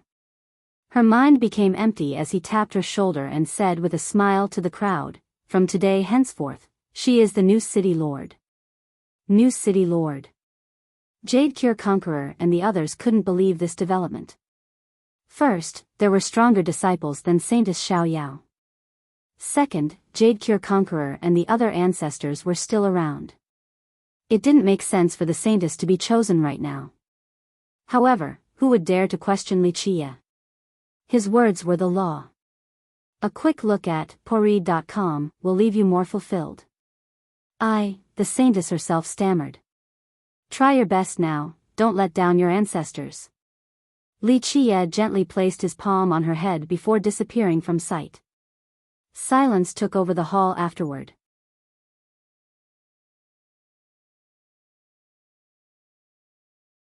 Chapter 5263, Theft is Never Good, Try Looking at Bit. ly/3IBFJKV. Li Qiye returned to the courtyard and lay back on his long chair, rocking it back and forth. Did you have fun? The old man's chair was also creaking. I would probably have more fun digging up your corpse. Li Qiye said with a smile. Asshole. The old man cursed. Don't misunderstand, I just want to take it out and refine it into a world or an unbeatable weapon. I'm sure it can be comparable to the 9 heavenly treasures. Li Qiye elaborated, this is not a bad idea at all. If it's an independent domain, it'll be greater than Celestial Court. Get the hell out. The old man shouted.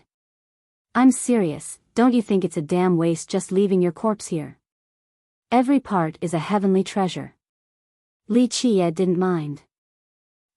Fine, if you will accept a condition of mine.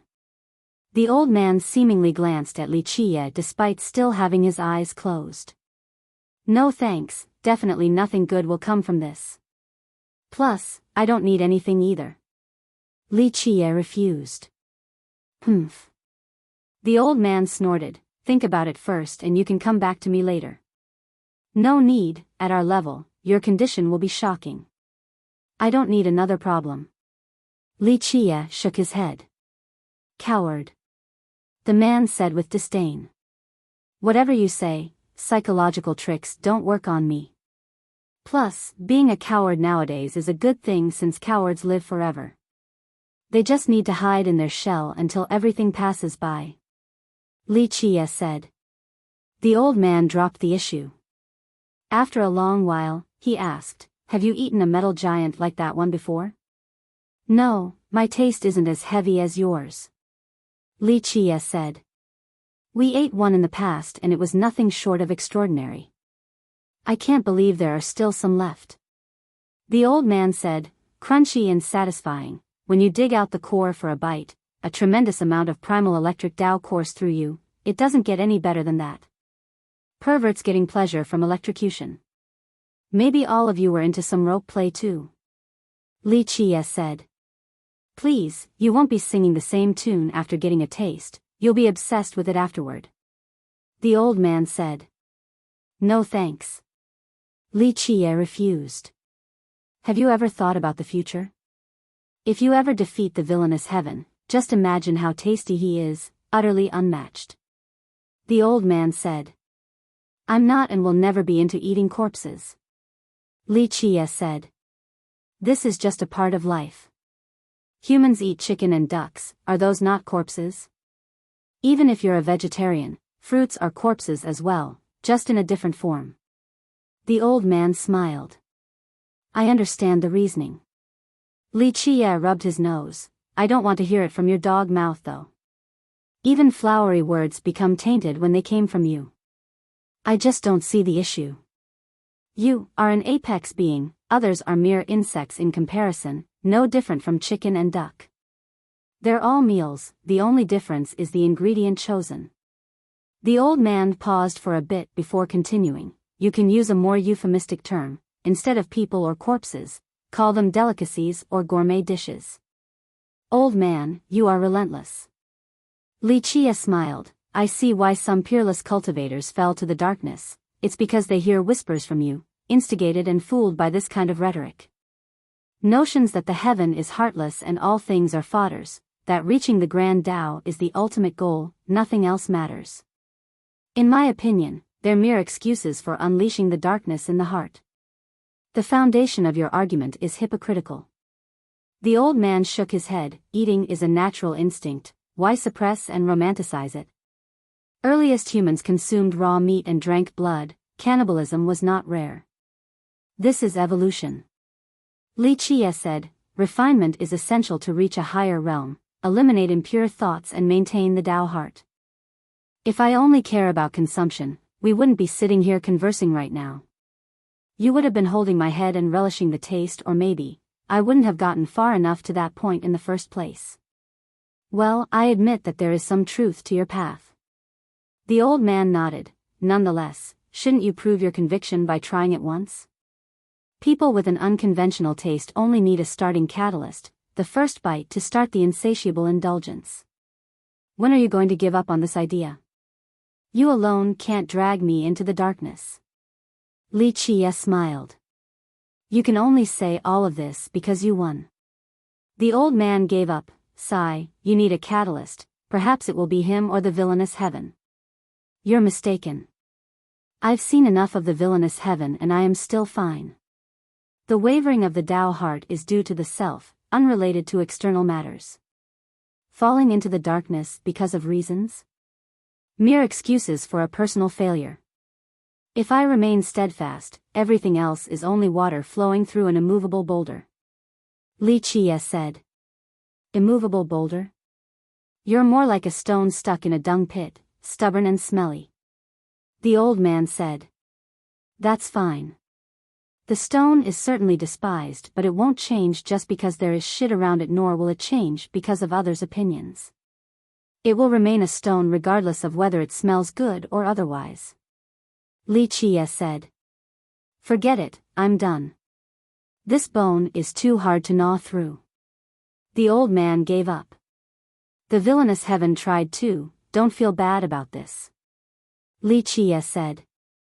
Sigh, it's a shame that I won't be able to watch you bring down the villainous heaven, or vice versa, the old man lamented. How about this, take one of my eyes with you so that I can watch? No, that's not a fetish of mine. Li Qie immediately refused. It's negotiable, you know I won't make you do it for nothing. The old man smiled. I'm not interested in anything. Li Qie shook his head. Don't be so sure, I've lived for a long time and have access to things that you don't. The old man said. True. Li Qie nodded, but if I really care enough, I can dig out your corpse and take whatever I want. It'll just be a lengthy and cumbersome process. Asshole. The old man cursed again. That's why I kept on telling you about how merciful I am. I can't bring myself to do such cruel acts. Li Qie shrugged. Huh, you're about as merciful as a prostitute is loyal. The old man chuckled.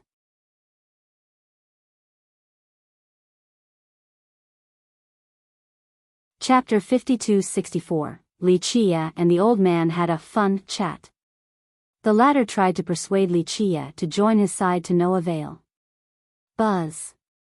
Suddenly, a shooting star crossed through the sky, leaving behind loud explosions. A moon was its companion, the two disappeared into the horizon. Many cultivators in the upper continents saw this phenomenon. Did you see that? A treasure from above? One big shot said. From above? A junior became curious. Looks like an old friend of yours? Just returning or dying? The old man asked with a smile. Li Qie sighed and stood up to leave. Remember to come back soon, the only thing keeping me entertained in this world is you, stubborn bastard. The old man waved in his direction. Don't worry, I'll be back. Li Qie said with a smile before exiting the door. We're leaving. He told the old servant and true bear. It appeared in the old battlefield briefly. The old servant saw the star earlier as well and sighed. Let's go take a look, it's about time. Li Qie said. The old man didn't say anything. True Bear let out a soft cry, ready to follow Li Qie. The trio left Imperial Attendant City without telling anyone. They stepped into the air and traveled to Lesser Firmament, a lineage even more mysterious than Azure Peak. Little was known and some of its territories have not been visited by outsiders, not even apex conquerors and Tao lords. Some considered it to be an alliance just like the others. However, it didn't seem to have a particular goal. The trio arrived in Lesser Firmament while chasing after the shooting star. For Li Qie, the star itself only served as a reminder. There was someone he needed to see. Moreover, they needed to do a few things for him. Among the wilderness was a tavern with the name, Wine, engraved on the swaying curtain. It emitted a sense of festivity and added joy to this desolate area. Nothing was special about it outside of being a place to chat and have a drink with other travelers. The trio entered and saw a woman already sitting there, giving off an aura that she was alone in this world. Dressed in a sleek white attire with hair tied up in a masculine style, She exuded coolness and poise. She didn't possess a peerless beauty, nor was she hideous, just an unremarkable appearance that would take time for appreciation. One couldn't grow tired of looking at her regardless of the angle, always left wanting more. Ordinary at first glance, yet extraordinary upon closer inspection. It was hard to pinpoint what exactly made her so unique with just words. She drank one bowl of wine after another, but it felt as if she was just drinking plain water. However, her eyes became misty from intoxication, a great way to get a different perspective regarding life. Another. She slapped the table and shouted. Despite the rudeness, no one would mind since it felt just right coming from her. Another jar of wine appeared, but there was no bartender. She casually tossed a string of precious pearls as payment. Once again, the pearls disappeared as if a ghost was there to receive them. The trio came and got a table to themselves. Wuxia smiled and said, "Bring me one jar and some snacks." Sure enough, a jar appeared on the table along with 5 or so appetizers, salted peanuts, dried green beans, fennel beans, just common snacks to pair with alcohol. He tossed a treasure into the air as a tip. It disappeared from sight despite no one being there to catch it. The old servant poured a full bowl for Wuxia before serving himself and True Bear. True Bear drank and he poured some more, certainly enjoying themselves. Wuxia only took a small sip and got a handful of beans. He chewed slowly and didn't say anything. "Is your last name Li?" The woman looked over at the group and asked, her vision apparently blurry from the alcohol. "Does it matter?" Wuxia smiled. "I enjoy beating the least the most." She chuckled in response, painting an unforgettable image accompanied by pleasant laughter. "Well, I wish you the best of luck in finding and beating all of them." Wuxia gave her a thumbs up. She gave him a look of approval before asking the old servant, "And you?" The old man finished another bowl before answering, "No." "You?" she asked the bear. True Bear finished the rest of the jar before shaking his head repeatedly. Wuxia called for another jar before tossing out another treasure. It magically appeared on the table and the payment was taken. "Why do you hate this last name?" Wuxia casually asked while removing the shell of a peanut. He blew it away before savoring the taste. "No reason, I just don't like them." She laughed heartily. "Dao Alliance has someone with the last name Li," the old servant suddenly said while having ulterior motives. Wuxia chuckled, agreeing with this move. She scoffed before responding, "Li Er is a coward, not worth mentioning. There is only one Li in the world who is truly worth my time." Having said that, she stared intensely at Wuxia as if trying to discern something about him. Read the most updated version of this novel and other amazing translated novels from the original source at pourread.com. Wuxia nodded in response. "Yep, it's quite embarrassing how none of them can fight or achieve anything nowadays." "I agree, they're all cowardly turtles." She chuckled in response. "People say that turtles live long because they hide in their shell and ignore everything else until the coast is clear. This is true for all the Lis, just cowardly bastards." Wuxia peeled a fennel bean while speaking. "Huh, perfect comparison." She burst into laughter. "As far as I know, the longest living turtle just happens to have the last name Li. It's rather frustrating how they just get away with it." Wuxia continued.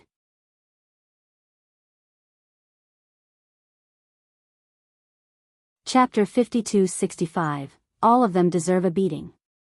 She continued to stare at Wuxia. "Why do you hate the Lis so much? Was one your lover?" Wuxia peeled and ate another peanut.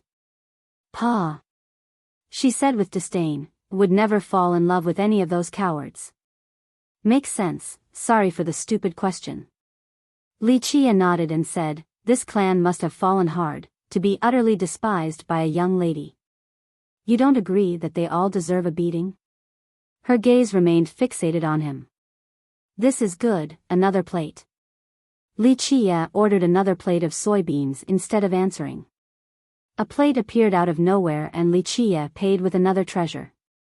He took a sip before staring at the girl to answer. I don't understand why you want to beat the Li in particular and not anyone else, like the Lu or whatever. She picked up the jar with both hands and finished it before slamming the table. Another one appeared and she tossed out coins. It didn't matter the payment amount, they would all disappear into thin air. She took a big gulp before wiping her mouth and responding, I heard stories about a cultivator with this last name, extremely arrogant and unreasonable. Li Qie peeled another peanut and blew the skin away. It fluttered like a dancing fairy, looking rather beautiful. Arrogant and unreasonable? How so? He then asked. The guy claimed to be the greatest in the world, fiercest or whatever, prime immortal emperor. She said, I don't buy it, which is why I want to beat him up. I see, claiming to be the best, how shameless and vulgar, just like a brat. He does deserve a beating. Li Qie nodded in agreement. Unfortunately, I haven't met a Li capable of putting up a good fight since my Dao debut, just a bunch of weaklings collapsing after the slightest touch, all pathetic. She drank and said. Sigh, forget about it. He peeled a soybean's shell and relished the taste. This is it, the taste is wonderful, like a prisoner getting to see the sun again. What? She glanced strangely at him. The pleasant warmth of the sun is comforting, makes you feel alive after being trapped in a dark jail. Li Qie smiled. Sounds like seeking joy amidst misery. She responded. The world is a prison. Li Qie was in a good mood while snacking, it's just that people don't know that they're the prisoners. That's true, have a drink. She was surprised by the sudden comment but agreed with it, so she offered a toast. Thanks, that's why it's best to be a turtle nowadays, it's safer. Li Qie raised his bowl. She finished the jar and asked for another before glancing implicatively at Li Qie. You're making me think that your last name is Li. And if I insist that Li isn't my last name? He responded. I can beat you until you admit it. She said. Sigh, no peace these days, looks like you're rather stubborn. He shook his head. Don't worry, it's not that bad being a Li. She said, once you're near death from the beating, just call me Big Sis and I'll spare you. That's quite a dilemma. If I call you Big Sis, it's insulting since it implies that you're old. Li Qie shrugged and calmly responded, peeling and eating another salted peanut. He enjoyed how it was perfectly seasoned and roasted to a crispy texture. Let me elaborate, anyone who is old enough for me to call big sister has already turned into a pile of bones. There's no way to turn back the clock now, so by addressing you as such, I'm actually cursing and shortening your lifespan. Li Qie joked. Is that so? She scoffed and said with disdain. Yes, I should be calling a cute girl such as yourself lil sister. Li Qie smiled. You're asking for it now. Come, let's fight. She said arrogantly. No thanks, I am a true gentleman who fights with words, not fists. Trust me, you don't want to get in a fight with me. He chuckled and shook his head. I've been looking for that Li guy to see how arrogant he is, to see if he can handle my beating. Looks like I have to delay that today and teach you a lesson first. She became annoyed and glared at him. Please don't. Li Qie poured a full bowl and came over to hand it to her. Why fight when we can drink, here? She finished the bowl in one go before asking what seems to be an invisible bartender for more. Tell me the truth, is your last name Li? She hiccuped after another full gulp before asking. Sigh, I don't want to be a Li. Li Qie said sentimentally. At this time, a youth with starry eyes and other great features entered the tavern, looking as impressive as can be. Oh, he's a Li. Li Qie smirked and pointed at the youth, Li Zhitian. Li Zhitian was excited to see Li Qie but didn't understand the situation. Yes, my last name is Li. Li Zhitian said. A Li, I see. The woman stared at him. My name is Li Zhitian, is there anything I can do for you, miss? He asked politely. You have committed an unforgivable sin, your last name is Li. Li Qie laughed while clapping his hands. Li Zhitian remained confused. Literally, come, let's have a duel outside. The woman came over and grabbed him by the collar, nearly lifting him off the ground. He didn't know what he did to be put into this situation. I've never offended you, Mississippi. She casually tossed him to the side, causing him to roll for a bit before stabilizing. You're not qualified to offend me, your fault lies in your last name, she said. He trembled after witnessing her chilling gaze, something rather rare given his supreme talent. What a great development. Li Qie finished his bowl and said, Miss, teach him a lesson and make him change his last name. Read this novel and other amazing translated novels from the original source at theporead.com.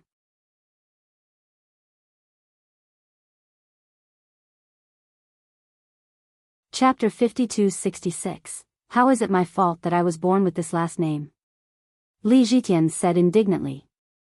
That's the most serious offense, am I right, miss? Li Qie smiled and said. Damn right. She finished another jar before calling for another. She then poured a full bowl and told Li Zhitian, Little Li, drink this and then accept the beating. Ugh, Li Zhitian held the bowl, not knowing if he should drink or not. Drink, you're getting a beating either way. At least you get a free drink like this. Li Qie said. I guess so, sir. Li Zhitian finished the bowl in one gulp. Perfect. Li Qie said, Miss, commence the beating now. Little Li, come out now. She came out of the tavern. What is going on? Li Zhitian thought that he didn't do anything wrong to deserve this treatment. Li Qie came over and tapped his shoulder. It's all right, this won't last too long. Put on a good show for us, okay? I agree. The old servant suddenly spoke, seemingly enjoying Li Zhitian's misery. This is not the time to be sad, come. Li Qie smiled and walked out the door. Li Zhitian's expression looked as if he was at a funeral, thinking that he shouldn't have left the house today. Nonetheless, he accepted his fate and left the tavern. The woman posed with her hands on her waist as she demanded, Little Li, don't hold back now. Show me what you can do before I make you bedridden for a long while. His helpless expression changed as a battle was about to start. Are you sure you wish to fight, miss? He didn't think that she could take him down. After all, his talent was impeccable. He could learn and solve any technique with a single glance, not to mention his current cultivation. Obviously, do you think this is a date or something? A frail-looking boy like you isn't my type, she said. Miss, as you wish then. Li Zhitian took a deep breath. His competitive nature has been sparked by her repeated challenges. Take this seriously, your meager skills aren't enough, go all out. Li Qie shook his head and warned him. Li Zhitian became startled. He had witnessed Li Qie's ability before and finally understood that this woman was extremely strong. Buzz.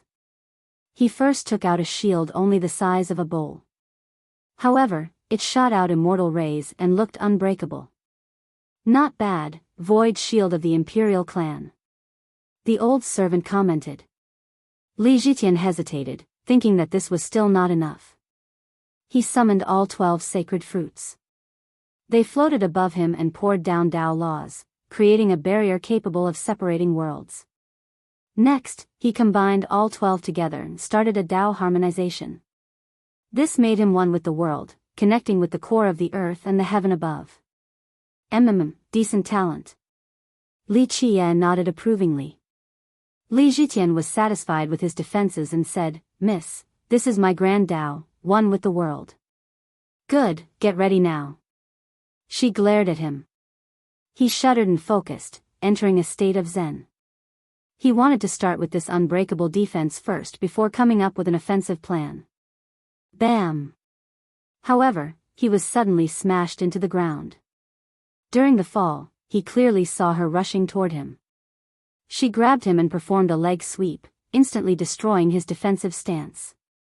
He was proud of his grand Tao and thought that it could stop an attack from an apex conqueror. He groaned due to the agony coursing through his entire body. He could tell that there was zero actual damage, but it felt as if all of his bones had been broken. He tried to get up but couldn't, eventually deciding to just lay there. Another Li who can't handle a single move. She looked down at him and shook her head. He could only smile wryly and stop himself from groaning audibly. Incredible technique. The old servant said. This was his first time seeing something like this. It's definitely beyond this mortal world. Go try. Li Qie smiled and pushed him forward. But my last name isn't Li. The old servant didn't expect this. It's fine, just give it a shot. Experiencing this technique is beneficial for you. Li Qie smirked. The old man felt as if he was being presented as a sacrificial lamb. Alas, it wasn't up to him. You're not a Li. She stared at him and said. My master says I'm a Li, so I'm a Li. He said. Fine then, show me what you can do, Conqueror. She didn't mind another fight. Treasures are useless before you, Mississippi. I have one defensive Dao that might be able to block your technique. The old servant said.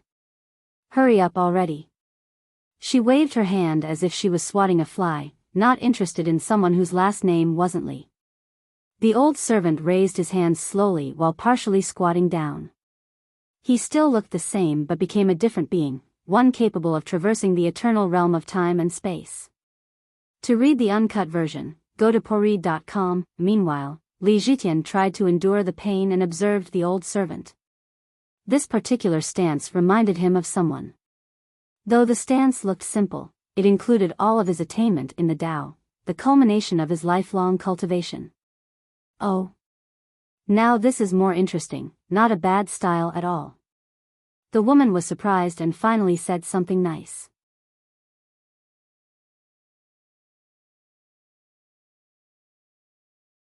Chapter 52-67, a stance capable of protecting the world for eternity. The flow of time and other cultivators couldn't move him an inch. I'm starting. The woman smiled and rushed forward, performing the same sweeping strike again. Bam! He lost his footing, but as he nearly touched the ground, he bounced back like a roly-poly toy and assumed the same stance again. Yes! Li Zhitian shouted in jubilation. The old servant felt the same way, thinking that he was able to stop her technique. Alas, they celebrated too early because she performed a second variation and smashed him to the ground. Ah! He nearly fainted from the pain and was fully immobilized. Despite the seemingly friendly grappling match, he had utilized his most profound Tao. Her grappling skill seemed unbeatable. Impressive, few in this world are capable of blocking my first move. The woman praised. I've embarrassed myself. He endured the pain and smiled wryly, aware that he had no chance of stopping her. Losing to a technique that shouldn't exist is nothing to be ashamed about. It is an honor to even block one move. Li Qie smiled. I agree. He said, still yet to regain control of his body. Read the most updated version of this novel and other amazing translated novels from the original source at poread.com. Li Qie squatted down and started hitting and pulling the old man, reaching deep into the muscles. The pain caused the old servant to bellow. Thank you, young noble. However, this freed him from the immobilization, so he got up and bowed. Help me too, young noble. Li Zhitian wasn't shy and asked for help. Li Qie smiled and did the same, causing the youth to scream. Nonetheless, this saved him from being bedridden for a long period. You understand my technique? The woman stared at Li Qie. Just a little bit, after all, a turtle such as myself has lived for a long time. Li Qie smiled. Now I'm sure your last name is Li. Her gaze was so intense that others might think that she was wanting to eat him alive. Can I choose not to be? Why do you insist on picking on me? Li Qie said wistfully. Because he's the only one who understands it. She seemed eager to reveal Li Qie's identity. Normally, her expression could only be found on men who were staring at a supreme beauty. That arrogant guy? Li Qie asked. Yes, the most shameless guy in the world, Li Chia. She said, enough of this, let's fight already. I'm trembling right now, let me drink some more first to muster my courage. Li Chia said. The old servant brought a wine jar over. Li Chia accepted and looked up to drink a mouthful before handing it over to the woman. Want some? Fine. Drink first before the fight. She accepted and finished the entire jar herself. Bam! She threw the jar to the ground, breaking it into pieces. Okay, Li, let's do this. She gestured, looking a bit drunk. Can we not do this? He shrugged. No, my life goal is beating all the Lis, especially that bastard Li Chia. She insisted, be a good boy now. She tied up her hair, always acting like a big sister regardless of who she was talking to. Fine, don't blame me if you get hurt. Li Chia said. Rest assured, I'm the one dishing out the beating today. She said domineeringly. I've heard this so many times but no one has been able to do it yet, I'm just too strong. He sighed. This will change today. She declared, you're about to be unrecognizable. I suppose as a man, I can't keep on refusing. Li Chia stepped forward. You don't look like much of a man in my eyes. She never held back with words. Meanwhile, the spectators watched with bated breath. Both the old servant and Li Zhitian had experienced her supreme grappling skill. Now, they placed their hope on Li Chia and understood that this fight would be awfully beneficial for their Dao.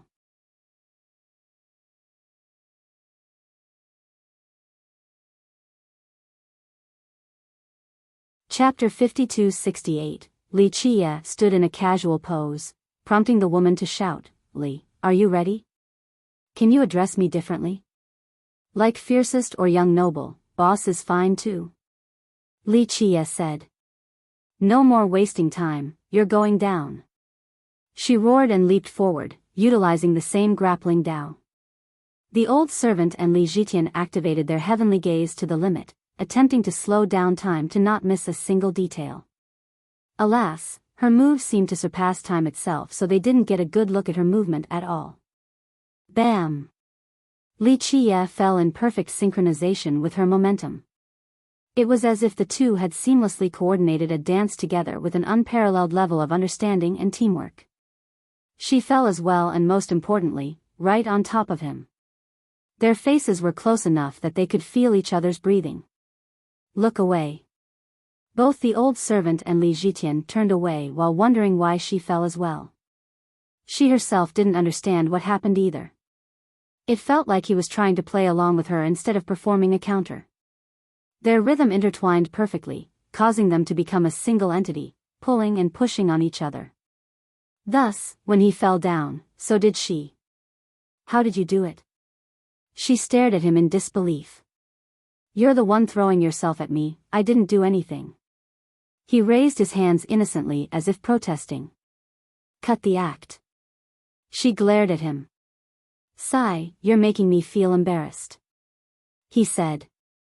Read this novel and other amazing translated novels from the original source at thepori.com. She glanced down and saw his hands wrapping around her waist. Is this your idea of being embarrassed? Sorry, I got nervous and didn't know where to put my hands. He said calmly, you're putting me in a tough situation. Is that so? She didn't relent. Yes, acting like a beast right now is unbecoming of me, but acting like a gentleman seems even more inappropriate and makes me feel like I'm inferior to a beast. Li Chia joked. Be a beast then. She said provocatively. He paused for a moment before shaking his head. Forget it, it's not my style. You're already worse than a beast. She raised her voice, making it sound as if Li Chia was about to violate her. In reality, she was the one pressing her chest against his, seemingly determined to seduce him. I'm not in a position to say no. He said helplessly. Then go ahead and do as you please. She bit her lips, her eyes looking dazed from the alcohol. No, I prefer hiding in my shell like a turtle instead, I can't die just yet. Li Chia smiled. Bah, a true coward. She said. I don't understand, I've been a good person all my life and I don't think I've offended you. Li Chia asked. Because your last name is Li, because you're a coward, and most importantly, your name is Chia. She said. Yes, all my faults, I hope I won't have this name in my next life or I'll have some inexplicable problems for no reason. He said. She scoffed and got off him. Are you satisfied now, miss? Wait, no, that sounds like we've done something indecent. Li Chia got up as well and joked again. One more time. She waved provocatively. We should end here, your technique is truly one of a kind. He smiled wryly. No need to flatter me, it won't win you any points. She said arrogantly, we're starting again and I'll turn you into a pig head this time. Fine, have it your way. Li Chia acquiesced. The other two finally turned to watch again, activating all of their abilities to reach their peak state. She didn't immediately lunge forward this time and slowly circled around him while maintaining a distance. This isn't your style, Mississippi. Li Chia stood still, or so it seemed. Somehow, his body always faced her directly as he maintained eye contact. The old servant and Li Zhitian could see that Li Chia wasn't moving physically. This was an illusion because he managed to match her rhythm and momentum again. Without knowing the context behind the battle, a spectator might mistake this as a cooperative training session. The two parties' minds seemed to be connected. The woman naturally knew this, her chance of victory relied on breaking this connection. She started by purposely creating openings in her stance. Therefore, Li Chia also had openings. However, she remained patient because attacking right away wouldn't work given their harmonized state. As for the old servant and Li Zhitian, they understood the goals of the combatants but couldn't duplicate this in action. After a long while, she finally took action. Her movement was swift enough to create several afterimages, all attacking at the same time. This successfully knocked him down but unfortunately, she fell down as well. There was one key difference, he was on top now.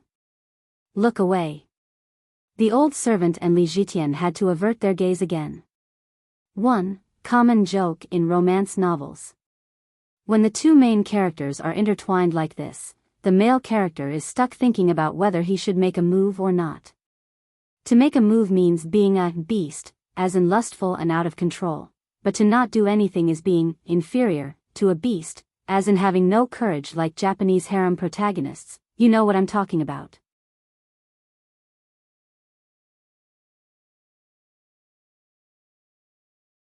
Chapter 5269. She had a transcending fragrance rarely seen in the mortal world and soft curves were needed. Their eyes were intertwined, allowing them to peer into the depths of each other's souls. Everything was there but she seemed to be hiding it, akin to a girl changing her hairstyle and forgetting about past worries. How strange. Li Chia said. This novel is available on bit.ly/3IBFJKV. What? She asked. I feel like I have met you before. He smiled. Previous existence and memories were merely under wrap. However, he only had a faint impression of this woman. It's because you've seen too many women. She suddenly attacked with her knee. However, he also did the same and stopped her. She raised her hands but he was even faster, intertwining his fingers with hers. This looked like two lovers flirting with each other but in reality, she attempted potentially fatal moves. I don't deny that, but I don't quite remember you. Li Chia said. Then we haven't met. She said, performing a vision attack. Rays from her eyes wanted to reduce him to ashes. However, they somehow didn't affect him at all. Even the explosion of the Cosmo couldn't affect him. Can you stop being so murderous? It's fortunate that I can defend myself or I would be dead right now. Who cares about last names nowadays? I can change mine to Wang, okay? Li Chia joked. Still annoying whether you're a Li or a Wang. She clenched her fists with enough power to refine the Grand Tao and the reincarnation cycle, wanting to crush Li Chia's fingers. However, his fingers became soft and moldable, seemingly turning incorporeal. They slipped through her grip and bypassed her chest to reach her heart. All the Lis are scoundrels? She released an eternal seal from her eyes at his Tao foundation, wanting to destroy his Tao heart. Unsurprisingly, this was still not enough to take down his indomitable Tao heart. What are you trying to hide from me? He was surprised. Take a look all you want. She suddenly changed her tone and embraced him, using a special Tao of temptation. No. He activated his Tao heart to prevent being seduced. Love whispers echoed in his ears, a touch of gentleness beneath the starry sky asking him to stay here forever and let go of all burdens. Too often a man had given up everything to answer the call for love. A great general could abandon his armor and return home to the village to be with his love. Incredible, I was one step away from losing control. Li Qie maintained mental stability and praised her. This is still too low level. Her brows furrowed as she changed again, channeling a valorous aura through him and painting a scene of a lover adorning him in armor and handing him a spear and shield. She, in full battle regalia, would fight alongside him fearlessly in perfect sync. As long as he was around, so would she. The endless path toward the Grand Tao couldn't separate them. Even better, it seems like you do know me. Li Qie had to stabilize his Tao heart again. I only know that I want to beat you up. She glared fiercely at him, but within her eyes was an indescribable feeling. The two aspects coexisted without any contradiction.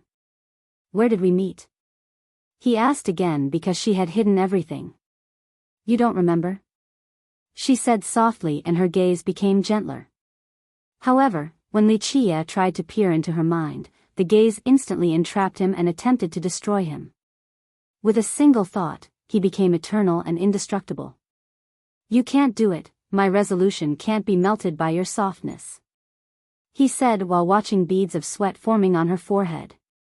You're the incapable one, otherwise, you would have descendants running all over. She retorted. Having a lot of descendants doesn't mean anything, they can be the neighbor's children. He smiled. The neighbor is in trouble as well, he has no time to be playing around. She added more power to her gaze, turning it into a sharp blade. Wait, let me see. He suddenly spotted something. See what? Should I undress myself or do you want to take them off? She said aggressively. Either way works. He smiled and finally became serious, gazing deep into her eyes with an unstoppable power. It carried enough firepower to destroy 3,000 worlds in a split second. This prompted her to utilize evasive techniques instead, becoming ethereal while still trapped beneath him. Do you dare to come? Her voice came from a distance, ready to destroy both of them if he were to continue. Sigh, you're putting me in a difficult situation. I can't be so merciless toward a fair flower. He sighed and stopped his gaze. Then stopped thinking about unraveling it. She appeared again, still as untamed and domineering as before. Despite her stubbornness and clear annoyance toward him, he still enjoyed looking into her eyes.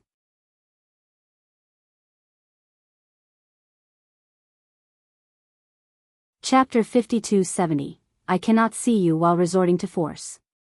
He sighed and admitted. You're welcome to try again. She said provocatively. Don't push me or I'll change my mind and you won't be leaving this place alive. He said. I'm not afraid of you, Li. She smiled charmingly while giving him the side eye. I'm not falling into your trap, I have plenty of patience. He shook his head in response and said. What do you have to be afraid of in this world? If there are, let me know, I'm rather curious. She asked. There's nothing, I just don't want to fall into your trap. Li Qie shook his head. Seems like you're not too stupid, Li. She continuously switched back and forth between arrogance and charm. I'm sure that you will show me in due time, there's no need to rush it right now. He said. Sure, how about right now? She suddenly pushed Li Qie to the side and got on top. Li Qie had a natural expression and didn't try to stop it, I'm ready to take a look if you're ready to take them off. Is that all you'll be doing, just taking a look? She became bolder and pressed teasingly against Wuxia. Sigh, so many have tried to crush me in the past. I normally refuse, but it seems hard to refuse in this situation. How can I say no to a beauty? He said while reflecting on the past for a second. He paused for a second and said, don't be too rough, I make a living with my handsome face. Is that so? She opened her mouth and tried to bite him. He tilted his head and evaded just in time. Don't do that, I feel like I'm looking at a gaping, bloodthirsty maw. Say that again and see what happens. She threatened before changing her tone to something more serious. Li, you have debts that must be repaid. Tell me then, what do I owe? His eyes narrowed after hearing this. Her eyes shifted in rumination before she giggled in response. That depends on what you can afford to repay. Hey, do you like looking into people's souls that much? She noticed his gaze and intertwined her fingers with his again. I'm just trying to remember you, I'm sure we've met. He shook his head. This is just proof of the number of women you have let down. Too many to remember. She coquettishly hit him while still hiding her memories and soul. I never owe anyone anything, so it seems like you got the wrong person if you're here to collect a debt. Wuxia shook his head. I disagree. She suddenly reached for his heart, seemingly wanting to piece it. Does that hurt? Despite not actually making contact, the pain was still there, so she asked. Interesting, you do know me. He grimaced slightly. This novel is available on Pori.com. You have a masochistic tendency, wanting to be tortured to the brink of death before believing that someone else there understands you. She said. It's peculiar that you managed to pinpoint my weakness, let me return the favor. Wuxia shook his head and instantly shifted the agonizing sensation. You son of a bitch. She trembled violently, having a stronger reaction than Wuxia's.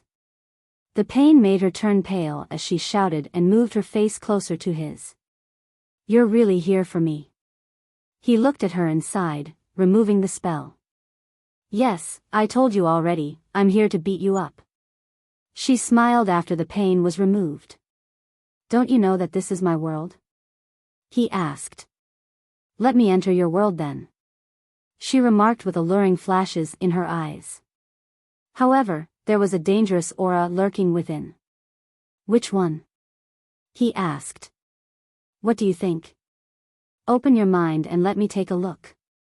She held his fingers tighter. No, open yours. Wuxia blocked her attempt. You go first if you wish to see mine. She negotiated with a smile and tried to break through again. I do not negotiate, I'm the one bullying, never the opposite. He blocked it again. Fine, go ahead then. She pressed closer, their lips nearly touched. He smiled and sensed her divine intent. However, she locked onto him and whispered, do you want to intertwine our lives together? You have a death wish. Wuxia felt that something was wrong.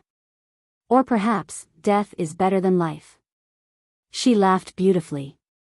The sound contained a deep sense of affection and created a feeling of entanglement, twisting their life together.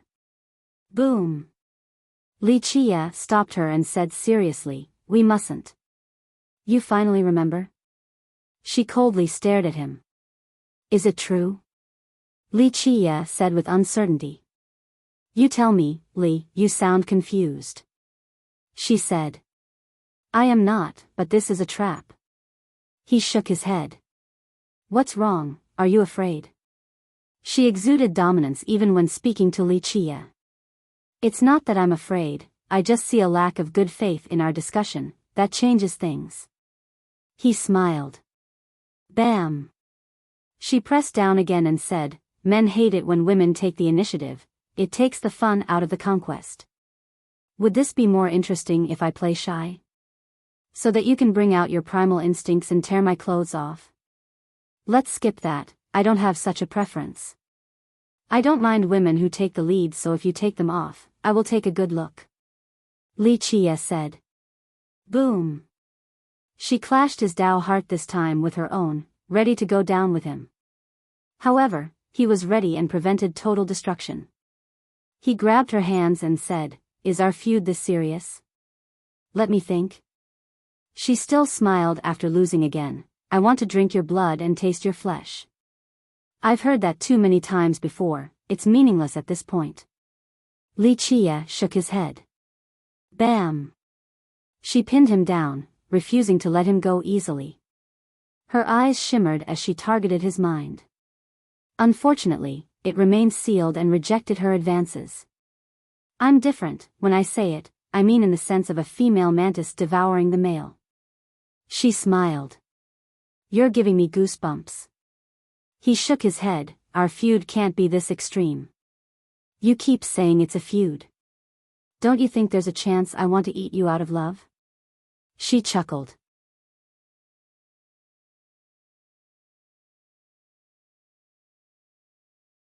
Chapter 52-71. Li Qie and the woman were as intimate as can be, causing others to have strange thoughts. Of course, no one else was here in the audience with the exception of the old servant and Li Zhitian. Both have turned away, not wanting to be impolite. "Sai, how much longer are we going to do this? We're killing the grasses." Li Qie shook his head. "You're tearing my clothes too."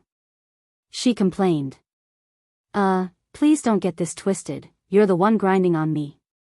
Li Qie said. "And?" She seemed intent on annoying him. "Sai, fine, you win. No lease in this world can compete with you." He raised his hands and surrendered. "Giving up, right?" She grabbed his wrists with one hand while searching for something with the other. "What are you looking for?" He smiled helplessly. "Just coping a feel," she said while still moving her hand around. "If you keep doing this, I can't gain my innocence back even after jumping into the Yellow River. Just tell me what you're looking for, I know what I have on me the best." He complained.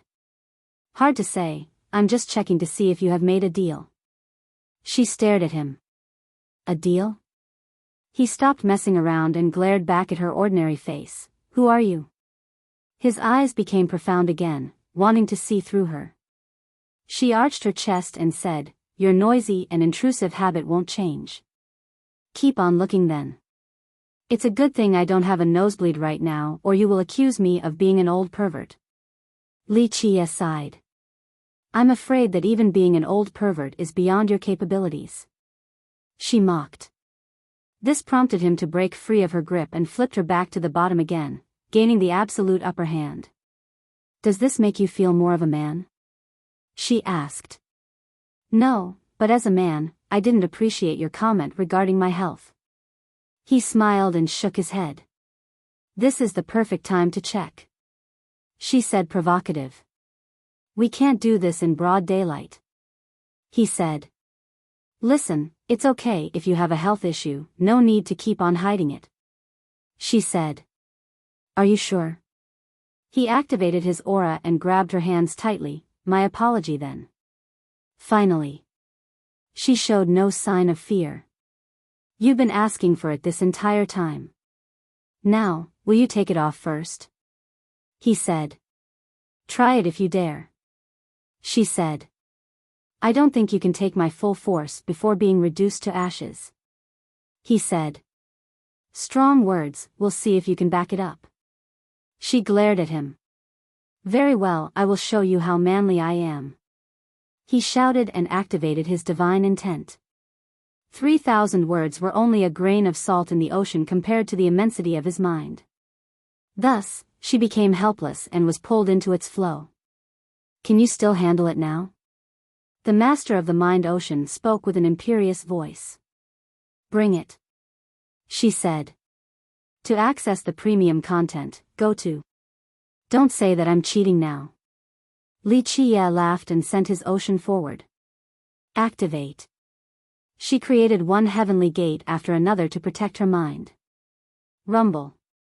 Unfortunately, the countless layers couldn't handle Li Qie's mental attack, causing her to moan in pain. She was eventually overwhelmed and his divine intent invaded her mind. It was too late for her to resist his unstoppable momentum. Boom! In the deepest and most profound part of her mind came a devastating blast. "This is..." Li Qia's expression soured as he tried to create a barrier around the source of the explosion. This bought her enough time to escape his grip. She leaped into the air and disappeared from sight. Her voice lingered from a distance. "Li, this isn't over yet." "So suicidal." Li Qia got up and murmured, "So hellbent on taking me down even if it means dying." He pondered for a moment before shaking his head and dropping the issue. Now, the old servant and Li Zhitian were finally able to turn around, acting as if they didn't hear anything. "Another victory, master." The old servant bowed. "Isn't it too late to start flattering me?" Li Qia said. It came from the heart. The quiet old man spoke more than usual. "She's the legendary." Li Zhitian tried to calm down. "That woman earlier was frightening since she made him feel helpless despite having 12 sacred fruits. It's just a title, doesn't mean much." Li Qia shook his head. "Why are there two similar titles?" the old servant asked. "You should ask them, why is there a title for each sex?" Li Qia said while looking up at the sky. He remembered a few things but they didn't quite apply to this situation. "You owe her something?" Li Zhitian became curious. The man before him was powerful enough to not owe anyone, but she certainly made it seem that way. "I don't know." Li Qia himself thought that too many unexpected things have happened recently. "What are you doing, villainous heaven?" he thought to himself. "Well, whatever, let's go drink again." He clapped and told the two with a smile.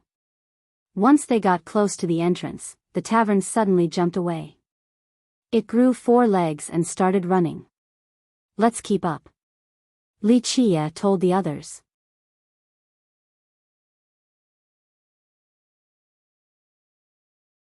Chapter 52-72. The tavern resembled an ostrich sprinting in the desert from a distance. Li Qia followed with the old servant, True Bear, and Li Zhitian right behind him. They ran for days and nights until they reached a place shrouded in fog. It had a hypnotic property, capable of luring others to sleep and making them lose all sense of direction. The trio immediately protected their mind and focused up, not wanting to be left behind. Li Qia moved left and right randomly. The others knew that they needed to follow his steps precisely. They eventually reached a desert with bright stars above resembling spatial coordinates. As they looked up, they felt attached to a particular path, one that could lead them home. In the dunes nearby, sands were blown away by strong gusts. This revealed white bones beneath, gigantic in size. One could imagine the enormity of the entire skeletons buried beneath. Over there, Li Zhitian spotted the running tavern. It was on top of a sand dune with the sign still swaying to the wind. There were no signs of human presence, only bones. Thus, the tavern being here painted a creepy picture instead of proving comfort. Of course, the group was courageous enough to ignore this. "Okay, let's take a nap first." Li Qia looked around before sitting down and closing his eyes.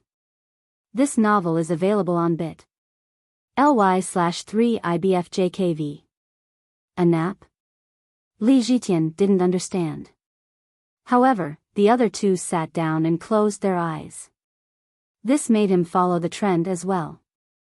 Once he woke up, he found himself to be in the middle of a city. The others were already awake, so he stood up as well. An interesting place. Li Qia smiled nonchalantly while observing the busy street. How strange. On the contrary, the old servant was rather cautious. Where is this place? Li Zhitian didn't expect to be teleported here after the nap. Did someone move the group? No, they would have noticed and woken up in time. It popped up overnight.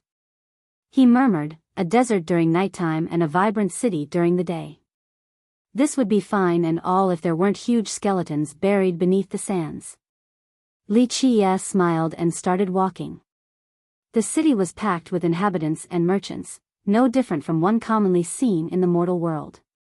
Amusingly enough, Li Chia took his time walking and appreciating the scenery as if it was the most beautiful sight.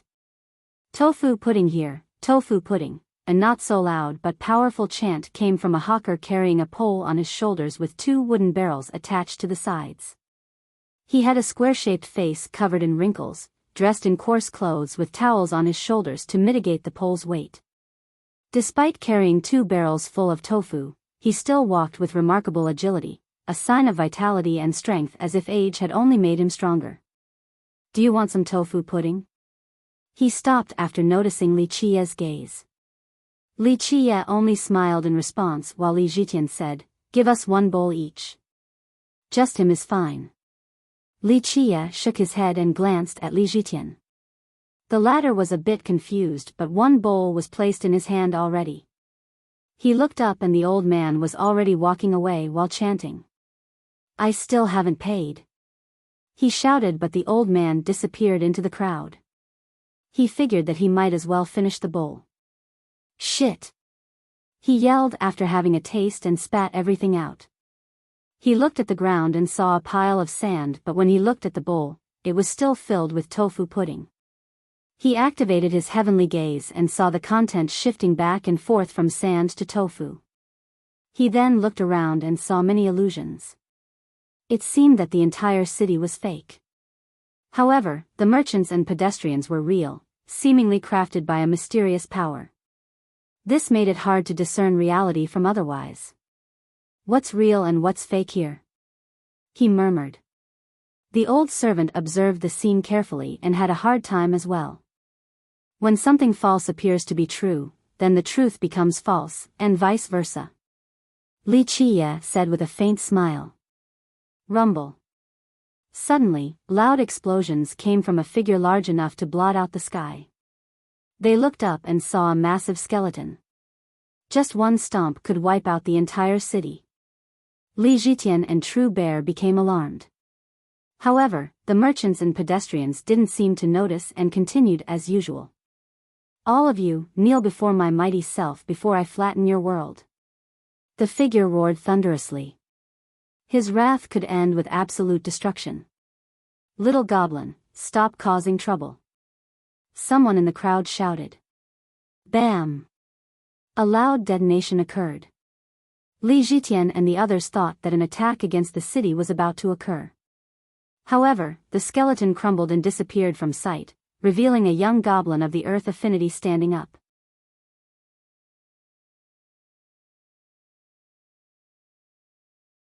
Chapter 5273, You're being too much, don't call me a little goblin. You can't call me that. The little guy started yelling. Unfortunately, his wrathful declaration fell upon deaf ears.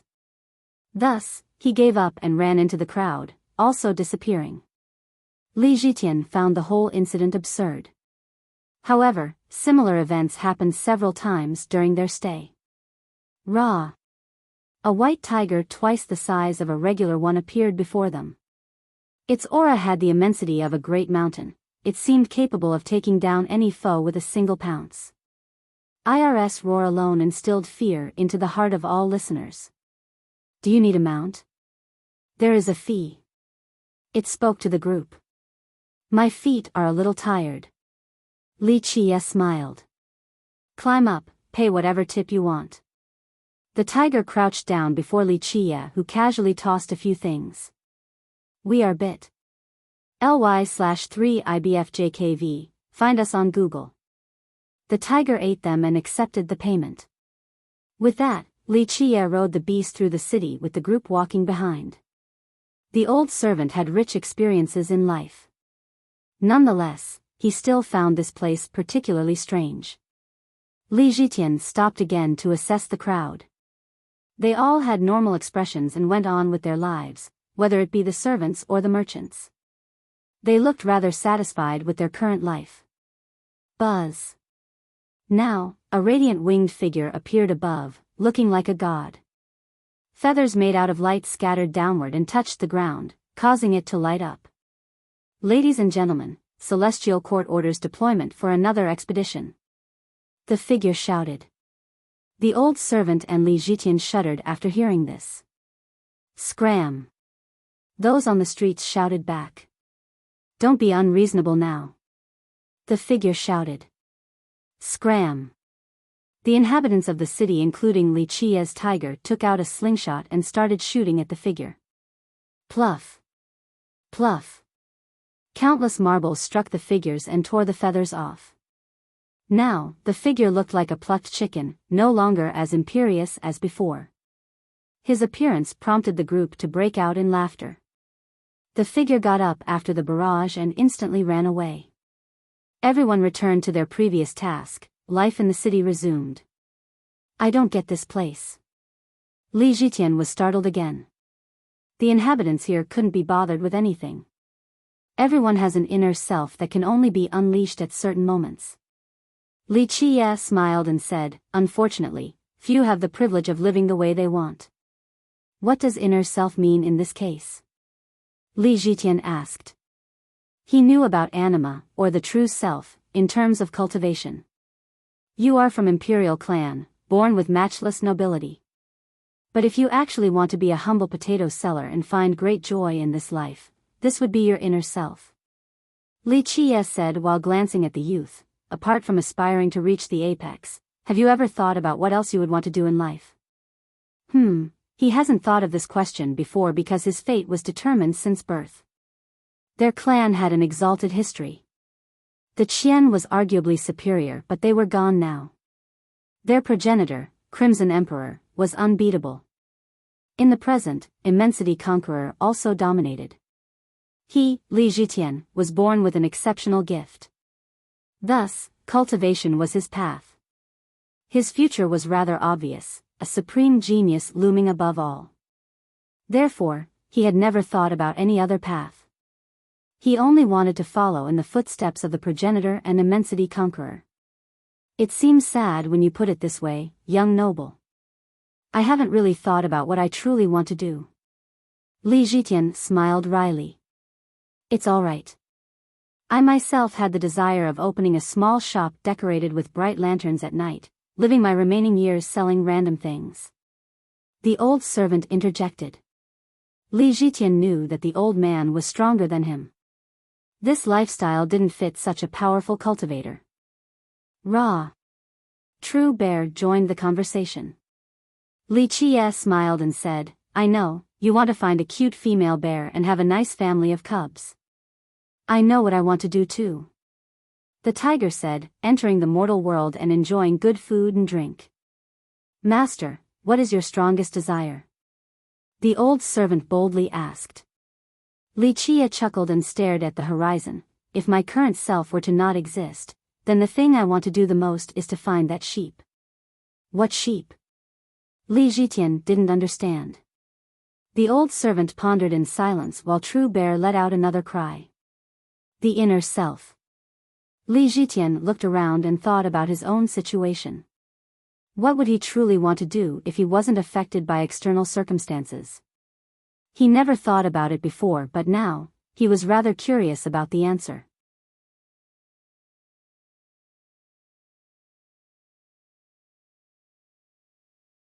Chapter 52-74. The busy street was filled with people searching for their inner selves and happiness. Whether it was good or bad, they still found something unique. Rumble. A middle-aged man in full armor looked rather dominant. However, his action didn't match his impressive appearance. He carried a wolf's fang cudgel on his shoulder and had a stalk of grass in his mouth, portraying a warrior who fears no one. He walked to a stall and smashed the ground with both hands while shouting ferociously, "Time to pay the protection fee." The vendor ignored him, causing him to open his eyes even wider. Did you hear that? Time to pay up. What fee? The vendor finally glanced at him. What protection fee? The man took out a small book and flipped the pages before shouting, "Your stall has been under my protection for 38,860 periods, time to pay up. Put it on credit." The vendor casually responded. "Fine, 38,861 periods then, you better pay next time or I'll smash your stand." The man agreed before moving onward. Bam! He raised his cudgel and threatened another stall owner. "Old man, time to pay the protection fee." I haven't opened yet, I'll pay afterward. This stall owner wasn't afraid. Remember, pay me first when you get some money. The man said before moving on. Time to pay the protection fee. He went to all the stalls. The owners agreed to pay but gave reasons to delay the actual payment. He didn't seem to mind and continued to play the role of a violent thug. Do you believe in the light? As for the group, they were interrupted by a passerby. He was dressed in plain clothes and had a distinctive bowl haircut, looking like a wandering ascetic. He placed his palms together and they became resplendent. No. Li Qie smiled and shook his head. The light is everywhere. Believe and you shall be granted eternal life. The ascetic handed out leaflets to the group, even to True Bear and the tiger. The leaflets were written with luminous runes shimmering with mysterious profundities. Li Zhitian couldn't believe the level of cultivation required to write the runes. Who else in the upper continent could write something like this? Believe and you shall be granted eternal life. The ascetic bowed humbly while speaking. The power of the light exuded from his chest, seemingly granting him everlasting life. The old servant was startled too. He was reminded of the founder of Heaven Alliance, Light Dragon Conqueror. However, this ascetic seemed to be on a higher level. You might not live forever. Li Qie said. Light is a cycle of life and death, death and life, but as long as the heart is willing, the light shall always be there. The ascetic responded. Hard to say. Only the dead truly knows. Understanding the principle is one thing, but whether the Tao heart will persevere before falling into the darkness is unknown. Li Qie said. Trust in the light and be eternal. The ascetic didn't argue or concede. Fine, I suppose it's a good thing for one to be fulfilled in their wishes, whether it be in life or death. Li Qie said. Bam! Someone suddenly patted the ascetic on the shoulder and said, Missionary, you have been preaching every day on my street, you owe me a protection fee as well. Trust in the light. The ascetic handed him a leaflet and said, Please accept the payment. TCH, keep it for yourself, who believes in your light? Pa, only fools. The middle-aged thug glared and said, Don't try this nonsense again, pay the fee or I'll smash you with my cudgel. We are brothers under the light, whether it be times of happiness or tribulation. May the light illuminate your barbaric heart. The ascetic bowed and started chanting. Enough. The man waved his hand as if he was chasing a fly away, always blabbering about the light, trying to sell it like merchandise. Well, there's no light left here. The light forgives the vulgar and lowly. The ascetic said, Accept the light and let it infuse you with noble intentions. I will smash you if you don't leave. The man got a headache and raised his cudgel. The ascetic feared not and turned toward Li Qie's group. Believe in the light and you and I shall ascend to paradise together to witness the eternal radiance. How about this? Come back and enlighten me once your light is eternal. Li Qie answered for the group. Wonderful. The ascetic was delighted to hear this. I shall meet you again when that happens. With that, he left to pass out more leaflets regarding the light. Gentlemen, you must be outsiders. The man took a look at the group and his eyes lit up akin to a wolf staring at several fat sheep. Outsiders or insiders, is the distinction what makes us humans or otherwise? Does it matter here? Li Qie asked. I suppose not. None are humans either way. The man said, amused by Li Qie's response. He slapped his thigh and said, Very well, I'll give you a 50% discount on the protection fee. Such a big discount? Li Qie smiled. In this city, as long as you pay my protection fee, you can freely roam everywhere. Just say my name and everyone will know to back off. How do you want to pay? The man said. Since we're not humans, we can't pay yet. Just put it on credit, I'll pay when I have money. Li Qie said. Credit again? I got a family to feed with this small protection business, I can't do this all the time. The man said. Well, since I don't have money, I don't need your protection, then why should I pay? Li Qie shook his head. Okay, it'll be on credit, just remember to pay it back next time. This is the only exception, okay? The man was afraid of losing a customer. Yes, there won't be a next time. Li Qie smiled. Good, you can feel free to roam the city now. There's nothing to worry about since you're under my protection. The man tapped Li Qie's shoulder. Li Zhitian and the others were astonished. How could there be such an easygoing thug in this world? If all of them were like this, the world would be a harmonious place. I'm off to collect more fees. The man wrote down Li Qie's debt and left. Seems like a terribly ran racket. Li Zhitian said. We are Pori.com, find us on Google. The fee doesn't matter, he just wants to be an elegant villain, similar to how you want to open a small shop. Li Qie said. So this is his inner self. The old servant understood.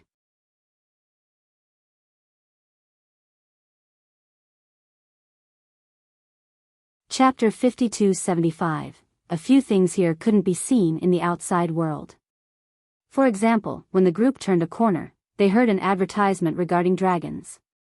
Dragon meat, fresh. Very reasonably priced. Dragon meat. A merchant shouted. Li Zhitian took a deep breath after seeing this. Fuck, that's a big adult true dragon. The great beast lay before them with its eyes closed, brimming with a divine aura. Each scale shimmered brightly and its very presence caused auspicious images to appear above. It was unknown whether the creature was alive or dead. Nonetheless, just one drop of blood would be immeasurably beneficial to any cultivator. This was not a so-called true dragon in the mortal world. Those true dragons clearly evolved from lizards and serpents. This one was the real thing. The seller was a man wearing a crimson robe. He exuded an air of dignity as if he was sitting among the clouds. His charisma was second to none. However, he held a butcher blade while loudly peddling dragon meat for an incredible price. Are you really selling dragon meat? Li Zhitian murmured. True Bear cried out several times, not daring to get close to the dragon. Why would I be lying? The man glared at Li Zhitian and said, Little grandson, how many pounds do you want? Zhitian felt as if he was being insulted by this address, thinking that he had misheard. Give me half to bring home. A man only around 20 years of age said. However, he had an ancient aura as if he had just walked out from an old painting due to his old crest and sword. The seller in crimson ignored him, causing him to touch the true dragon. Cut from here and give me this side, I don't want the other. The seller still ignored him. Start cutting already, I have to start the stew soon. The man insisted but was treated like air again. Are you selling or not? He finally raised his voice. You didn't pay last time. The man in crimson finally stared at him. Ridiculous, my clan is known for being wealthy with inexhaustible treasures. We can last for 30 generations while trying to spend it all. Don't slander me, I don't know you any money. The young man stared with his eyes wide open. Slander? You took half the dragon meat last time and still didn't pay. The man in crimson said. Given how rich I am, do you think I give a damn about a few coins? The young man pulled up his sleeves and looked like a prodigal young master. Keep on spewing this nonsense and I'll buy your entire business up. What nonsense? You really did eat half of my meat and didn't pay. The true dragon suddenly got up and pointed at the youth while shouting. This left the group slack-jawed with the exception of Li Qie.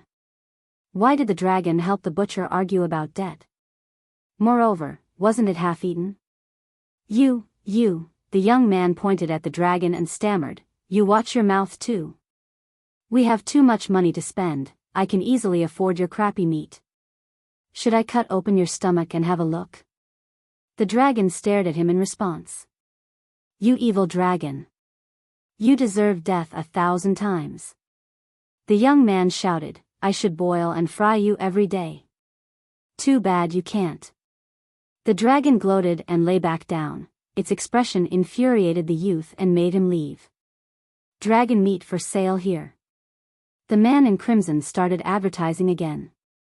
Are you really selling? Li Zhitian stared at the dragon, confused. Little grandson, are you buying or not? The man in crimson stared at Li Zhitian, seemingly thinking that the guy was an idiot. Give me the heart. Li Qie smiled. The man was happy to have an actual customer. He revealed a beaming smile and said, all right, coming right up. Having said that, he picked up his butcher knife and started slicing. Ah! Dragon blood and essences splashed everywhere. Everyone could see that these were priceless treasures. Crack! The man moved with lightning speed.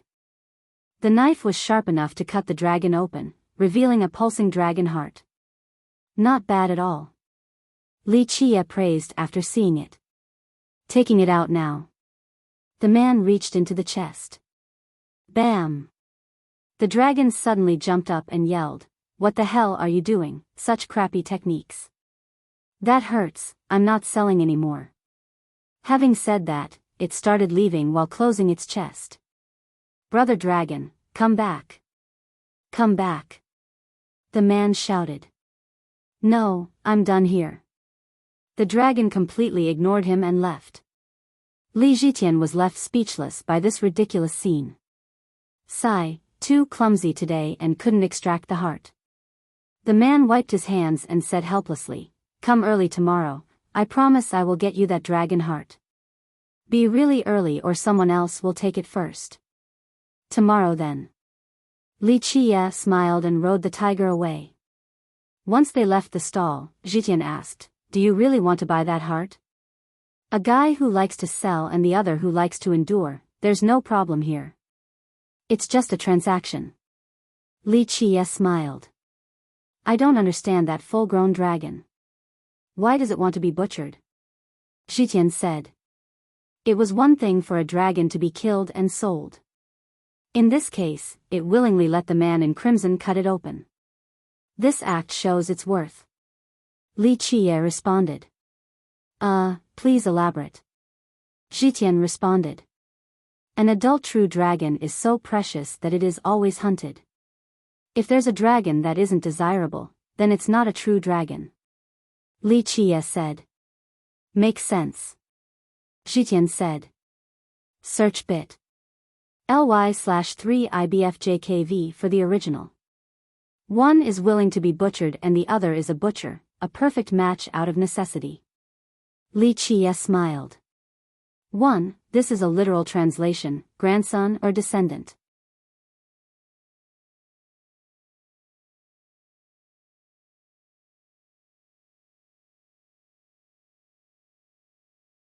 Chapter 5276, Fortune-telling, fortune-telling, fortune-telling. An old man on the street repeated this phrase like an emotionless machine only capable of one thing. The tone and pace remained exactly the same. His robe had patches on them but was as clean as can be, an indicator of his meticulous personality. He seemed to be visually impaired, unable to see anyone passing by. His only companion was the sun and the repeated chant with no end in sight. He had a bamboo stick that was most likely used for walking. It also resembled a staff meant for striking snakes. It had 8 colors, seemingly polished to have a glazed texture. Its shine tempted others to touch and feel its surface. Thus, more people actually paid attention to his stick rather than him despite his bizarre nature. Li Qie was one of them. He stopped and took a look at the old fortune-teller. Li Zhitan and the others paused as well. The old servant noticed the stick, this bamboo stick, search Tinural. com/2p9mv8w for the original. Fortune-telling? The old man's tone finally changed after noticing someone standing in front of him. Accurate? Li Qie sighed and asked. Absolutely accurate, and it is also free. The old man said. Free? Li Zhitian became curious. Fortune-telling is peering into the wills of the heaven. There cannot be a payment or a tribulation is inevitable. The old man said seriously. That's a thing? Zhitian was surprised once more. Allow me to read your fortune to dispel any skepticism. The old man reached for Zhitian's hand. He couldn't dodge the old man's advance despite being a 12-fruit dragon lord. Very well, sir. Please read my fortune. Since he was caught already, he decided to go with the flow. The old man held Zhitian's palm and started gently tracing the lines, needing to rely on the touch instead of his eyes. Your fate is vast. After a while, the old man concluded. What do you mean by that? Zhitian asked. A fate encompassing vast possibilities and branches, but most importantly, avoiding the great calamities. The old man continued, as long as your heart is kind and compassionate, your remaining years will be filled with glory and success. I offer you 2 words, benevolent heart. Benevolent heart. Zhitian murmured. Please read my fortune. The old servant became interested and offered his hand.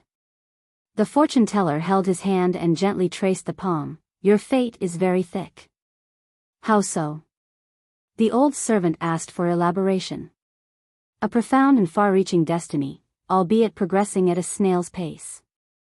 Small steps are needed before covering great distances. The old man said, you do have a lucky star. With their help, you will attain indescribable prosperity and fulfillment. Thank you, sir. The old servant bowed and didn't ask for much more. Knowing too much about the future might not be a good thing. Rah! True Bear became interested as well and touched the old fortune teller's hand. Li Zhitian chuckled after seeing the excited bear. Of course, he didn't think the old fortune teller would have a problem with this because the bear was sentient. The old man didn't refuse and started tracing the paw earnestly, seemingly checking the shape of the bones. Your fate is filled with adversity and fatal perils. They are unavoidable and you will have a hard time escaping from their clutches. However, if you encounter noble individuals, prosperity and opportunities will replace disasters. The old man concluded. Rah! The bear let out a quiet cry and seemingly bowed to show his gratitude. Fortune telling, fortune telling, fortune telling. The old man went back to chanting as if it was as crucial as breathing. He paused for a moment and stared at Li Chia. Do you want your fortune told?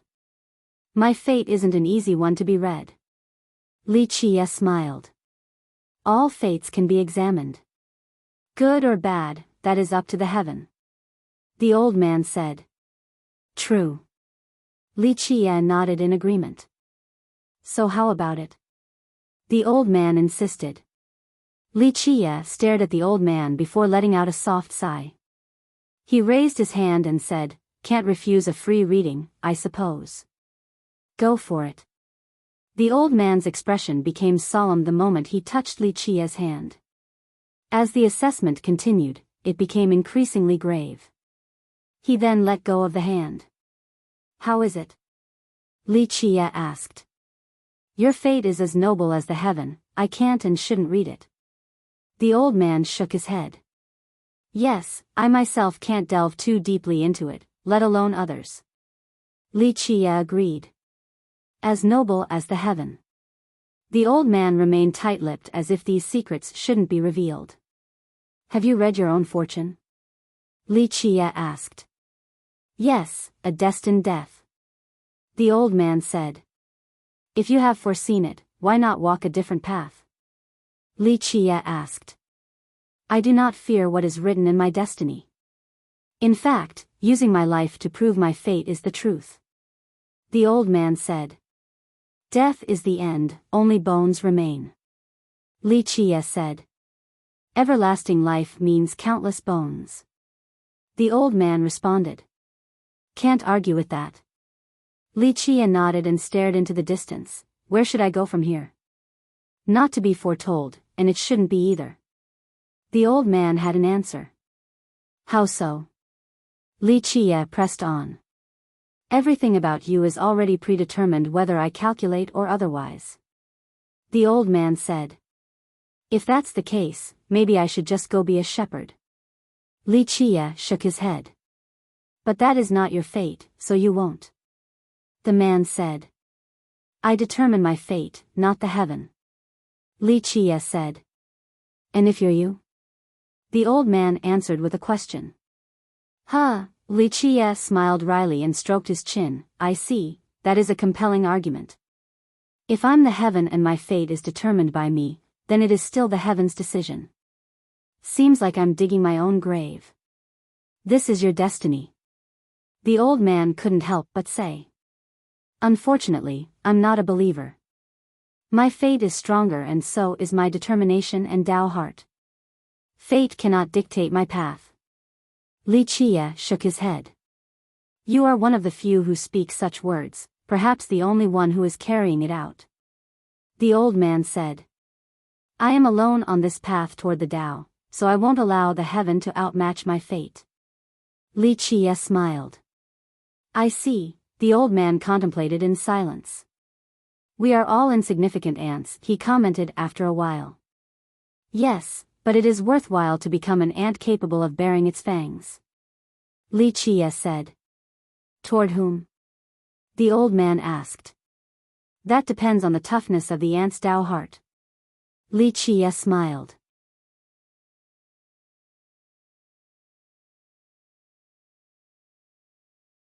Chapter 52-77, Clank. Clank. Clank. A bell toll or an alarm gong going at a regular pace could be heard clearly throughout the city. It's payday. Many dropped what they were doing and rushed toward the source of the sound. The tiger ridden by Li Qie also did the same, galloping through the street. The old fortune teller gathered his items and ran with his walking stick. No one would think that he was blind after seeing his impressive agility. Once they got to the source, they saw a tavern situated on a high spot in the city, the very tavern that they had been chasing. Let's take a look. Li Qie said with a smile. The tavern was filled with a diverse group, from merchants and servants to all the other members of the city. The fee-collecting thug, dragon killer, fortune teller, little goblin, ascetic, and the young man who didn't pay were present as well. They waited with their eyes fixated on a table in the center. Rumble. A trunk suddenly appeared on the table. What's that? Li Zhitian asked quietly. Just watch, we'll find out soon enough. Li Qie smiled. The atmosphere became rather tense as everyone watched with bated breath. The treasure trunk is full, we can start the split now. The old fortune teller touched the trunk and told everyone. Ivory Street has the most merchants, we should get half. The dragon killer in crimson said loudly. Lies. The middle-aged thug retorted, all of you owe me money for a long time now, this entire trunk should be mine. Who needs your protection? The young freeloader said, our clan has thousands of bodyguards, not to mention our numerous stores and laborers. We deserve half the share. Untrue, untrue. The ascetic shook his head, the compassionate light illuminates all. I will take the trunk and distribute the content to everyone. It doesn't matter how much I get or how much you get, leave it to fate. How does that sound? I have been entrusted by the mandate of Celestial Court, it is my duty to oversee the distribution. The winged celestial being appeared again. It can be hard to make great work when it's stolen from bit. ly/3 IBFJKV. Everyone else took out their slingshots and started shooting stones at him again. Ah! He was filled with countless holes while groaning on the ground. You all are going too far, why do you always gang up on me? He wailed and screamed, I have parents too, just like all of you, what's wrong with me expressing my opinions? Everyone ignored him and put away their slingshots. If he were to say, Celestial Court, one more time, they would fire again. Since my clan is so rich, we are the least likely to embezzle. How about this, I'll carry it back first and you come to my house to get your fair share. The prodigal young master suggested. Screw that. The adult true dragon said with disdain, pay what you owe me for my meat first before spewing this crap about how rich your clan is. This is absolutely a misunderstanding. The youth didn't turn red at all as he said, brother, there is not a single piece of meat missing from you. I didn't eat anything. You must have gotten the wrong person or are deliberately slandering my good reputation. Don't be fooled, ladies and gentlemen. Bah. Many gave him looks of contempt, clearly not trusting him. I am the largest in the world, I should get the biggest share. The giant skeleton appeared again and roared. Little goblin, stop being so loud, get down. Someone shouted at him. Bam! The skeleton crumbled again and the cute goblin rolled on the ground. Stop calling me little. I'm larger than all of you, larger than the heaven itself. If I hear someone say the word little again, I will smash you with my bones. His words fell on deaf ears. This was definitely not his first time making this threat. I am undoubtedly the lord of the city, let me take care of this. The thug slammed his cudgel to the ground, resulting in a violent quake. Looks like it's a test of power. The dragon smashed its claw, issuing an even more violent quake. Win people over with virtue instead of force. The old fortune teller shook his head. We shouldn't resort to excessive force, how uncouth. Yes, logic and reason instead of force. The tiger nodded in agreement. Arguments broke out everywhere in the tavern, a solution remained out of reach. Enough arguing, let me take a look. Li Qie stepped forward amidst the heated argument and opened the trunk. Creak. The content was revealed. Jitian's group was left dumbfounded. Given the fierce competition, they assumed that the inside would be filled with treasures and artifacts. However, it was filled to the brim with nothing but stacks of worthless paper. Li Jitian rubbed his eyes and took another look. The result was still the same. The old servant had a serious expression. He already had a good idea of what was going on, but this confirmed his theory. He looked around and saw the inhabitants of the city becoming blurry, seemingly fading away. Li Qie, on the other hand, remained unfazed as if everything was normal. He said, there's plenty for everyone, no need to fight. Follow your heart and take what you need. Now this is more like it. One person grabbed a handful of paper and stuffed it into their pocket. He patted the filled pocket with satisfaction. Me too. The thug grabbed a handful but thought that this was too much and returned some. He then stuffed the rest into his pocket for a perfect fit. The rich young master also grabbed a bunch, but under everyone's gaze, he felt embarrassed and returned a few. Nonetheless, this didn't stop the gazes, so he returned a little more. It's not like I need money. He ended up only grabbing a few pieces. I am poor and need more. The little goblin stuffed several pockets before stopping. I am full of integrity while representing Seal's dash. The winged man stopped speaking when he saw the slingshots again. Money is only worldly possession, I do not forget my true purpose. He changed his tune and ended up only grabbing 5 pages or so.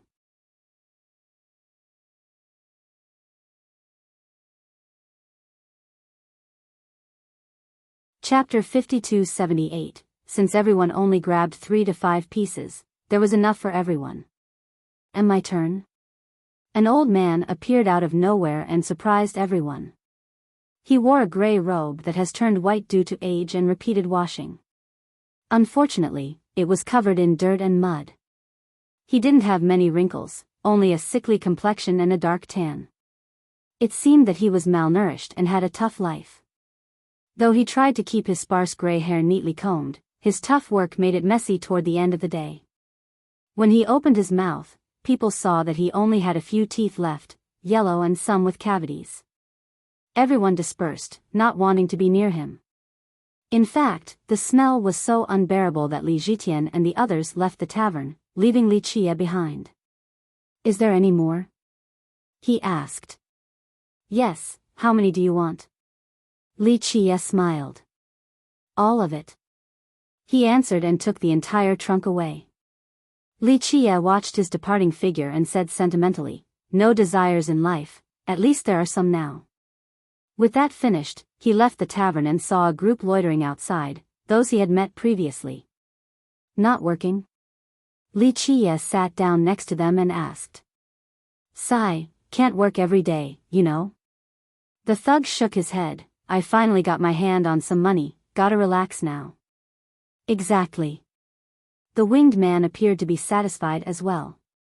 He belched and said, Regarding this matter, I can't help but bring up Celestial Court. Everyone stared at him and reached into their pocket again, being less aggressive than usual due to their current good mood.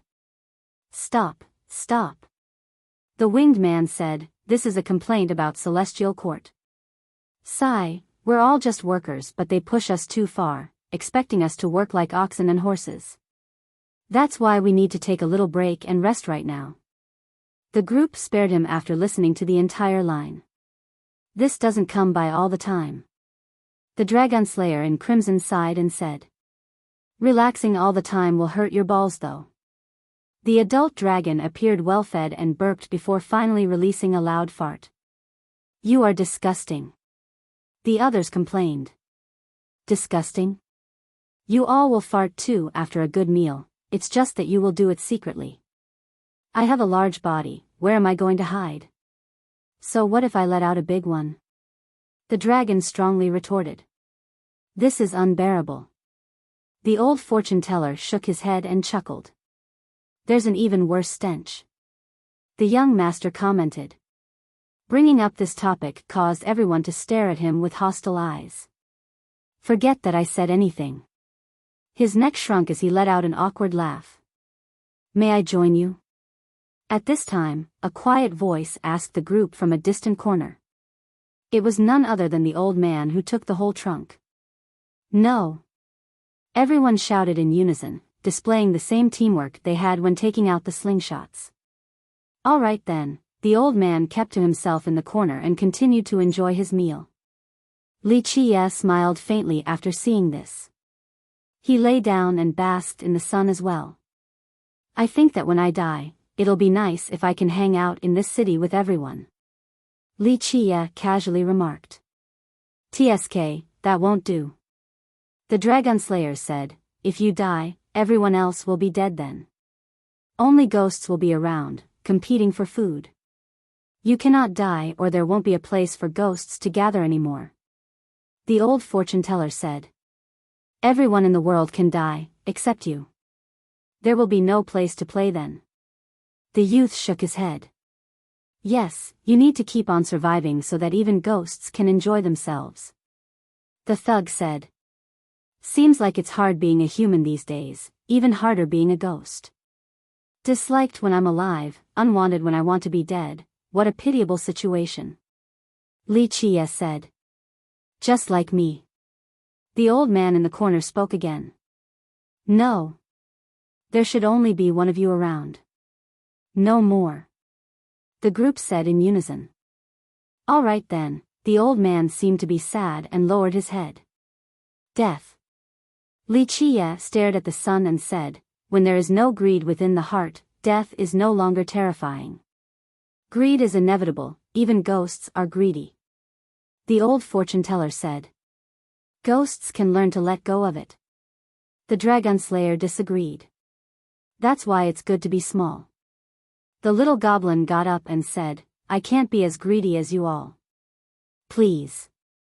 The young man stared disdainfully at the goblin and said, no one comes close to touching you when it comes to greed, small in size but so greedy. You weren't this way when you were alive.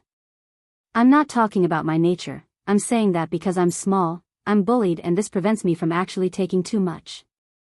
The goblin defended his position. Choose your words carefully, no one here bullies you. The old fortune teller said. I speak for myself when I say that I haven't bullied him. I don't know about the others. The thug said before patting the goblin's shoulder, tell me about these bullies. I'll protect you from them once you pay the protection fee. No thanks, I prefer being bullied over paying. The goblin wasn't interested. Everyone is equal under the light. The ascetic commented. Can you stop already? You didn't believe in the light at the very end, stop spewing this crap. The Dragon Slayer said. Ha ha ha, I can testify to that. The thug gloated and said, you, who claim to be with the light, were the first to fall. That is false. The ascetic responded with conviction, I didn't abandon the light or join the darkness. It was merely a trial, using my own body to chase away the darkness. Are you guys hearing this? The youth sneered, "Those are some flowery words for the best backstabber here. I bet you're hiding a dark dagger right now and thinking about stabbing us. I apologize for my previous sin.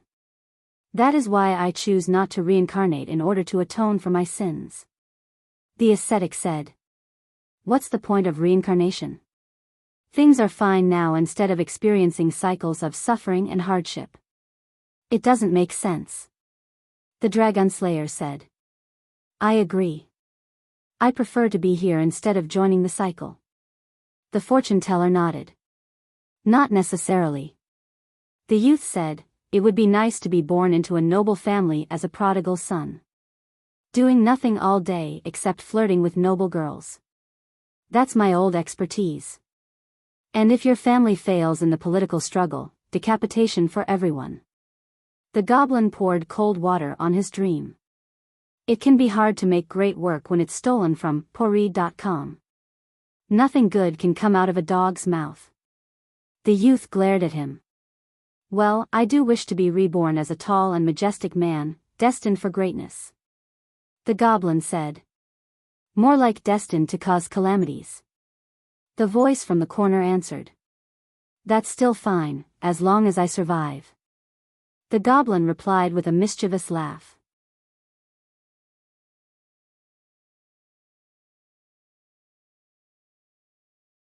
Chapter 5279. What could be better than basking in the sun after filling one's stomach? Life and death didn't seem to matter that much if one could live like this even after death. The group forgot their reason for coming here. Perhaps it no longer mattered. After a long while, faint cries could be heard, seemingly coming from a little girl.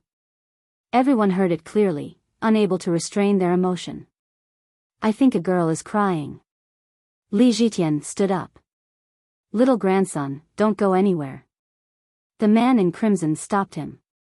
Li Jitian didn't know whether to laugh or cry. This man kept on addressing him with disrespect. Nonetheless, he obeyed and sat back down. The cries continued. The old servant listened carefully, not wanting to miss a single detail. Li Qie only smiled and didn't care, still relaxing like the rest of the group. "I have to sunbathe too." The old man in the corner lay down and enjoyed himself while keeping a distance from everyone. The gentle warmth of the sun was unforgettable. Worries and other attachments were no longer important, only this moment. The group fell asleep. After an unknown period of time, Li Qie slowly got up. He told the old servant, Li Jitian, and True Bear to leave quietly, not wanting to disturb the sleeping group. As they walked through the city, they found a serene silence. All the inhabitants seemed to be taking a nap as well. They made it to the gate and left for the desert once more, a land of sand with no end in sight, only scattered gigantic skeletons. The sun outside was somehow different than the one they enjoyed back in the city. This intense heat scorched their skin and could make them faint.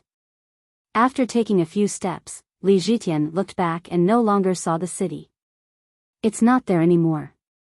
He only saw endless sand behind him. The entire city is gone. If he hadn't spent time there, he could have considered it as a mirage. However, it felt so real to him. Of course it is not there, it doesn't exist. Li Qie didn't bother turning around. Doesn't exist? We were inside just now. Li Jitian became startled. Experience doesn't mean reality. Li Qie responded and continued onward. In reality, Li Jitian suspected as much during his time there. Nonetheless, this was still a shocking confirmation. Truly bizarre. He murmured. Search bit. ly/3ibfjkv for the original. This might be one of the most memorable events in your life, and it will help you understand many things. Li Qie added. I see. Li Jitian responded and agreed regarding these strange occurrences. Do the spirits remain after death? The old servant spoke more than usual. You're giving me goosebumps, uncle. Li Jitian smiled. You weren't scared hanging out with a bunch of dead people, why are you afraid now in broad daylight? Li Qie chuckled. Li Zhitian couldn't answer because everything prior felt so real even when he activated his heavenly gaze. However, the cries of the little girl still echoed inside their eyes. You guys all hear this too, right? Li Zhitian stopped and said. Yes. The old servant said. Is she actually alive? Li Zhitian became curious. The living does not dwell here. Li Qie said. Why is it crying? And what is it? Li Zhitian asked while having an ominous feeling as if something was staring at him. If it's here, it's nothing good. Li Qie responded. The cries continued regardless of how far they have gone. Shouldn't we take a look?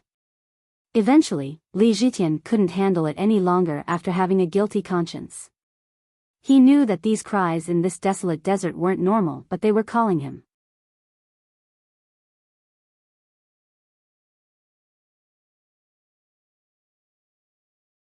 Chapter 52-80. The sand beneath and those scattering to the wind were unbearable all the same. Travelers became restless, unable to bear the extreme weather. Li Zhitian convinced the others to trace the source of the cries. They eventually found it, a girl whose hair draped down her white dress. It was unclear whether she was injured or for some other reason, but she couldn't move away from the spot. Her soft cries pierced the heart and made everyone feel distressed, wanting nothing more than to hug and protect her. She didn't seem to notice their presence and continued to cry.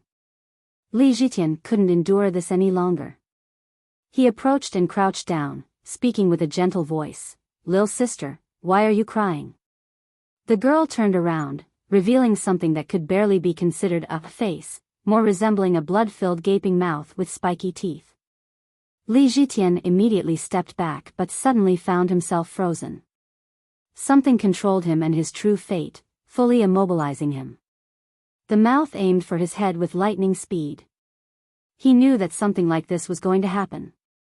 However, he was confident in his cultivation, thinking that he would be able to escape in time. Alas, his current state left him horrified. He wanted to scream but no sound came out. It's over. He thought and closed his eyes, only capable of waiting for death. Fortunately, Li Qie was countless times faster than lightning and lifted the mouth away from Zhitian. Raw. It let out a chilling roar and opened wide toward Li Qie instead. His eyes flashed brightly as he summoned lightning to strike the creature, causing it to be ravaged by this mighty affinity. Crackle. Lightning surges repeatedly struck the mouth, causing it to tremble uncontrollably. Eventually, it couldn't move any longer. Zhitian watched the entire thing but still couldn't move until Li Qie tapped him on the shoulder.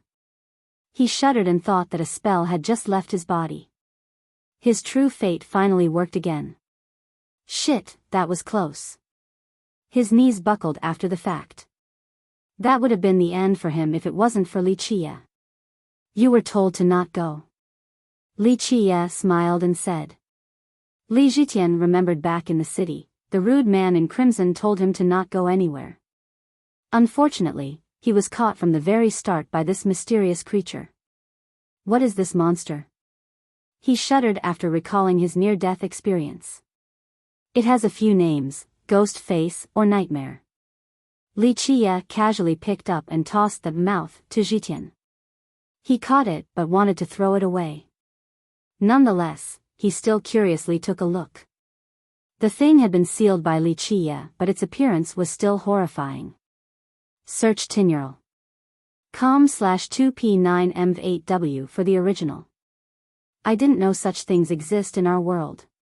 Zhitian remarked. They don't, only in dreams. Li Qie chuckled. Dreams? He became surprised but the group was moving on already. Zhitian hurried to catch them while still holding the creature. Should I throw it away? He asked, not wanting to be exposed to it for too long.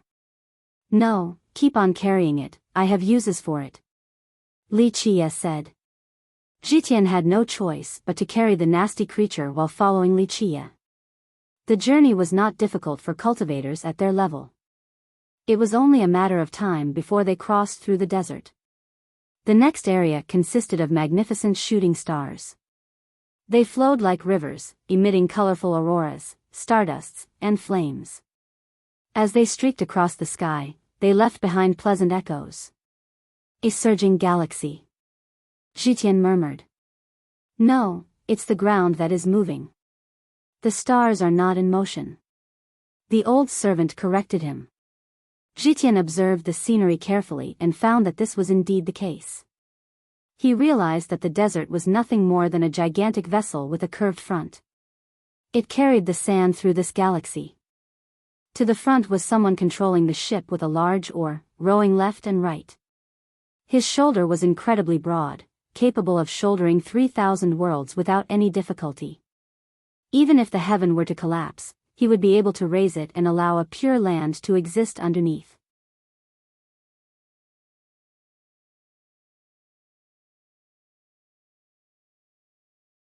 Chapter 5281. To read the uncut version, go to pori.com. The ship resembled a continent taking the group for a vacation through space.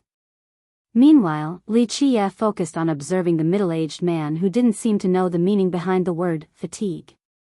Li Zhitian and the others started watching him as well. The youth didn't have a strong reaction, unlike the old servant. The latter thought about a particular legend that had disappeared among the river of time. He activated his heavenly gaze and could see that the man was not just an illusion. However, was he dead or alive? Or was this a being coming out of a dream? As for Li Qiye, he had questions at first, but after enough time observing the minute details, he obtained an answer. Rumble. Suddenly, the ship shook violently and the group nearly fell over. It crushed into several stars and came to a halt. As everyone regained their senses and looked ahead, they only saw a thick fog shrouding the path forward. This was akin to a giant reef in the sky, causing the ship to be stranded. The middle-aged man suddenly jumped off the ship into the fog, disappearing from sight. Hey! Li Zhitian shouted after seeing this. What should we do now? Li Zhitian looked around and noticed that the ship was no longer moving. Give it to me. Li Qiye raised his hand and asked for the ghost face. Li Zhitian has been holding it the entire time, occasionally taking a look out of vigilance. Thus, he had no problem tossing it over to Li Qiye. Li Qiye moved to the curved bow and placed the ghost face down where the middle-aged man sat prior. Buzz. He used a supreme law and pinned the creature down into the ship. He summoned the Grand Dao in his hand and created a Dao blade. He swung it like a master artist swinging his brush. Every stroke flowed seamlessly with exquisite precision. Each detail was as smooth as the flowing clouds, giving spectators a sense of flawlessness. Just like that, the hideous ghost face was replaced by a beauty in white thanks to Li Qiye's profound artistry. Though her hair covered her face, just her curves and outline alone were matchless. Li Qiye reached forward and released shimmering golden Dao essences to create a new foundation for her. With this infusion, she gained a gorgeous and gentle glow, looking like a goddess of the moon. Oh my goodness, Li Zhitian shivered after seeing the lunar goddess and got goosebumps everywhere. This was once a frightening creature with teeth that had nearly devoured him. Now, Li Qiye molded it into a wonderful work of art. Those in the know found this rather creepy. I can't trust beauties from now on. Li Zhitian turned pale, thinking that everything was a lie. That's why the wise teaches us to be wary of beauties. Li Qiye glanced at him and joked. I think I'm going to be a bachelor for the rest of my life, thinking that there is a venomous snake hidden within every woman. Li Zhitian said. That's an issue with your Dao heart. Li Qiye chuckled before placing the ore discarded by the middle-aged man into the hands of the peerless beauty. He created a new talisman and embedded his grand Dao within, sealing it into her forehead. Activate. He chanted and the woman began rowing. Rumble. The ship escaped from the broken stars and surged swiftly again, seemingly happy to be in motion once more. Where are we going now? Li Zhitian asked while staring at the vast expanse. Wake up now. Li Qiye suddenly shouted with the force of a thunderous bell. The command reverberated inside their mind, causing them to tremble. They suddenly woke up and found that they were sitting in the meditative pose back in the desert again. They looked over yonder and saw the tavern on top of the sandy hill. Nothing had changed, not even the massive bones around them. Are we dreaming? Li Zhitian stood up and tried to find the inhabitants of the city. Unfortunately, he couldn't find anyone, not even the remarkable ship above. That ghost face wasn't real either? He asked Li Qie. Real and fake, true and false, who knows? Li Qie answered with a smile. He could tell that Li Qie knew the actual answer. Young noble, why did you propel the sand ship again? The old servant brought up something else. The joy should continue to soothe the restless souls. Li Qie said. I see. The old servant sighed, aware that they were not dreaming but were actually in someone else's dream. Rumble. The tavern started running again.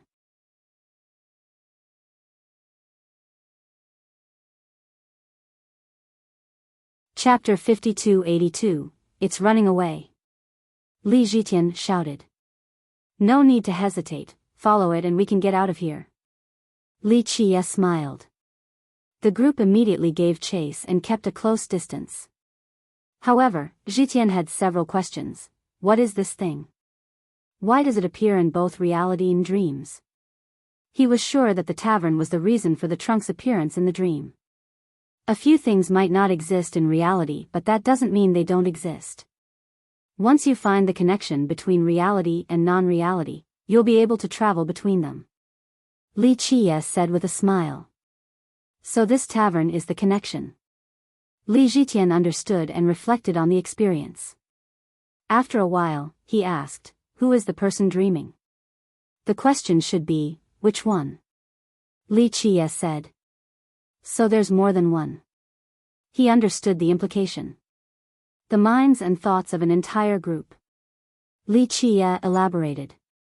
Existences that have once ruled the world. The old servant added. As for the tavern, it escaped into the fog and evaded the group. It's gone. Li Zhitian said. Li Qie smiled and entered the screen of fog with everyone else. They didn't see the vast expanse this time, only a grand mountain. The old servant became serious and observed the scenery, eventually recognizing the location. For the full version, visit poreed.com. At the very top of the peak, there was a gigantic statue being crucified and immobilized. However, it seemed so vivid, depicting the victim laying on his back with his front exposed. His eyes were pecked out by eagles and his heart was devoured by wild bears, prompting him to howl in agony. This process would repeat every day. His eyes and heart would grow again only to be eaten once more. After the long years, he turned into a statue that only knew two things, pain and scream. Eagle Peck Peak. The old man murmured its title. This is the legendary place, virtually sure death for intruders? Li Zhitian became startled. The old servant nodded. So he's the Supreme Sword Emperor, right? To be chained and tortured here for eternity. The youth stared at the pinnacle. This was a legendary peak in the 6 continents. In reality, it had existed long before the formation of the continents. However, few in history could enter and leave this place alive. According to the tales from a distant epoch, a swordsman roamed the land and earned the title of emperor with his Tao. During his unbeatable prime, he fell in love with the daughter of an older emperor, a supreme beauty of that era. They enjoyed happiness together, but this didn't last. The emperor was not pleased with stagnation. His heart devil convinced him to kill his beloved wife in order to reach the next level. This naturally invoked the wrath of his father-in-law, who gathered an alliance of other emperors and monarchs, ending up with his capture. The ancient emperors sealed him into this peak with the ultimate curse, never being able to reincarnate until the end of time. His imprisonment and cries lasted for numerous eras until the Great Calamity. With the destruction of the 13 and the formation of the 6 continents, the curse was lifted and he became a statue. Rumor has it that even during the worst period, he still didn't give up on the sword Tao. He endured the pain while continuing to sharpen his mind. Thus, in spite of his current state, his sword Dao had accumulated enough to turn the peak into its embodiment. Only the strongest could survive the rampant sword energies. They tried to learn his sword Dao, but most found that this was impossible. The geniuses capable of this returned and lamented the waste of time. Its murderous intent is uncontrollable, falling into an evil path is inevitable. We should walk around it, right? Li Zhitian asked. Let's go take a look. Li Qiye smiled and climbed the peak. Li Zhitian and the others took a deep breath. They channeled their merit laws and grand Dao, resulting in a protection barrier. They had heard of stories about conquerors and Dao lords failing before, not daring to underestimate it.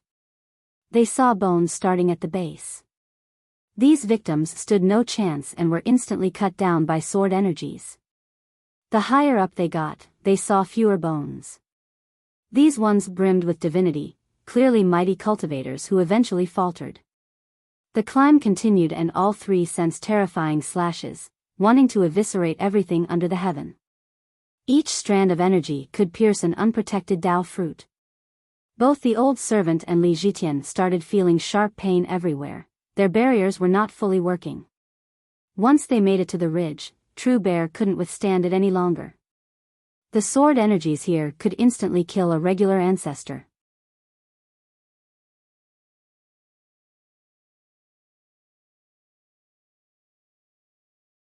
Chapter 5283, Dragon Lords dying would just be another day at Eagle Peak. Dao lords and conquerors would have a hard time as well, some mighty ones had fallen here. Thus, True Bear with his 3 Dao fruits couldn't withstand the sword energies despite having a runic beast armor blessed with the power of the bear star. Blood oozed out between the cracks of his armor. Death was only a matter of time. Li Qiye noted this and raised his hand, adding a symbol resembling the primordial tree. It exuded primordial particles and made the armor impregnable. He didn't help the old servant and Li Zhitian since they could handle this much. The old man had an azure aura allowing him to traverse through time and space, expertly evading the rampant energy slashes. Li Zhitian had a majestic grand Dao. His Dao heart was tough and the sacred fruits blessed him with their power, preventing any serious injury. Nonetheless, he started sweating when they got close to the peak. The energy blades were infinitely close to his heart, but he didn't utter a single cry of pain. Li Qiye nodded approvingly after seeing his unyielding nature. As for the old servant, he still didn't have any problem at this point. We are Pori.com, find us on Google. Clank. The hymn of a sword alone could disperse the soul. Li Zhitian felt a sharp pain and immediately formed a mudra to seal his own heart, preventing the sword intent from piercing him. The old servant finally reacted strongly, stomping on the ground and forming an independent domain around him. They looked up and saw a black-robed man sitting on a boulder. He had a thin and sharp face, his cheeks seemed as if they were carved with a blade. He sat still and straight, emitting a chilling presence like the dead. An unadorned black sword lay on top of his knees. The scabbard seemed to be made from 2 pieces of iron clamped together. The blade was rather thin and seemed fragile, lacking sharp edges. However, the sword intent from it was second to none. This was more than just a weapon, the 2 of them were death incarnate. When they saw him for the first time, they felt as if their throat had been pierced. Merit laws and techniques couldn't stop it. Of course, the sole exception was Li Qiye, who still had a smile. Li Zhitian knew that he would have been killed in the blink of an eye despite being a supreme genius. If you wish to pass through here, leave your life behind. The man uttered coldly in a matter-of-fact manner, not bothering to look at the group. Unfortunately, your sword might be sharp, but it is not qualified to kill me. Li Qiye said. This prompted the man to raise his head and take a look at Li Qiye. Sure enough, only the empty eye sockets could be seen. The moment anyone saw the darkness in the holes, they would already be dead. You wish to block my blade? The old man said emotionlessly, his voice resembled a sword being scraped against a sharpening stone. Not difficult to block the blade of someone who had taken the wrong path. The sword is killing you, not me. Li Qiye said. My sword is killing me? He stared at Li Qie. The path of the sword is as grand as the heaven itself, while yours is a mere branch. You have overestimated yourself and erroneously tried to prove your Tao. Li Qie went on. One move for each person.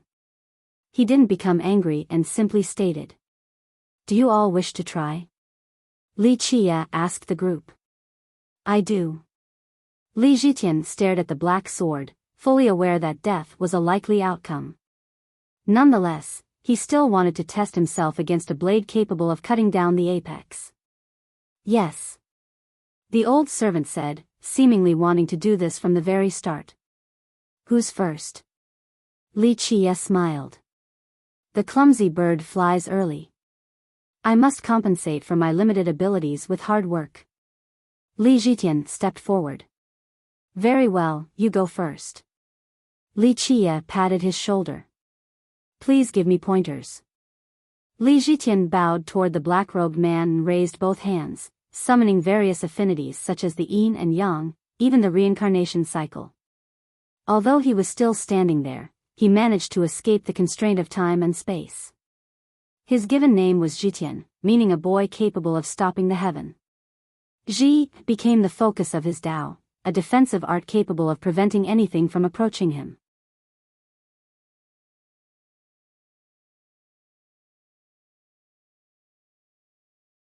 Chapter 5284, The Dark Swordsman and Li Zhitian Fixed Gazes. The latter's opening move had no flaws to speak of, capable of stopping any offense in existence. Clank. The swordsman unsheathed his sword, revealing a blade as thin as an iron sheet. A sword from the mortal world might be thicker. However, a mortal couldn't use something so murderous. The intensity came from the initial thought of murder, far before the lifting of the blade. This split moment stretched infinitely after coming into contact with Li Zhitian's grand Tao. The thrust pierced through countless eras and worlds. Unfortunately, Zhitian had underestimated the murderous potential of the thrust. After piercing through numerous obstructions, the thinnest sword intent could still kill anything. Pluff. His eyes became wide open after his throat was pierced, rendering him unable to scream. He clearly saw his domain stopping the thrust, diluting it down to nothingness. Alas, it wasn't enough. Splash. Blood gushed out of his neck like a spring during his backward fall. He didn't hit the ground because Li Qie came over to support him, infusing him with primordial light directly at the wound. Its mysteries recovered his vitality and life, pulling him back from the brink of death. Thank you, young noble. He sat down on the ground and spoke feebly. My turn. The frightening result didn't deter the old servant. He assumed the simple defensive stance again. His movement wasn't swift either, akin to an old man too weak to raise his hands. Nonetheless, the moment he finished the stance, he became the center of the cosmos. Anything coming close would be subjected to the heaviest pressure, a perfect defense accounting for all directions. He suddenly became a guardian, no longer the old man with droopy eyes. Who would call him a servant now? He was clearly an apex conqueror. In spite of this, the swordsman's expression didn't change outside of a faint glimmer. His eyes remained cold as if he wasn't staring at living beings. All were already dead to his blade. Clank. Another thrust began with the initial thought. The physical act of drawing the blade no longer mattered for a swordsman of this level. Either way, the old servant was prepared for any type of attack, physical or incorporeal. Bam! The dreadful attack was immediately subjected to immense weight, unable to push through with its momentum. This gave the old man enough time to slam his palms together to catch the blade. This had enough force to unite heaven and earth while being gathered at a single point. Search bit.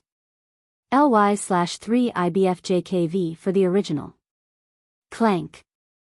The weakened thrust still made it through the defense and pierced the old man's chest. However, this was merely a flesh wound and the blade stopped.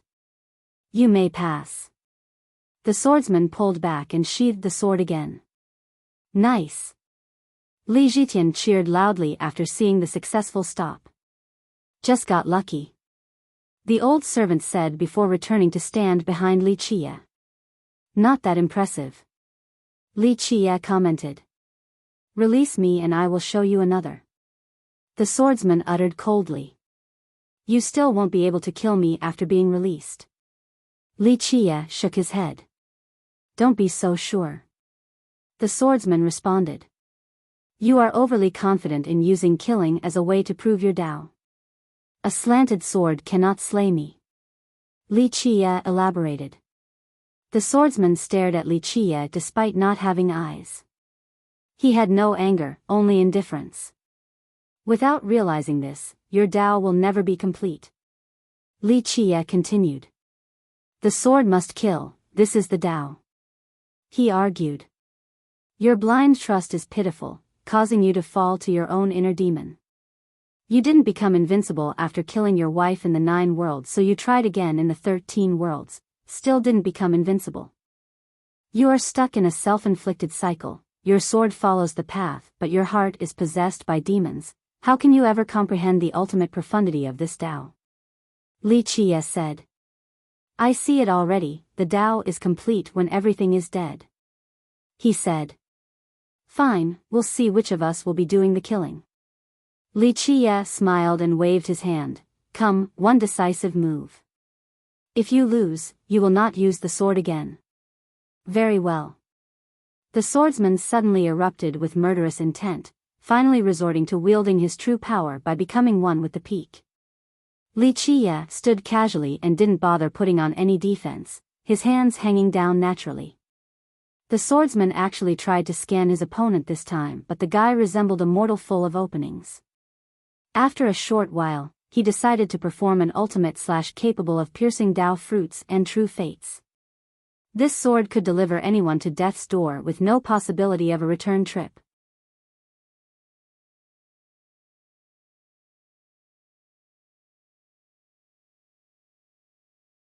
Chapter 5285. The murderous potential of this blade could take down gods and devils, severing everything along the way. This was the limit of the mortal world, intended on piercing Li Qie's chest. Li Zhitian felt his soul leaving his body. This attack was on a whole new other level compared to the one aimed at him. Whoosh! While infinitely close to meeting its target, it suddenly came to a halt.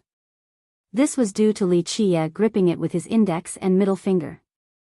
Tao derivations and the various cycles of the world came to an end, including the murderous affinity. He only needed 2 fingers to stabilize the entire universe. Bam! He snapped the sword into 2 halves, fully surpassing the weapon's dreadful ability.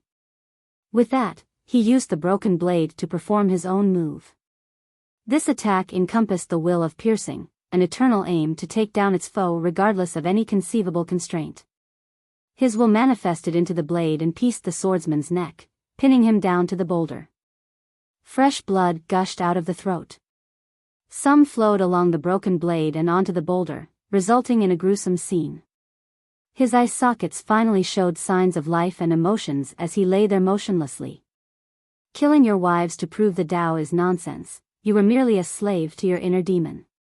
The pinnacle of the sword Tao has no limit, its only requirement is determination, which you lack. Forsaking emotions for the sake of the sword is the action of a coward. Li Qie said. A coward? The swordsman stared at the sky and could see certain faces popping up. Atone for your mistake, then you will find the sword Tao you're looking for. Otherwise, you will continue to suffer here. Li Qie stared at him and said coldly. A coward? He didn't seem to hear Li Qie, for he was immersed in old memories. Li Qie had left an everlasting seal on the boulder. True atonement was the only way for the swordsman to break free. Let's go. Li Qie told the group. They walked quietly behind him. Although they knew that he would win, the process still shocked them. After they were long gone, the swordsman finally looked down. Tears seemed to be building up in his eye sockets. The group saw a magnificent expanse of mountains before them. Rays of light sprinkled down from the sky and enveloped the entire land, looking like a radiant curtain. They could see an illusory gateway with stone steps leading up to it. Through the gateway was another world with extravagant buildings and majestic sceneries. Everything had an illusory appearance as if they weren't real. Lesser Firmament. Li Zhitian recognized the area, the reclusive home to many ancient emperors and monarchs. Some were too old to be known by the current generation. The top cultivators in the four alliances were usually on the move. However, the ones in Lesser Firmament preferred to stay put. Read the most updated version of this novel and other amazing translated novels from the original source at pourread.com. The world had no idea how many emperors were still left in this mystical location. Its actual fighting potential remained unknown. Rumor has it that these emperors have passed away from old age. Without new conquerors and Dao lords to replace them, Lesser Firmament had no choice but to abstain from competing with the alliances. Of course, some still believed that it remained immensely strong. Nonetheless, time was not on their side. These ancient emperors' lifespans must be running out. Young noble, is this your destination? Li Zhitian asked since Li Qie was gazing at it. Li Qie only smiled and didn't respond, still walking forward.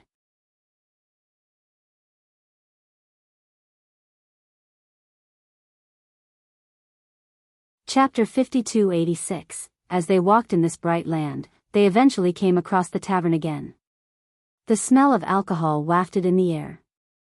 There it is again. Li Zhitian said. It has been around since the start and even showed up in the dreams. It must somehow be connected to their journey thus far. Once they got closer, they actually saw a worker this time. He sat behind the bar and was a familiar face, the man who rowed the sand boat earlier. Pinch me, am I still dreaming? Li Zhitian activated his heavenly gaze and saw that the man was real. After all, their first meeting was in a dream, but now, the guy was outside in the real world. We aren't in a dream. The old servant shook his head. Li Qie sighed and gently gestured for the group to give him space before entering the tavern. True Bear and the old servant waited outside. Li Zhitian did the same. Li Qie sat down in the middle and the man immediately came over to wipe his table clean. Bring me a pot of warm wine and a few side dishes. Li Qie ordered. Sure. The man responded casually before leaving to prepare. A while ago, customers just needed to order and the tavern would magically make it happen. Now, it became just like a normal restaurant with a worker. The group would think that they were in a different place if it wasn't for their identical appearance. Just a moment later, the warmed wine and a few side dishes were brought to the table, a plate of stir-fried peanuts, well-seasoned fennel beans, and boiled edamame.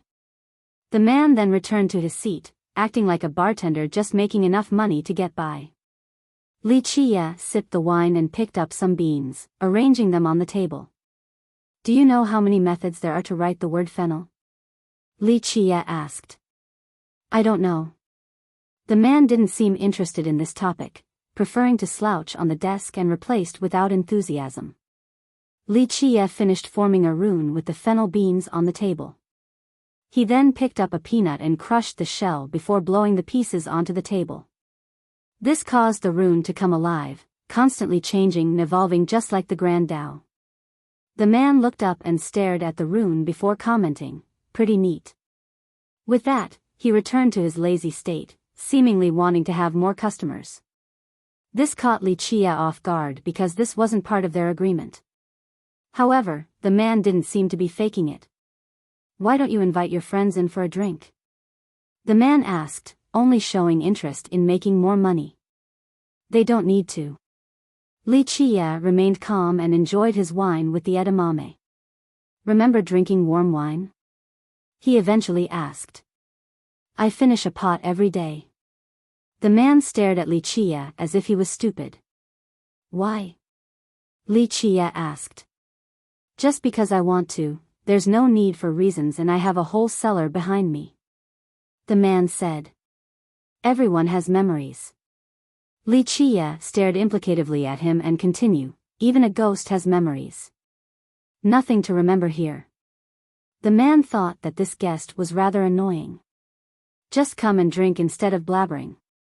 Read this novel and other amazing translated novels from the original source at theporead.com. Tip. Li Qie smiled and placed a silver ingot on the table. The man immediately got up and came over, looking excited. Wait, I'll get you a plate of stir-fried vegetables. Clang, clang. He went back inside and got busy with the wok. Sigh, I'm being bested by money, looks like I've thought too highly of myself. Li Qie didn't know whether to laugh or cry. It didn't take long before the man brought a variety of dishes and an additional pot of warmed wine. He had a smile as he sat across from Li Qie. I'll have a drink with you. The man put the silver ingot into his chest pocket. No one hated the feeling of having more money. Since he was in a good mood, he didn't find Li Qie as annoying. Where are you from, brother? He asked. A rather distant place. Li Qie said. What are you doing here in this rundown place? I hardly see anyone all year round. The man said. To find someone. Li Qie said while staring with a meaningful gaze. I'm afraid you won't find anyone in this deserted place. The man shook his head.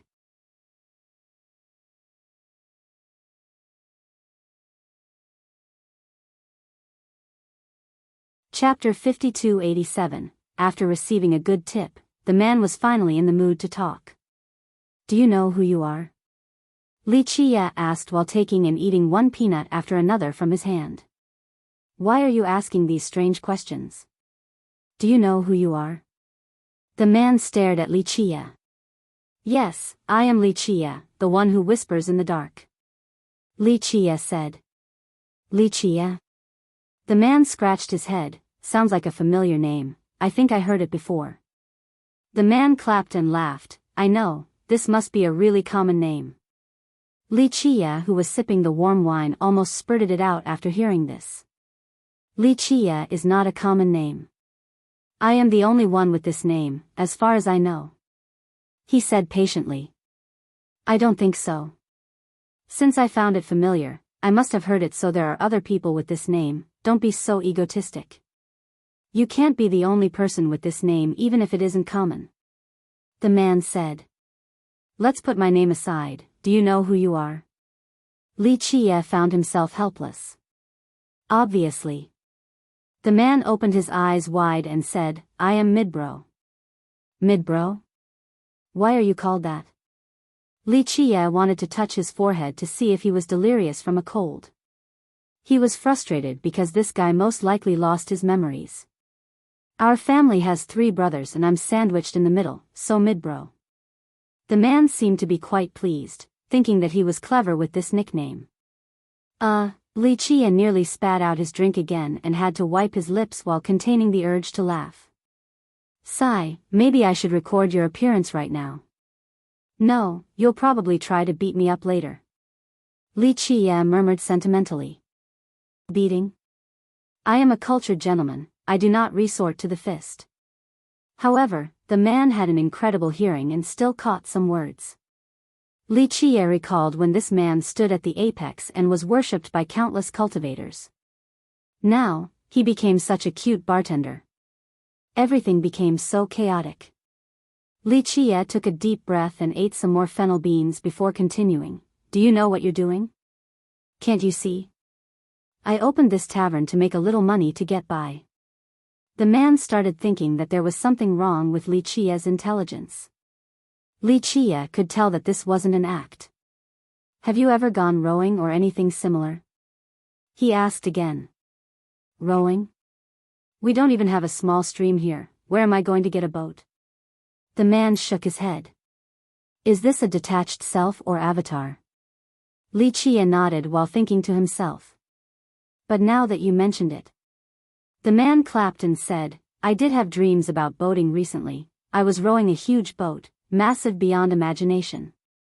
He looked around and tried to give an analogy of its size. However, he couldn't come up with a good one and shook his head, bigger than the world, even. Was it a good dream? Li Qie asked while eating a handful of edamame. Don't just eat the beans, have some 5-spice beef too, I guarantee you that it is delicious. the man said as he added some to Li Qia's bowl. Can't say anything bad about your cooking skill, Li Qia commented after eating. Of course, I was the best cook among us brothers. I never cooked for them either without getting paid. The man laughed. Let's talk about your dreams again. Li Qia smiled and said. Well, I do recall dreaming about the boat a lot. The man tilted his head in contemplation. Since it's so heavy, my hands got really sore from rowing. But you still rowed it willingly? Li Qia asked. Well, I don't really know how to answer. In my dreams, I was so exhausted and wanted to abandon ship several times. It's just that I had to reach the other shore no matter what. Of course, this is absurd because the other shore doesn't exist.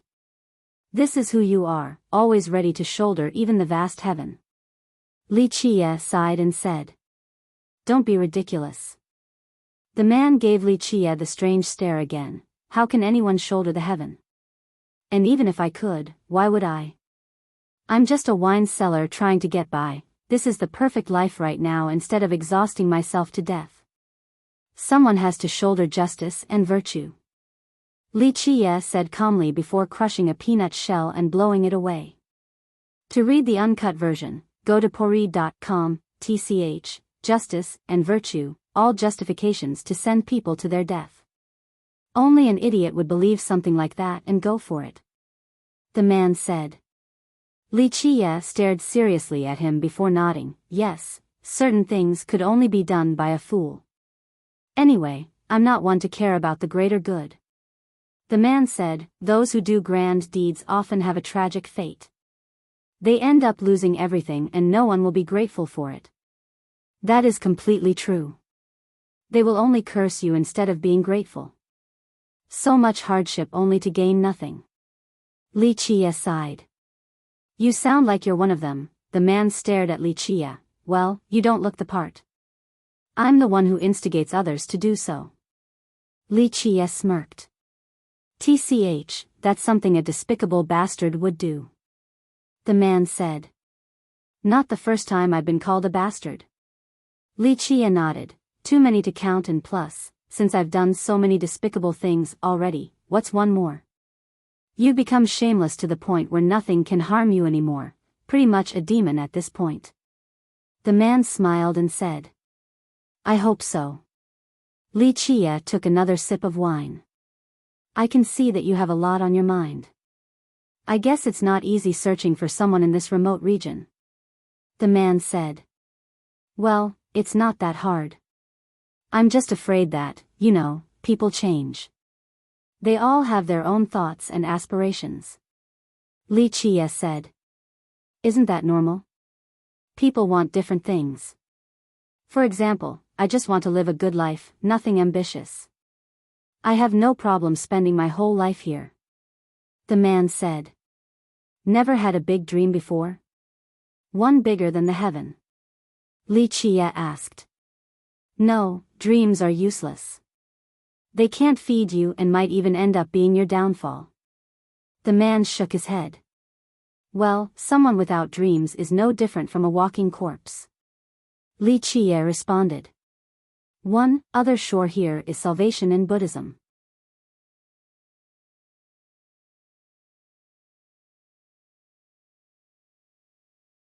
Chapter 5288. I never had big dreams and I still enjoyed my life. The man said. Don't you want to make money and just hang around the tavern? That's a dream too. Small dreams are still dreams. Li Qia said. You're right, so I guess that's my dream. The man said. People build one small dream on top of another. When they pile up, they become a big dream. Li Qia said. That's a good point. The man said before becoming cautious. I feel that there's something off about you ever since you got here. For the full version, visit pori.com. What do you mean? Li Qia asked while chewing some edamame. Well, if I have to put it into words, you are an instigator who will push me into doing something bad. The man stroked his chin and said. No way that a good person such as myself would do that. Li Qia smiled and shook his head. Who knows? People who talk about dreams are always trying to sell something bad, definitely not to be trusted. The man remained skeptical. Sigh, that hurts. Here I am bringing money to your doorstep, yet you call me an instigator. Li Qie lamented before taking out another silver ingot and pushing it across the table. The man's eyes gleamed after seeing the ingot. He grabbed it for a testing bite before putting it into his pocket and releasing a sigh of satisfaction. The customer is always right. He nodded and said, "You really have no principles." Li Qie couldn't help but laugh. Principles? Can that be sold for money? The man said with a serious expression. To be honest, I don't hate the way you are now, it's pretty endearing. Li Qie said seriously back. I've always been like this. The man said with a puzzled expression. Not necessarily. Let's just say that another version of you would be carrying a long saber to chase me from east to west, wanting to cut off my head. Li Qie said. Nonsense, that's not something I would do. My elder brother might do that though, he's a dry person who rarely smiles. Of course, if that situation actually occurs, it means that you must have done something egregiously wrong. The man shook his head. My only fault is wanting to spread warmth and love everywhere. Li Qie shook his head. It's hard to say, what if you kidnap someone's daughter? The man slapped his thigh and said, he would really chase you around with a saber then. Does he have a daughter? Li Qie entertained the thought. Well, I'm not sure, maybe he does, but then again, maybe not. The man scratched his chin, his memories seemed a bit muddled. Bam! He suddenly slammed the table, stood up, and pointed at Li Qie. But you do look like the type to be kidnapping nice girls. A regular saber wouldn't be enough, a grand saber would be more appropriate to chop your head off and hang it on the city wall. Calm down, no one is kidnapping your daughter or any other daughter for that matter. Li Qie said. You're right. The man snapped out of it and sat down, looking a bit dazed. He glanced at Li Qie and asked, you really didn't kidnap anyone's daughter? Absolutely not. Just think about it, she's a grown-up who is rather clever.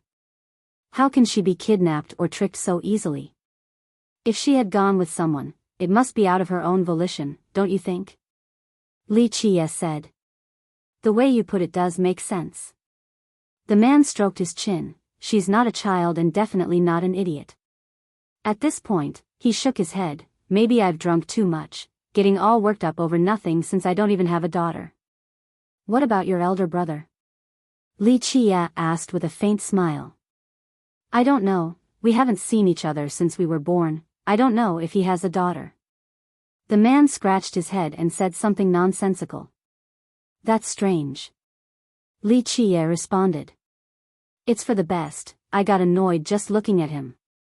Do you know when you brought up someone capable of shouldering the heaven? That's him, just a fool who doesn't know how to enjoy life. The man said. Everyone carries something on their shoulder. Li Qie said. Not me, I don't care if the sky falls down since taller people will be the ones shouldering. The man shrugged. What if it falls on your tavern? Li Qie joked. We'll talk about this when it is actually happening. The man glanced outside and said. Li Qie stared at the man and couldn't help but sigh softly. He went on to peel an edamame pod, not continuing the conversation. After a brief silence, he said, you know, you don't need to be stuck in this tavern forever. Like I said, I'm content here just living a simple life. The man responded. What comes after? Li Qie said before eating the edamame beans. Nothing. The man was becoming agitated. You know there is something that comes after. Li Qie said. I just need to make money now, why bother worrying about the future? The man said. I suppose, everyone makes their own choice. Li Qie nodded and said. You, as well. The man said. I want to, but there is no other choice. Li Qie shook his head. You got a working head and a working body, so why do you think you have no choice? The man said. Because if I choose, I will cease to be myself. Li Qie said seriously. What? Why wouldn't you be yourself? The man didn't understand. Just like how you are not yourself in the dream, rowing the enormous boat in order to reach the other shore despite being exhausted. Li Qie elaborated. I see. The man fell into contemplation, seemingly struggling with his thoughts. After a while, he shook his head and said, that was just a dream. There is no problem staying in this tavern and living a simple life. Everyone can choose another version of themselves, it's just that it'll be an incomplete version. Li Qie sighed. Are you complete now?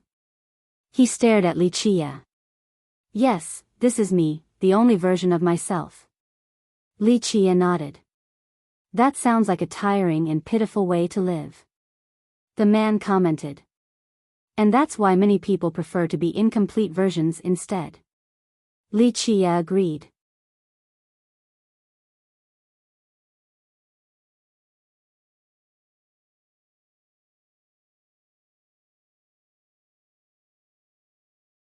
Chapter 5289. Li Qie preferred the edamame beans while the man focused on eating meat during their conversion. What about your younger brother? Li Qie asked. Let's not talk about him, too arrogant and looks down on everyone. The man didn't like his siblings, especially the younger one. I see. Li Qie visualized a particular type. Always thinking about grand plans and putting up an act.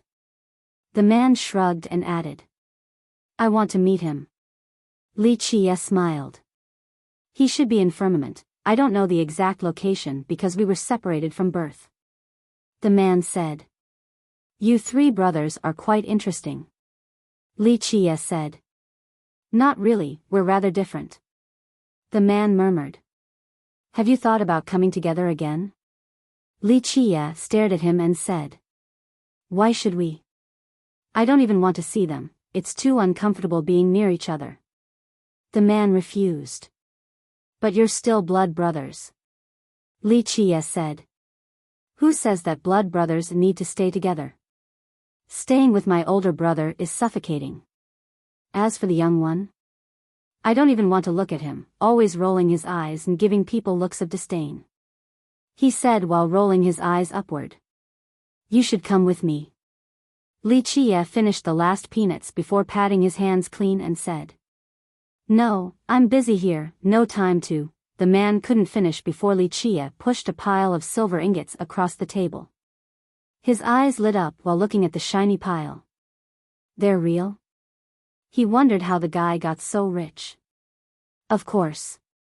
Li Qie nonchalantly said. He picked up one of them and bit the corner. Sure enough, the taste was right.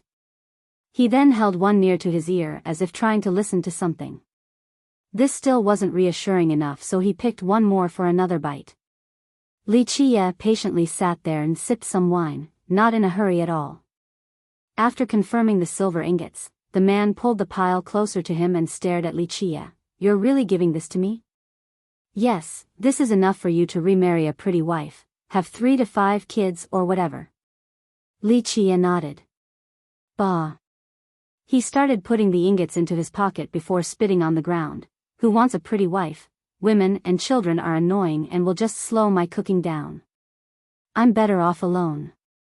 Once he got everything off the table, he patted his pocket with satisfaction, looking like someone who had just belched after a great meal. I'll take my tavern and tag along with you. I don't know how long though. I won't be close either, I'll just open shop at a place I like nearby. The man said. That's not a problem, just not too far. Li Qie smiled. Then we can head off now, where to? The man was direct after receiving a handsome tip. Firmament. Li Qie said. What do you want to do there? The man had a bad feeling about this. Nothing, just going to meet someone. Li Qie smiled. That's fine, you go do that. The man said without any interest. Not a problem at all. Li Qie nodded. The two of them left the tavern and were greeted by the rest. We're going to Firmament. Li Chia said. The man raised his hand and the tavern turned smaller, leaping onto his back like a backpack. That's neat. Li Zhitian commented, wondering about the tavern. Was it a treasure with a sentient spirit? That would explain the automatic drinks and food. We are bit. ly/3ibfjkv, find us on Google. Off we go. Li Chia started the journey with a new member. Firmament was an ancient fortress city in Lesser Firmament. Its population consisted of countless cultivators and mortals, enjoying the descending radiance. The group entered and saw how prosperous and live it was. I'm gonna find an open plot to open the tavern. Come let me know when you want to leave Firmament. The man didn't want to be around Li Chia and left without permission. Li Chia chuckled and didn't try to stop him. What a strange fella. Li Zhitian stared at his departing figure and said softly, I feel like he's suffering from some dissociative disorder. Li Chia only chuckled while the old servant responded, he would be a matchless existence if he has his memories. Why did he forget? Li Zhitian became curious. He saw many interesting figures in the dream. However, only this man appeared in the outside world and most importantly, he was absolutely real. Alas, Li Chia didn't wish to divulge while the old servant didn't know the answer. Nonetheless, he knew that there were great secrets behind this. Alright, let's go find someone. Li Chia said, aiming to find the younger brother of the tavern owner. This was easier said than done given the scale of the city. Of course, this wasn't hard for Li Chia. They came across a field with many devout worshippers on their knees. A young man sat at the top, surrounded by celestial radiance. 3,000 worlds bowed in reverence and even the gods would greet him respectfully. Strangely enough, he was not an accomplished cultivator such as a Dao Lord or Conqueror. There was just something about the youth's aura that was transcending. It wouldn't be an exaggeration to call him an immortal visiting the lower realm. His extraordinary nature was evident at first glance, an immortal among the mortal world.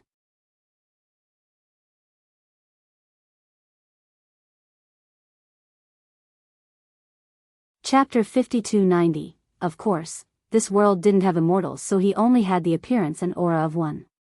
If one had to be picky, his only flaw would be the arrogance in his eyes. He kept his eyes upward as if all living beings were unworthy of being in his sight, that nothing in the world was worthy of his attention. He had no interest in anything outside of gazing at the sky. This youth is something else. The old servant said with admiration. Firmament Godchild. Li Zhitian became startled and recognized this legendary figure. The three Tians were famous as the supreme geniuses of the upper continents. They didn't let down everyone's expectations either and excelled at cultivation. However, Li Zhitian knew that there was someone else looming above them, Firmament Godchild. Strangely enough, this person didn't care about cultivation, preferring to observe the sky. Others found this to be a waste of time and a misuse of his innate talent. He didn't give a damn. At this time, a fat merchant came closer and requested a fortune reading. Practice good deeds and accumulate virtues, do not damage your ancestors' grace any further. The godchild said without bothering to look at him. This lowly one engages in good deeds every day and has not committed any wrongdoings. The merchant hurriedly replied. I'm sure you perform plenty of good deeds with Widow Lu to the south of the city. The youth responded. Preposterous. The merchant's expression soured. What did you just do on her bed before coming here? Get lost, you won't live past 50 if you keep this up. The godchild didn't hold back. The merchant turned red and put down some money before scurrying away. Immortal, this humble woman wishes prosperity and wealth for my son, please show me the way. An old woman who dressed plainly and poor offered her savings. The godchild didn't bother to look at the woman either. He said, if you're seeking wealth, go out and turn left to find the god of wealth's temple. Why care about money, just hope that your son is filial and treats you with kindness, leave. Despite being scolded, the woman still kneeled and hit the ground with her head several times before leaving. An ancestor from a famous sect also performed a similar gesture of respect before asking, I wish to find our ancestral heart mantra to the south but do not know the way. Please guide me, immortal. Rubbish. The youth said, your mind is chaotic and full of unnecessary thoughts. Even if I lead you to the scripture, it will only end up causing chi deviation. Focus on cultivating your heart and nurturing your character, the scripture will be within you. The normally imperious ancestor still left behind treasures despite the harsh critique. He kowtowed repeatedly before leaving. In fact, a king from a neighboring country came for advice. He approached and bowed his head before inquiring, I seek the proper art of governing, don't bother since you're surrounded by tigers and jackals. You're not governing anything, only inflicting suffering on your people. The youth interrupted. The king could only bow and thank him for his guidance. He left behind a payment before leaving with a dejected look. Someone else came forward but couldn't say anything before receiving a comment from the youth. Your future is boundless, cherish it and avoid arrogance. Off you go. The majority of visitors weren't lucky enough to receive kind words, some were even scolded. Nonetheless, they paid respect and left behind treasures before leaving. He's accurate. Li Zhitian whispered to the group. The godchild's astounding accuracy caused both mortals and cultivators to seek his advice eagerly. Despite knowing that the response might be unfavorable and harsh, they still thought that the trip would be beneficial. Therefore, whenever he appeared in public, people always flocked to him for his golden mouth and iron verdict. He treated everyone with the same disdain, whether it be a poor mortal or a brilliant conqueror. Most importantly, they needed to obediently listen as well, aware of his accuracy. Li Chia played nice this time and waited in line. It took a long time before it was finally his turn. This time around, the godchild finally averted his gaze from the sky to stare at the smiling Li Chia. Okay, this is it today, leave now. He waved his hand and told his worshippers to leave, not caring about their long wait thus far. It didn't take long before only Li Chia's group was left. Li Chia took out a few bronze coins and tossed them in front of the godchild's chair. Give me a divination. The godchild's expression immediately turned sour as he retorted, you gave my worthless second brother a mountain of silver and this is what I get? Mere external possessions, the bronze coins and silver ingots are the same for only the sky exists in your eyes. Li Chia smiled. Pfft. The godchild scoffed and said, what sky can I look at when you're blotting it out? Just look at me then. Li Chia replied. The only thing I see right now is an ugly face deserving a beating. The godchild said. I don't mind if that is your wish. I'm afraid it might be a little difficult though. Li Chia patted his face. Li, your arrogance knows no bounds. The godchild clenched his fists, itching to beat Li Chia up. I'm just speaking the truth. You can't lay a finger on me with your tiny frame. You three brothers must merge together again. Li Chia said. Get lost, I'm not falling as your trick. And afterward, stay as far away from me as humanly possible. The godchild sneered. Sigh, my kindness is misunderstood. Li Chia said, so what if you can peer into the heaven? You're still just a fortune teller, unable to grasp the future. Those who still trust you have something wrong in their brains, haven't you caused enough misery already? The godchild said. Indeed, it wasn't a good outcome. I'm sorry. Li Chia sighed and said. A cat shedding tears for a mouse. I don't need your fake kindness. Leave if you actually feel bad about it, for nothing good comes from your visits. The godchild said. Not necessarily, I think my helping you three merge together again is a good idea. Li Chia said. I'm living a great life right now with my insight into the heaven and the world. Why should we merge? The godchild didn't buy it. Then you can only play the role of an observer, nothing more. Li Chia said with a smile. I'd be foolish to listen to you, I'd rather be an observer than to be controlled by you. The godchild said. You underestimate the goodwill in my heart. Li Chia responded with a smile. We are poread.com. Find us on Google.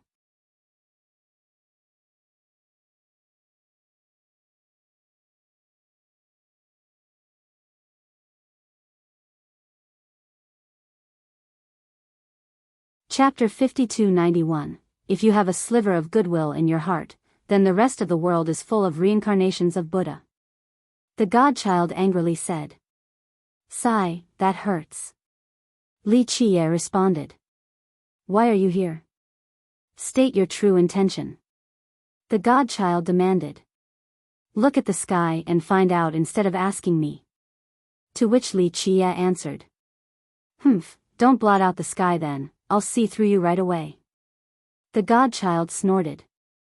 The fault is yours in this case. We should talk with sincerity, but the problem is your lack of memories. Li Chia said. Don't even dream about the fusion, it will never happen. The godchild's expression darkened. The start and the end should be the same. Li Chia smiled. I am who I am, a free immortal among 3,000 worlds. The godchild said. Just a rootless duckweed, not free at all. Li Chia disagreed. It is none of your business.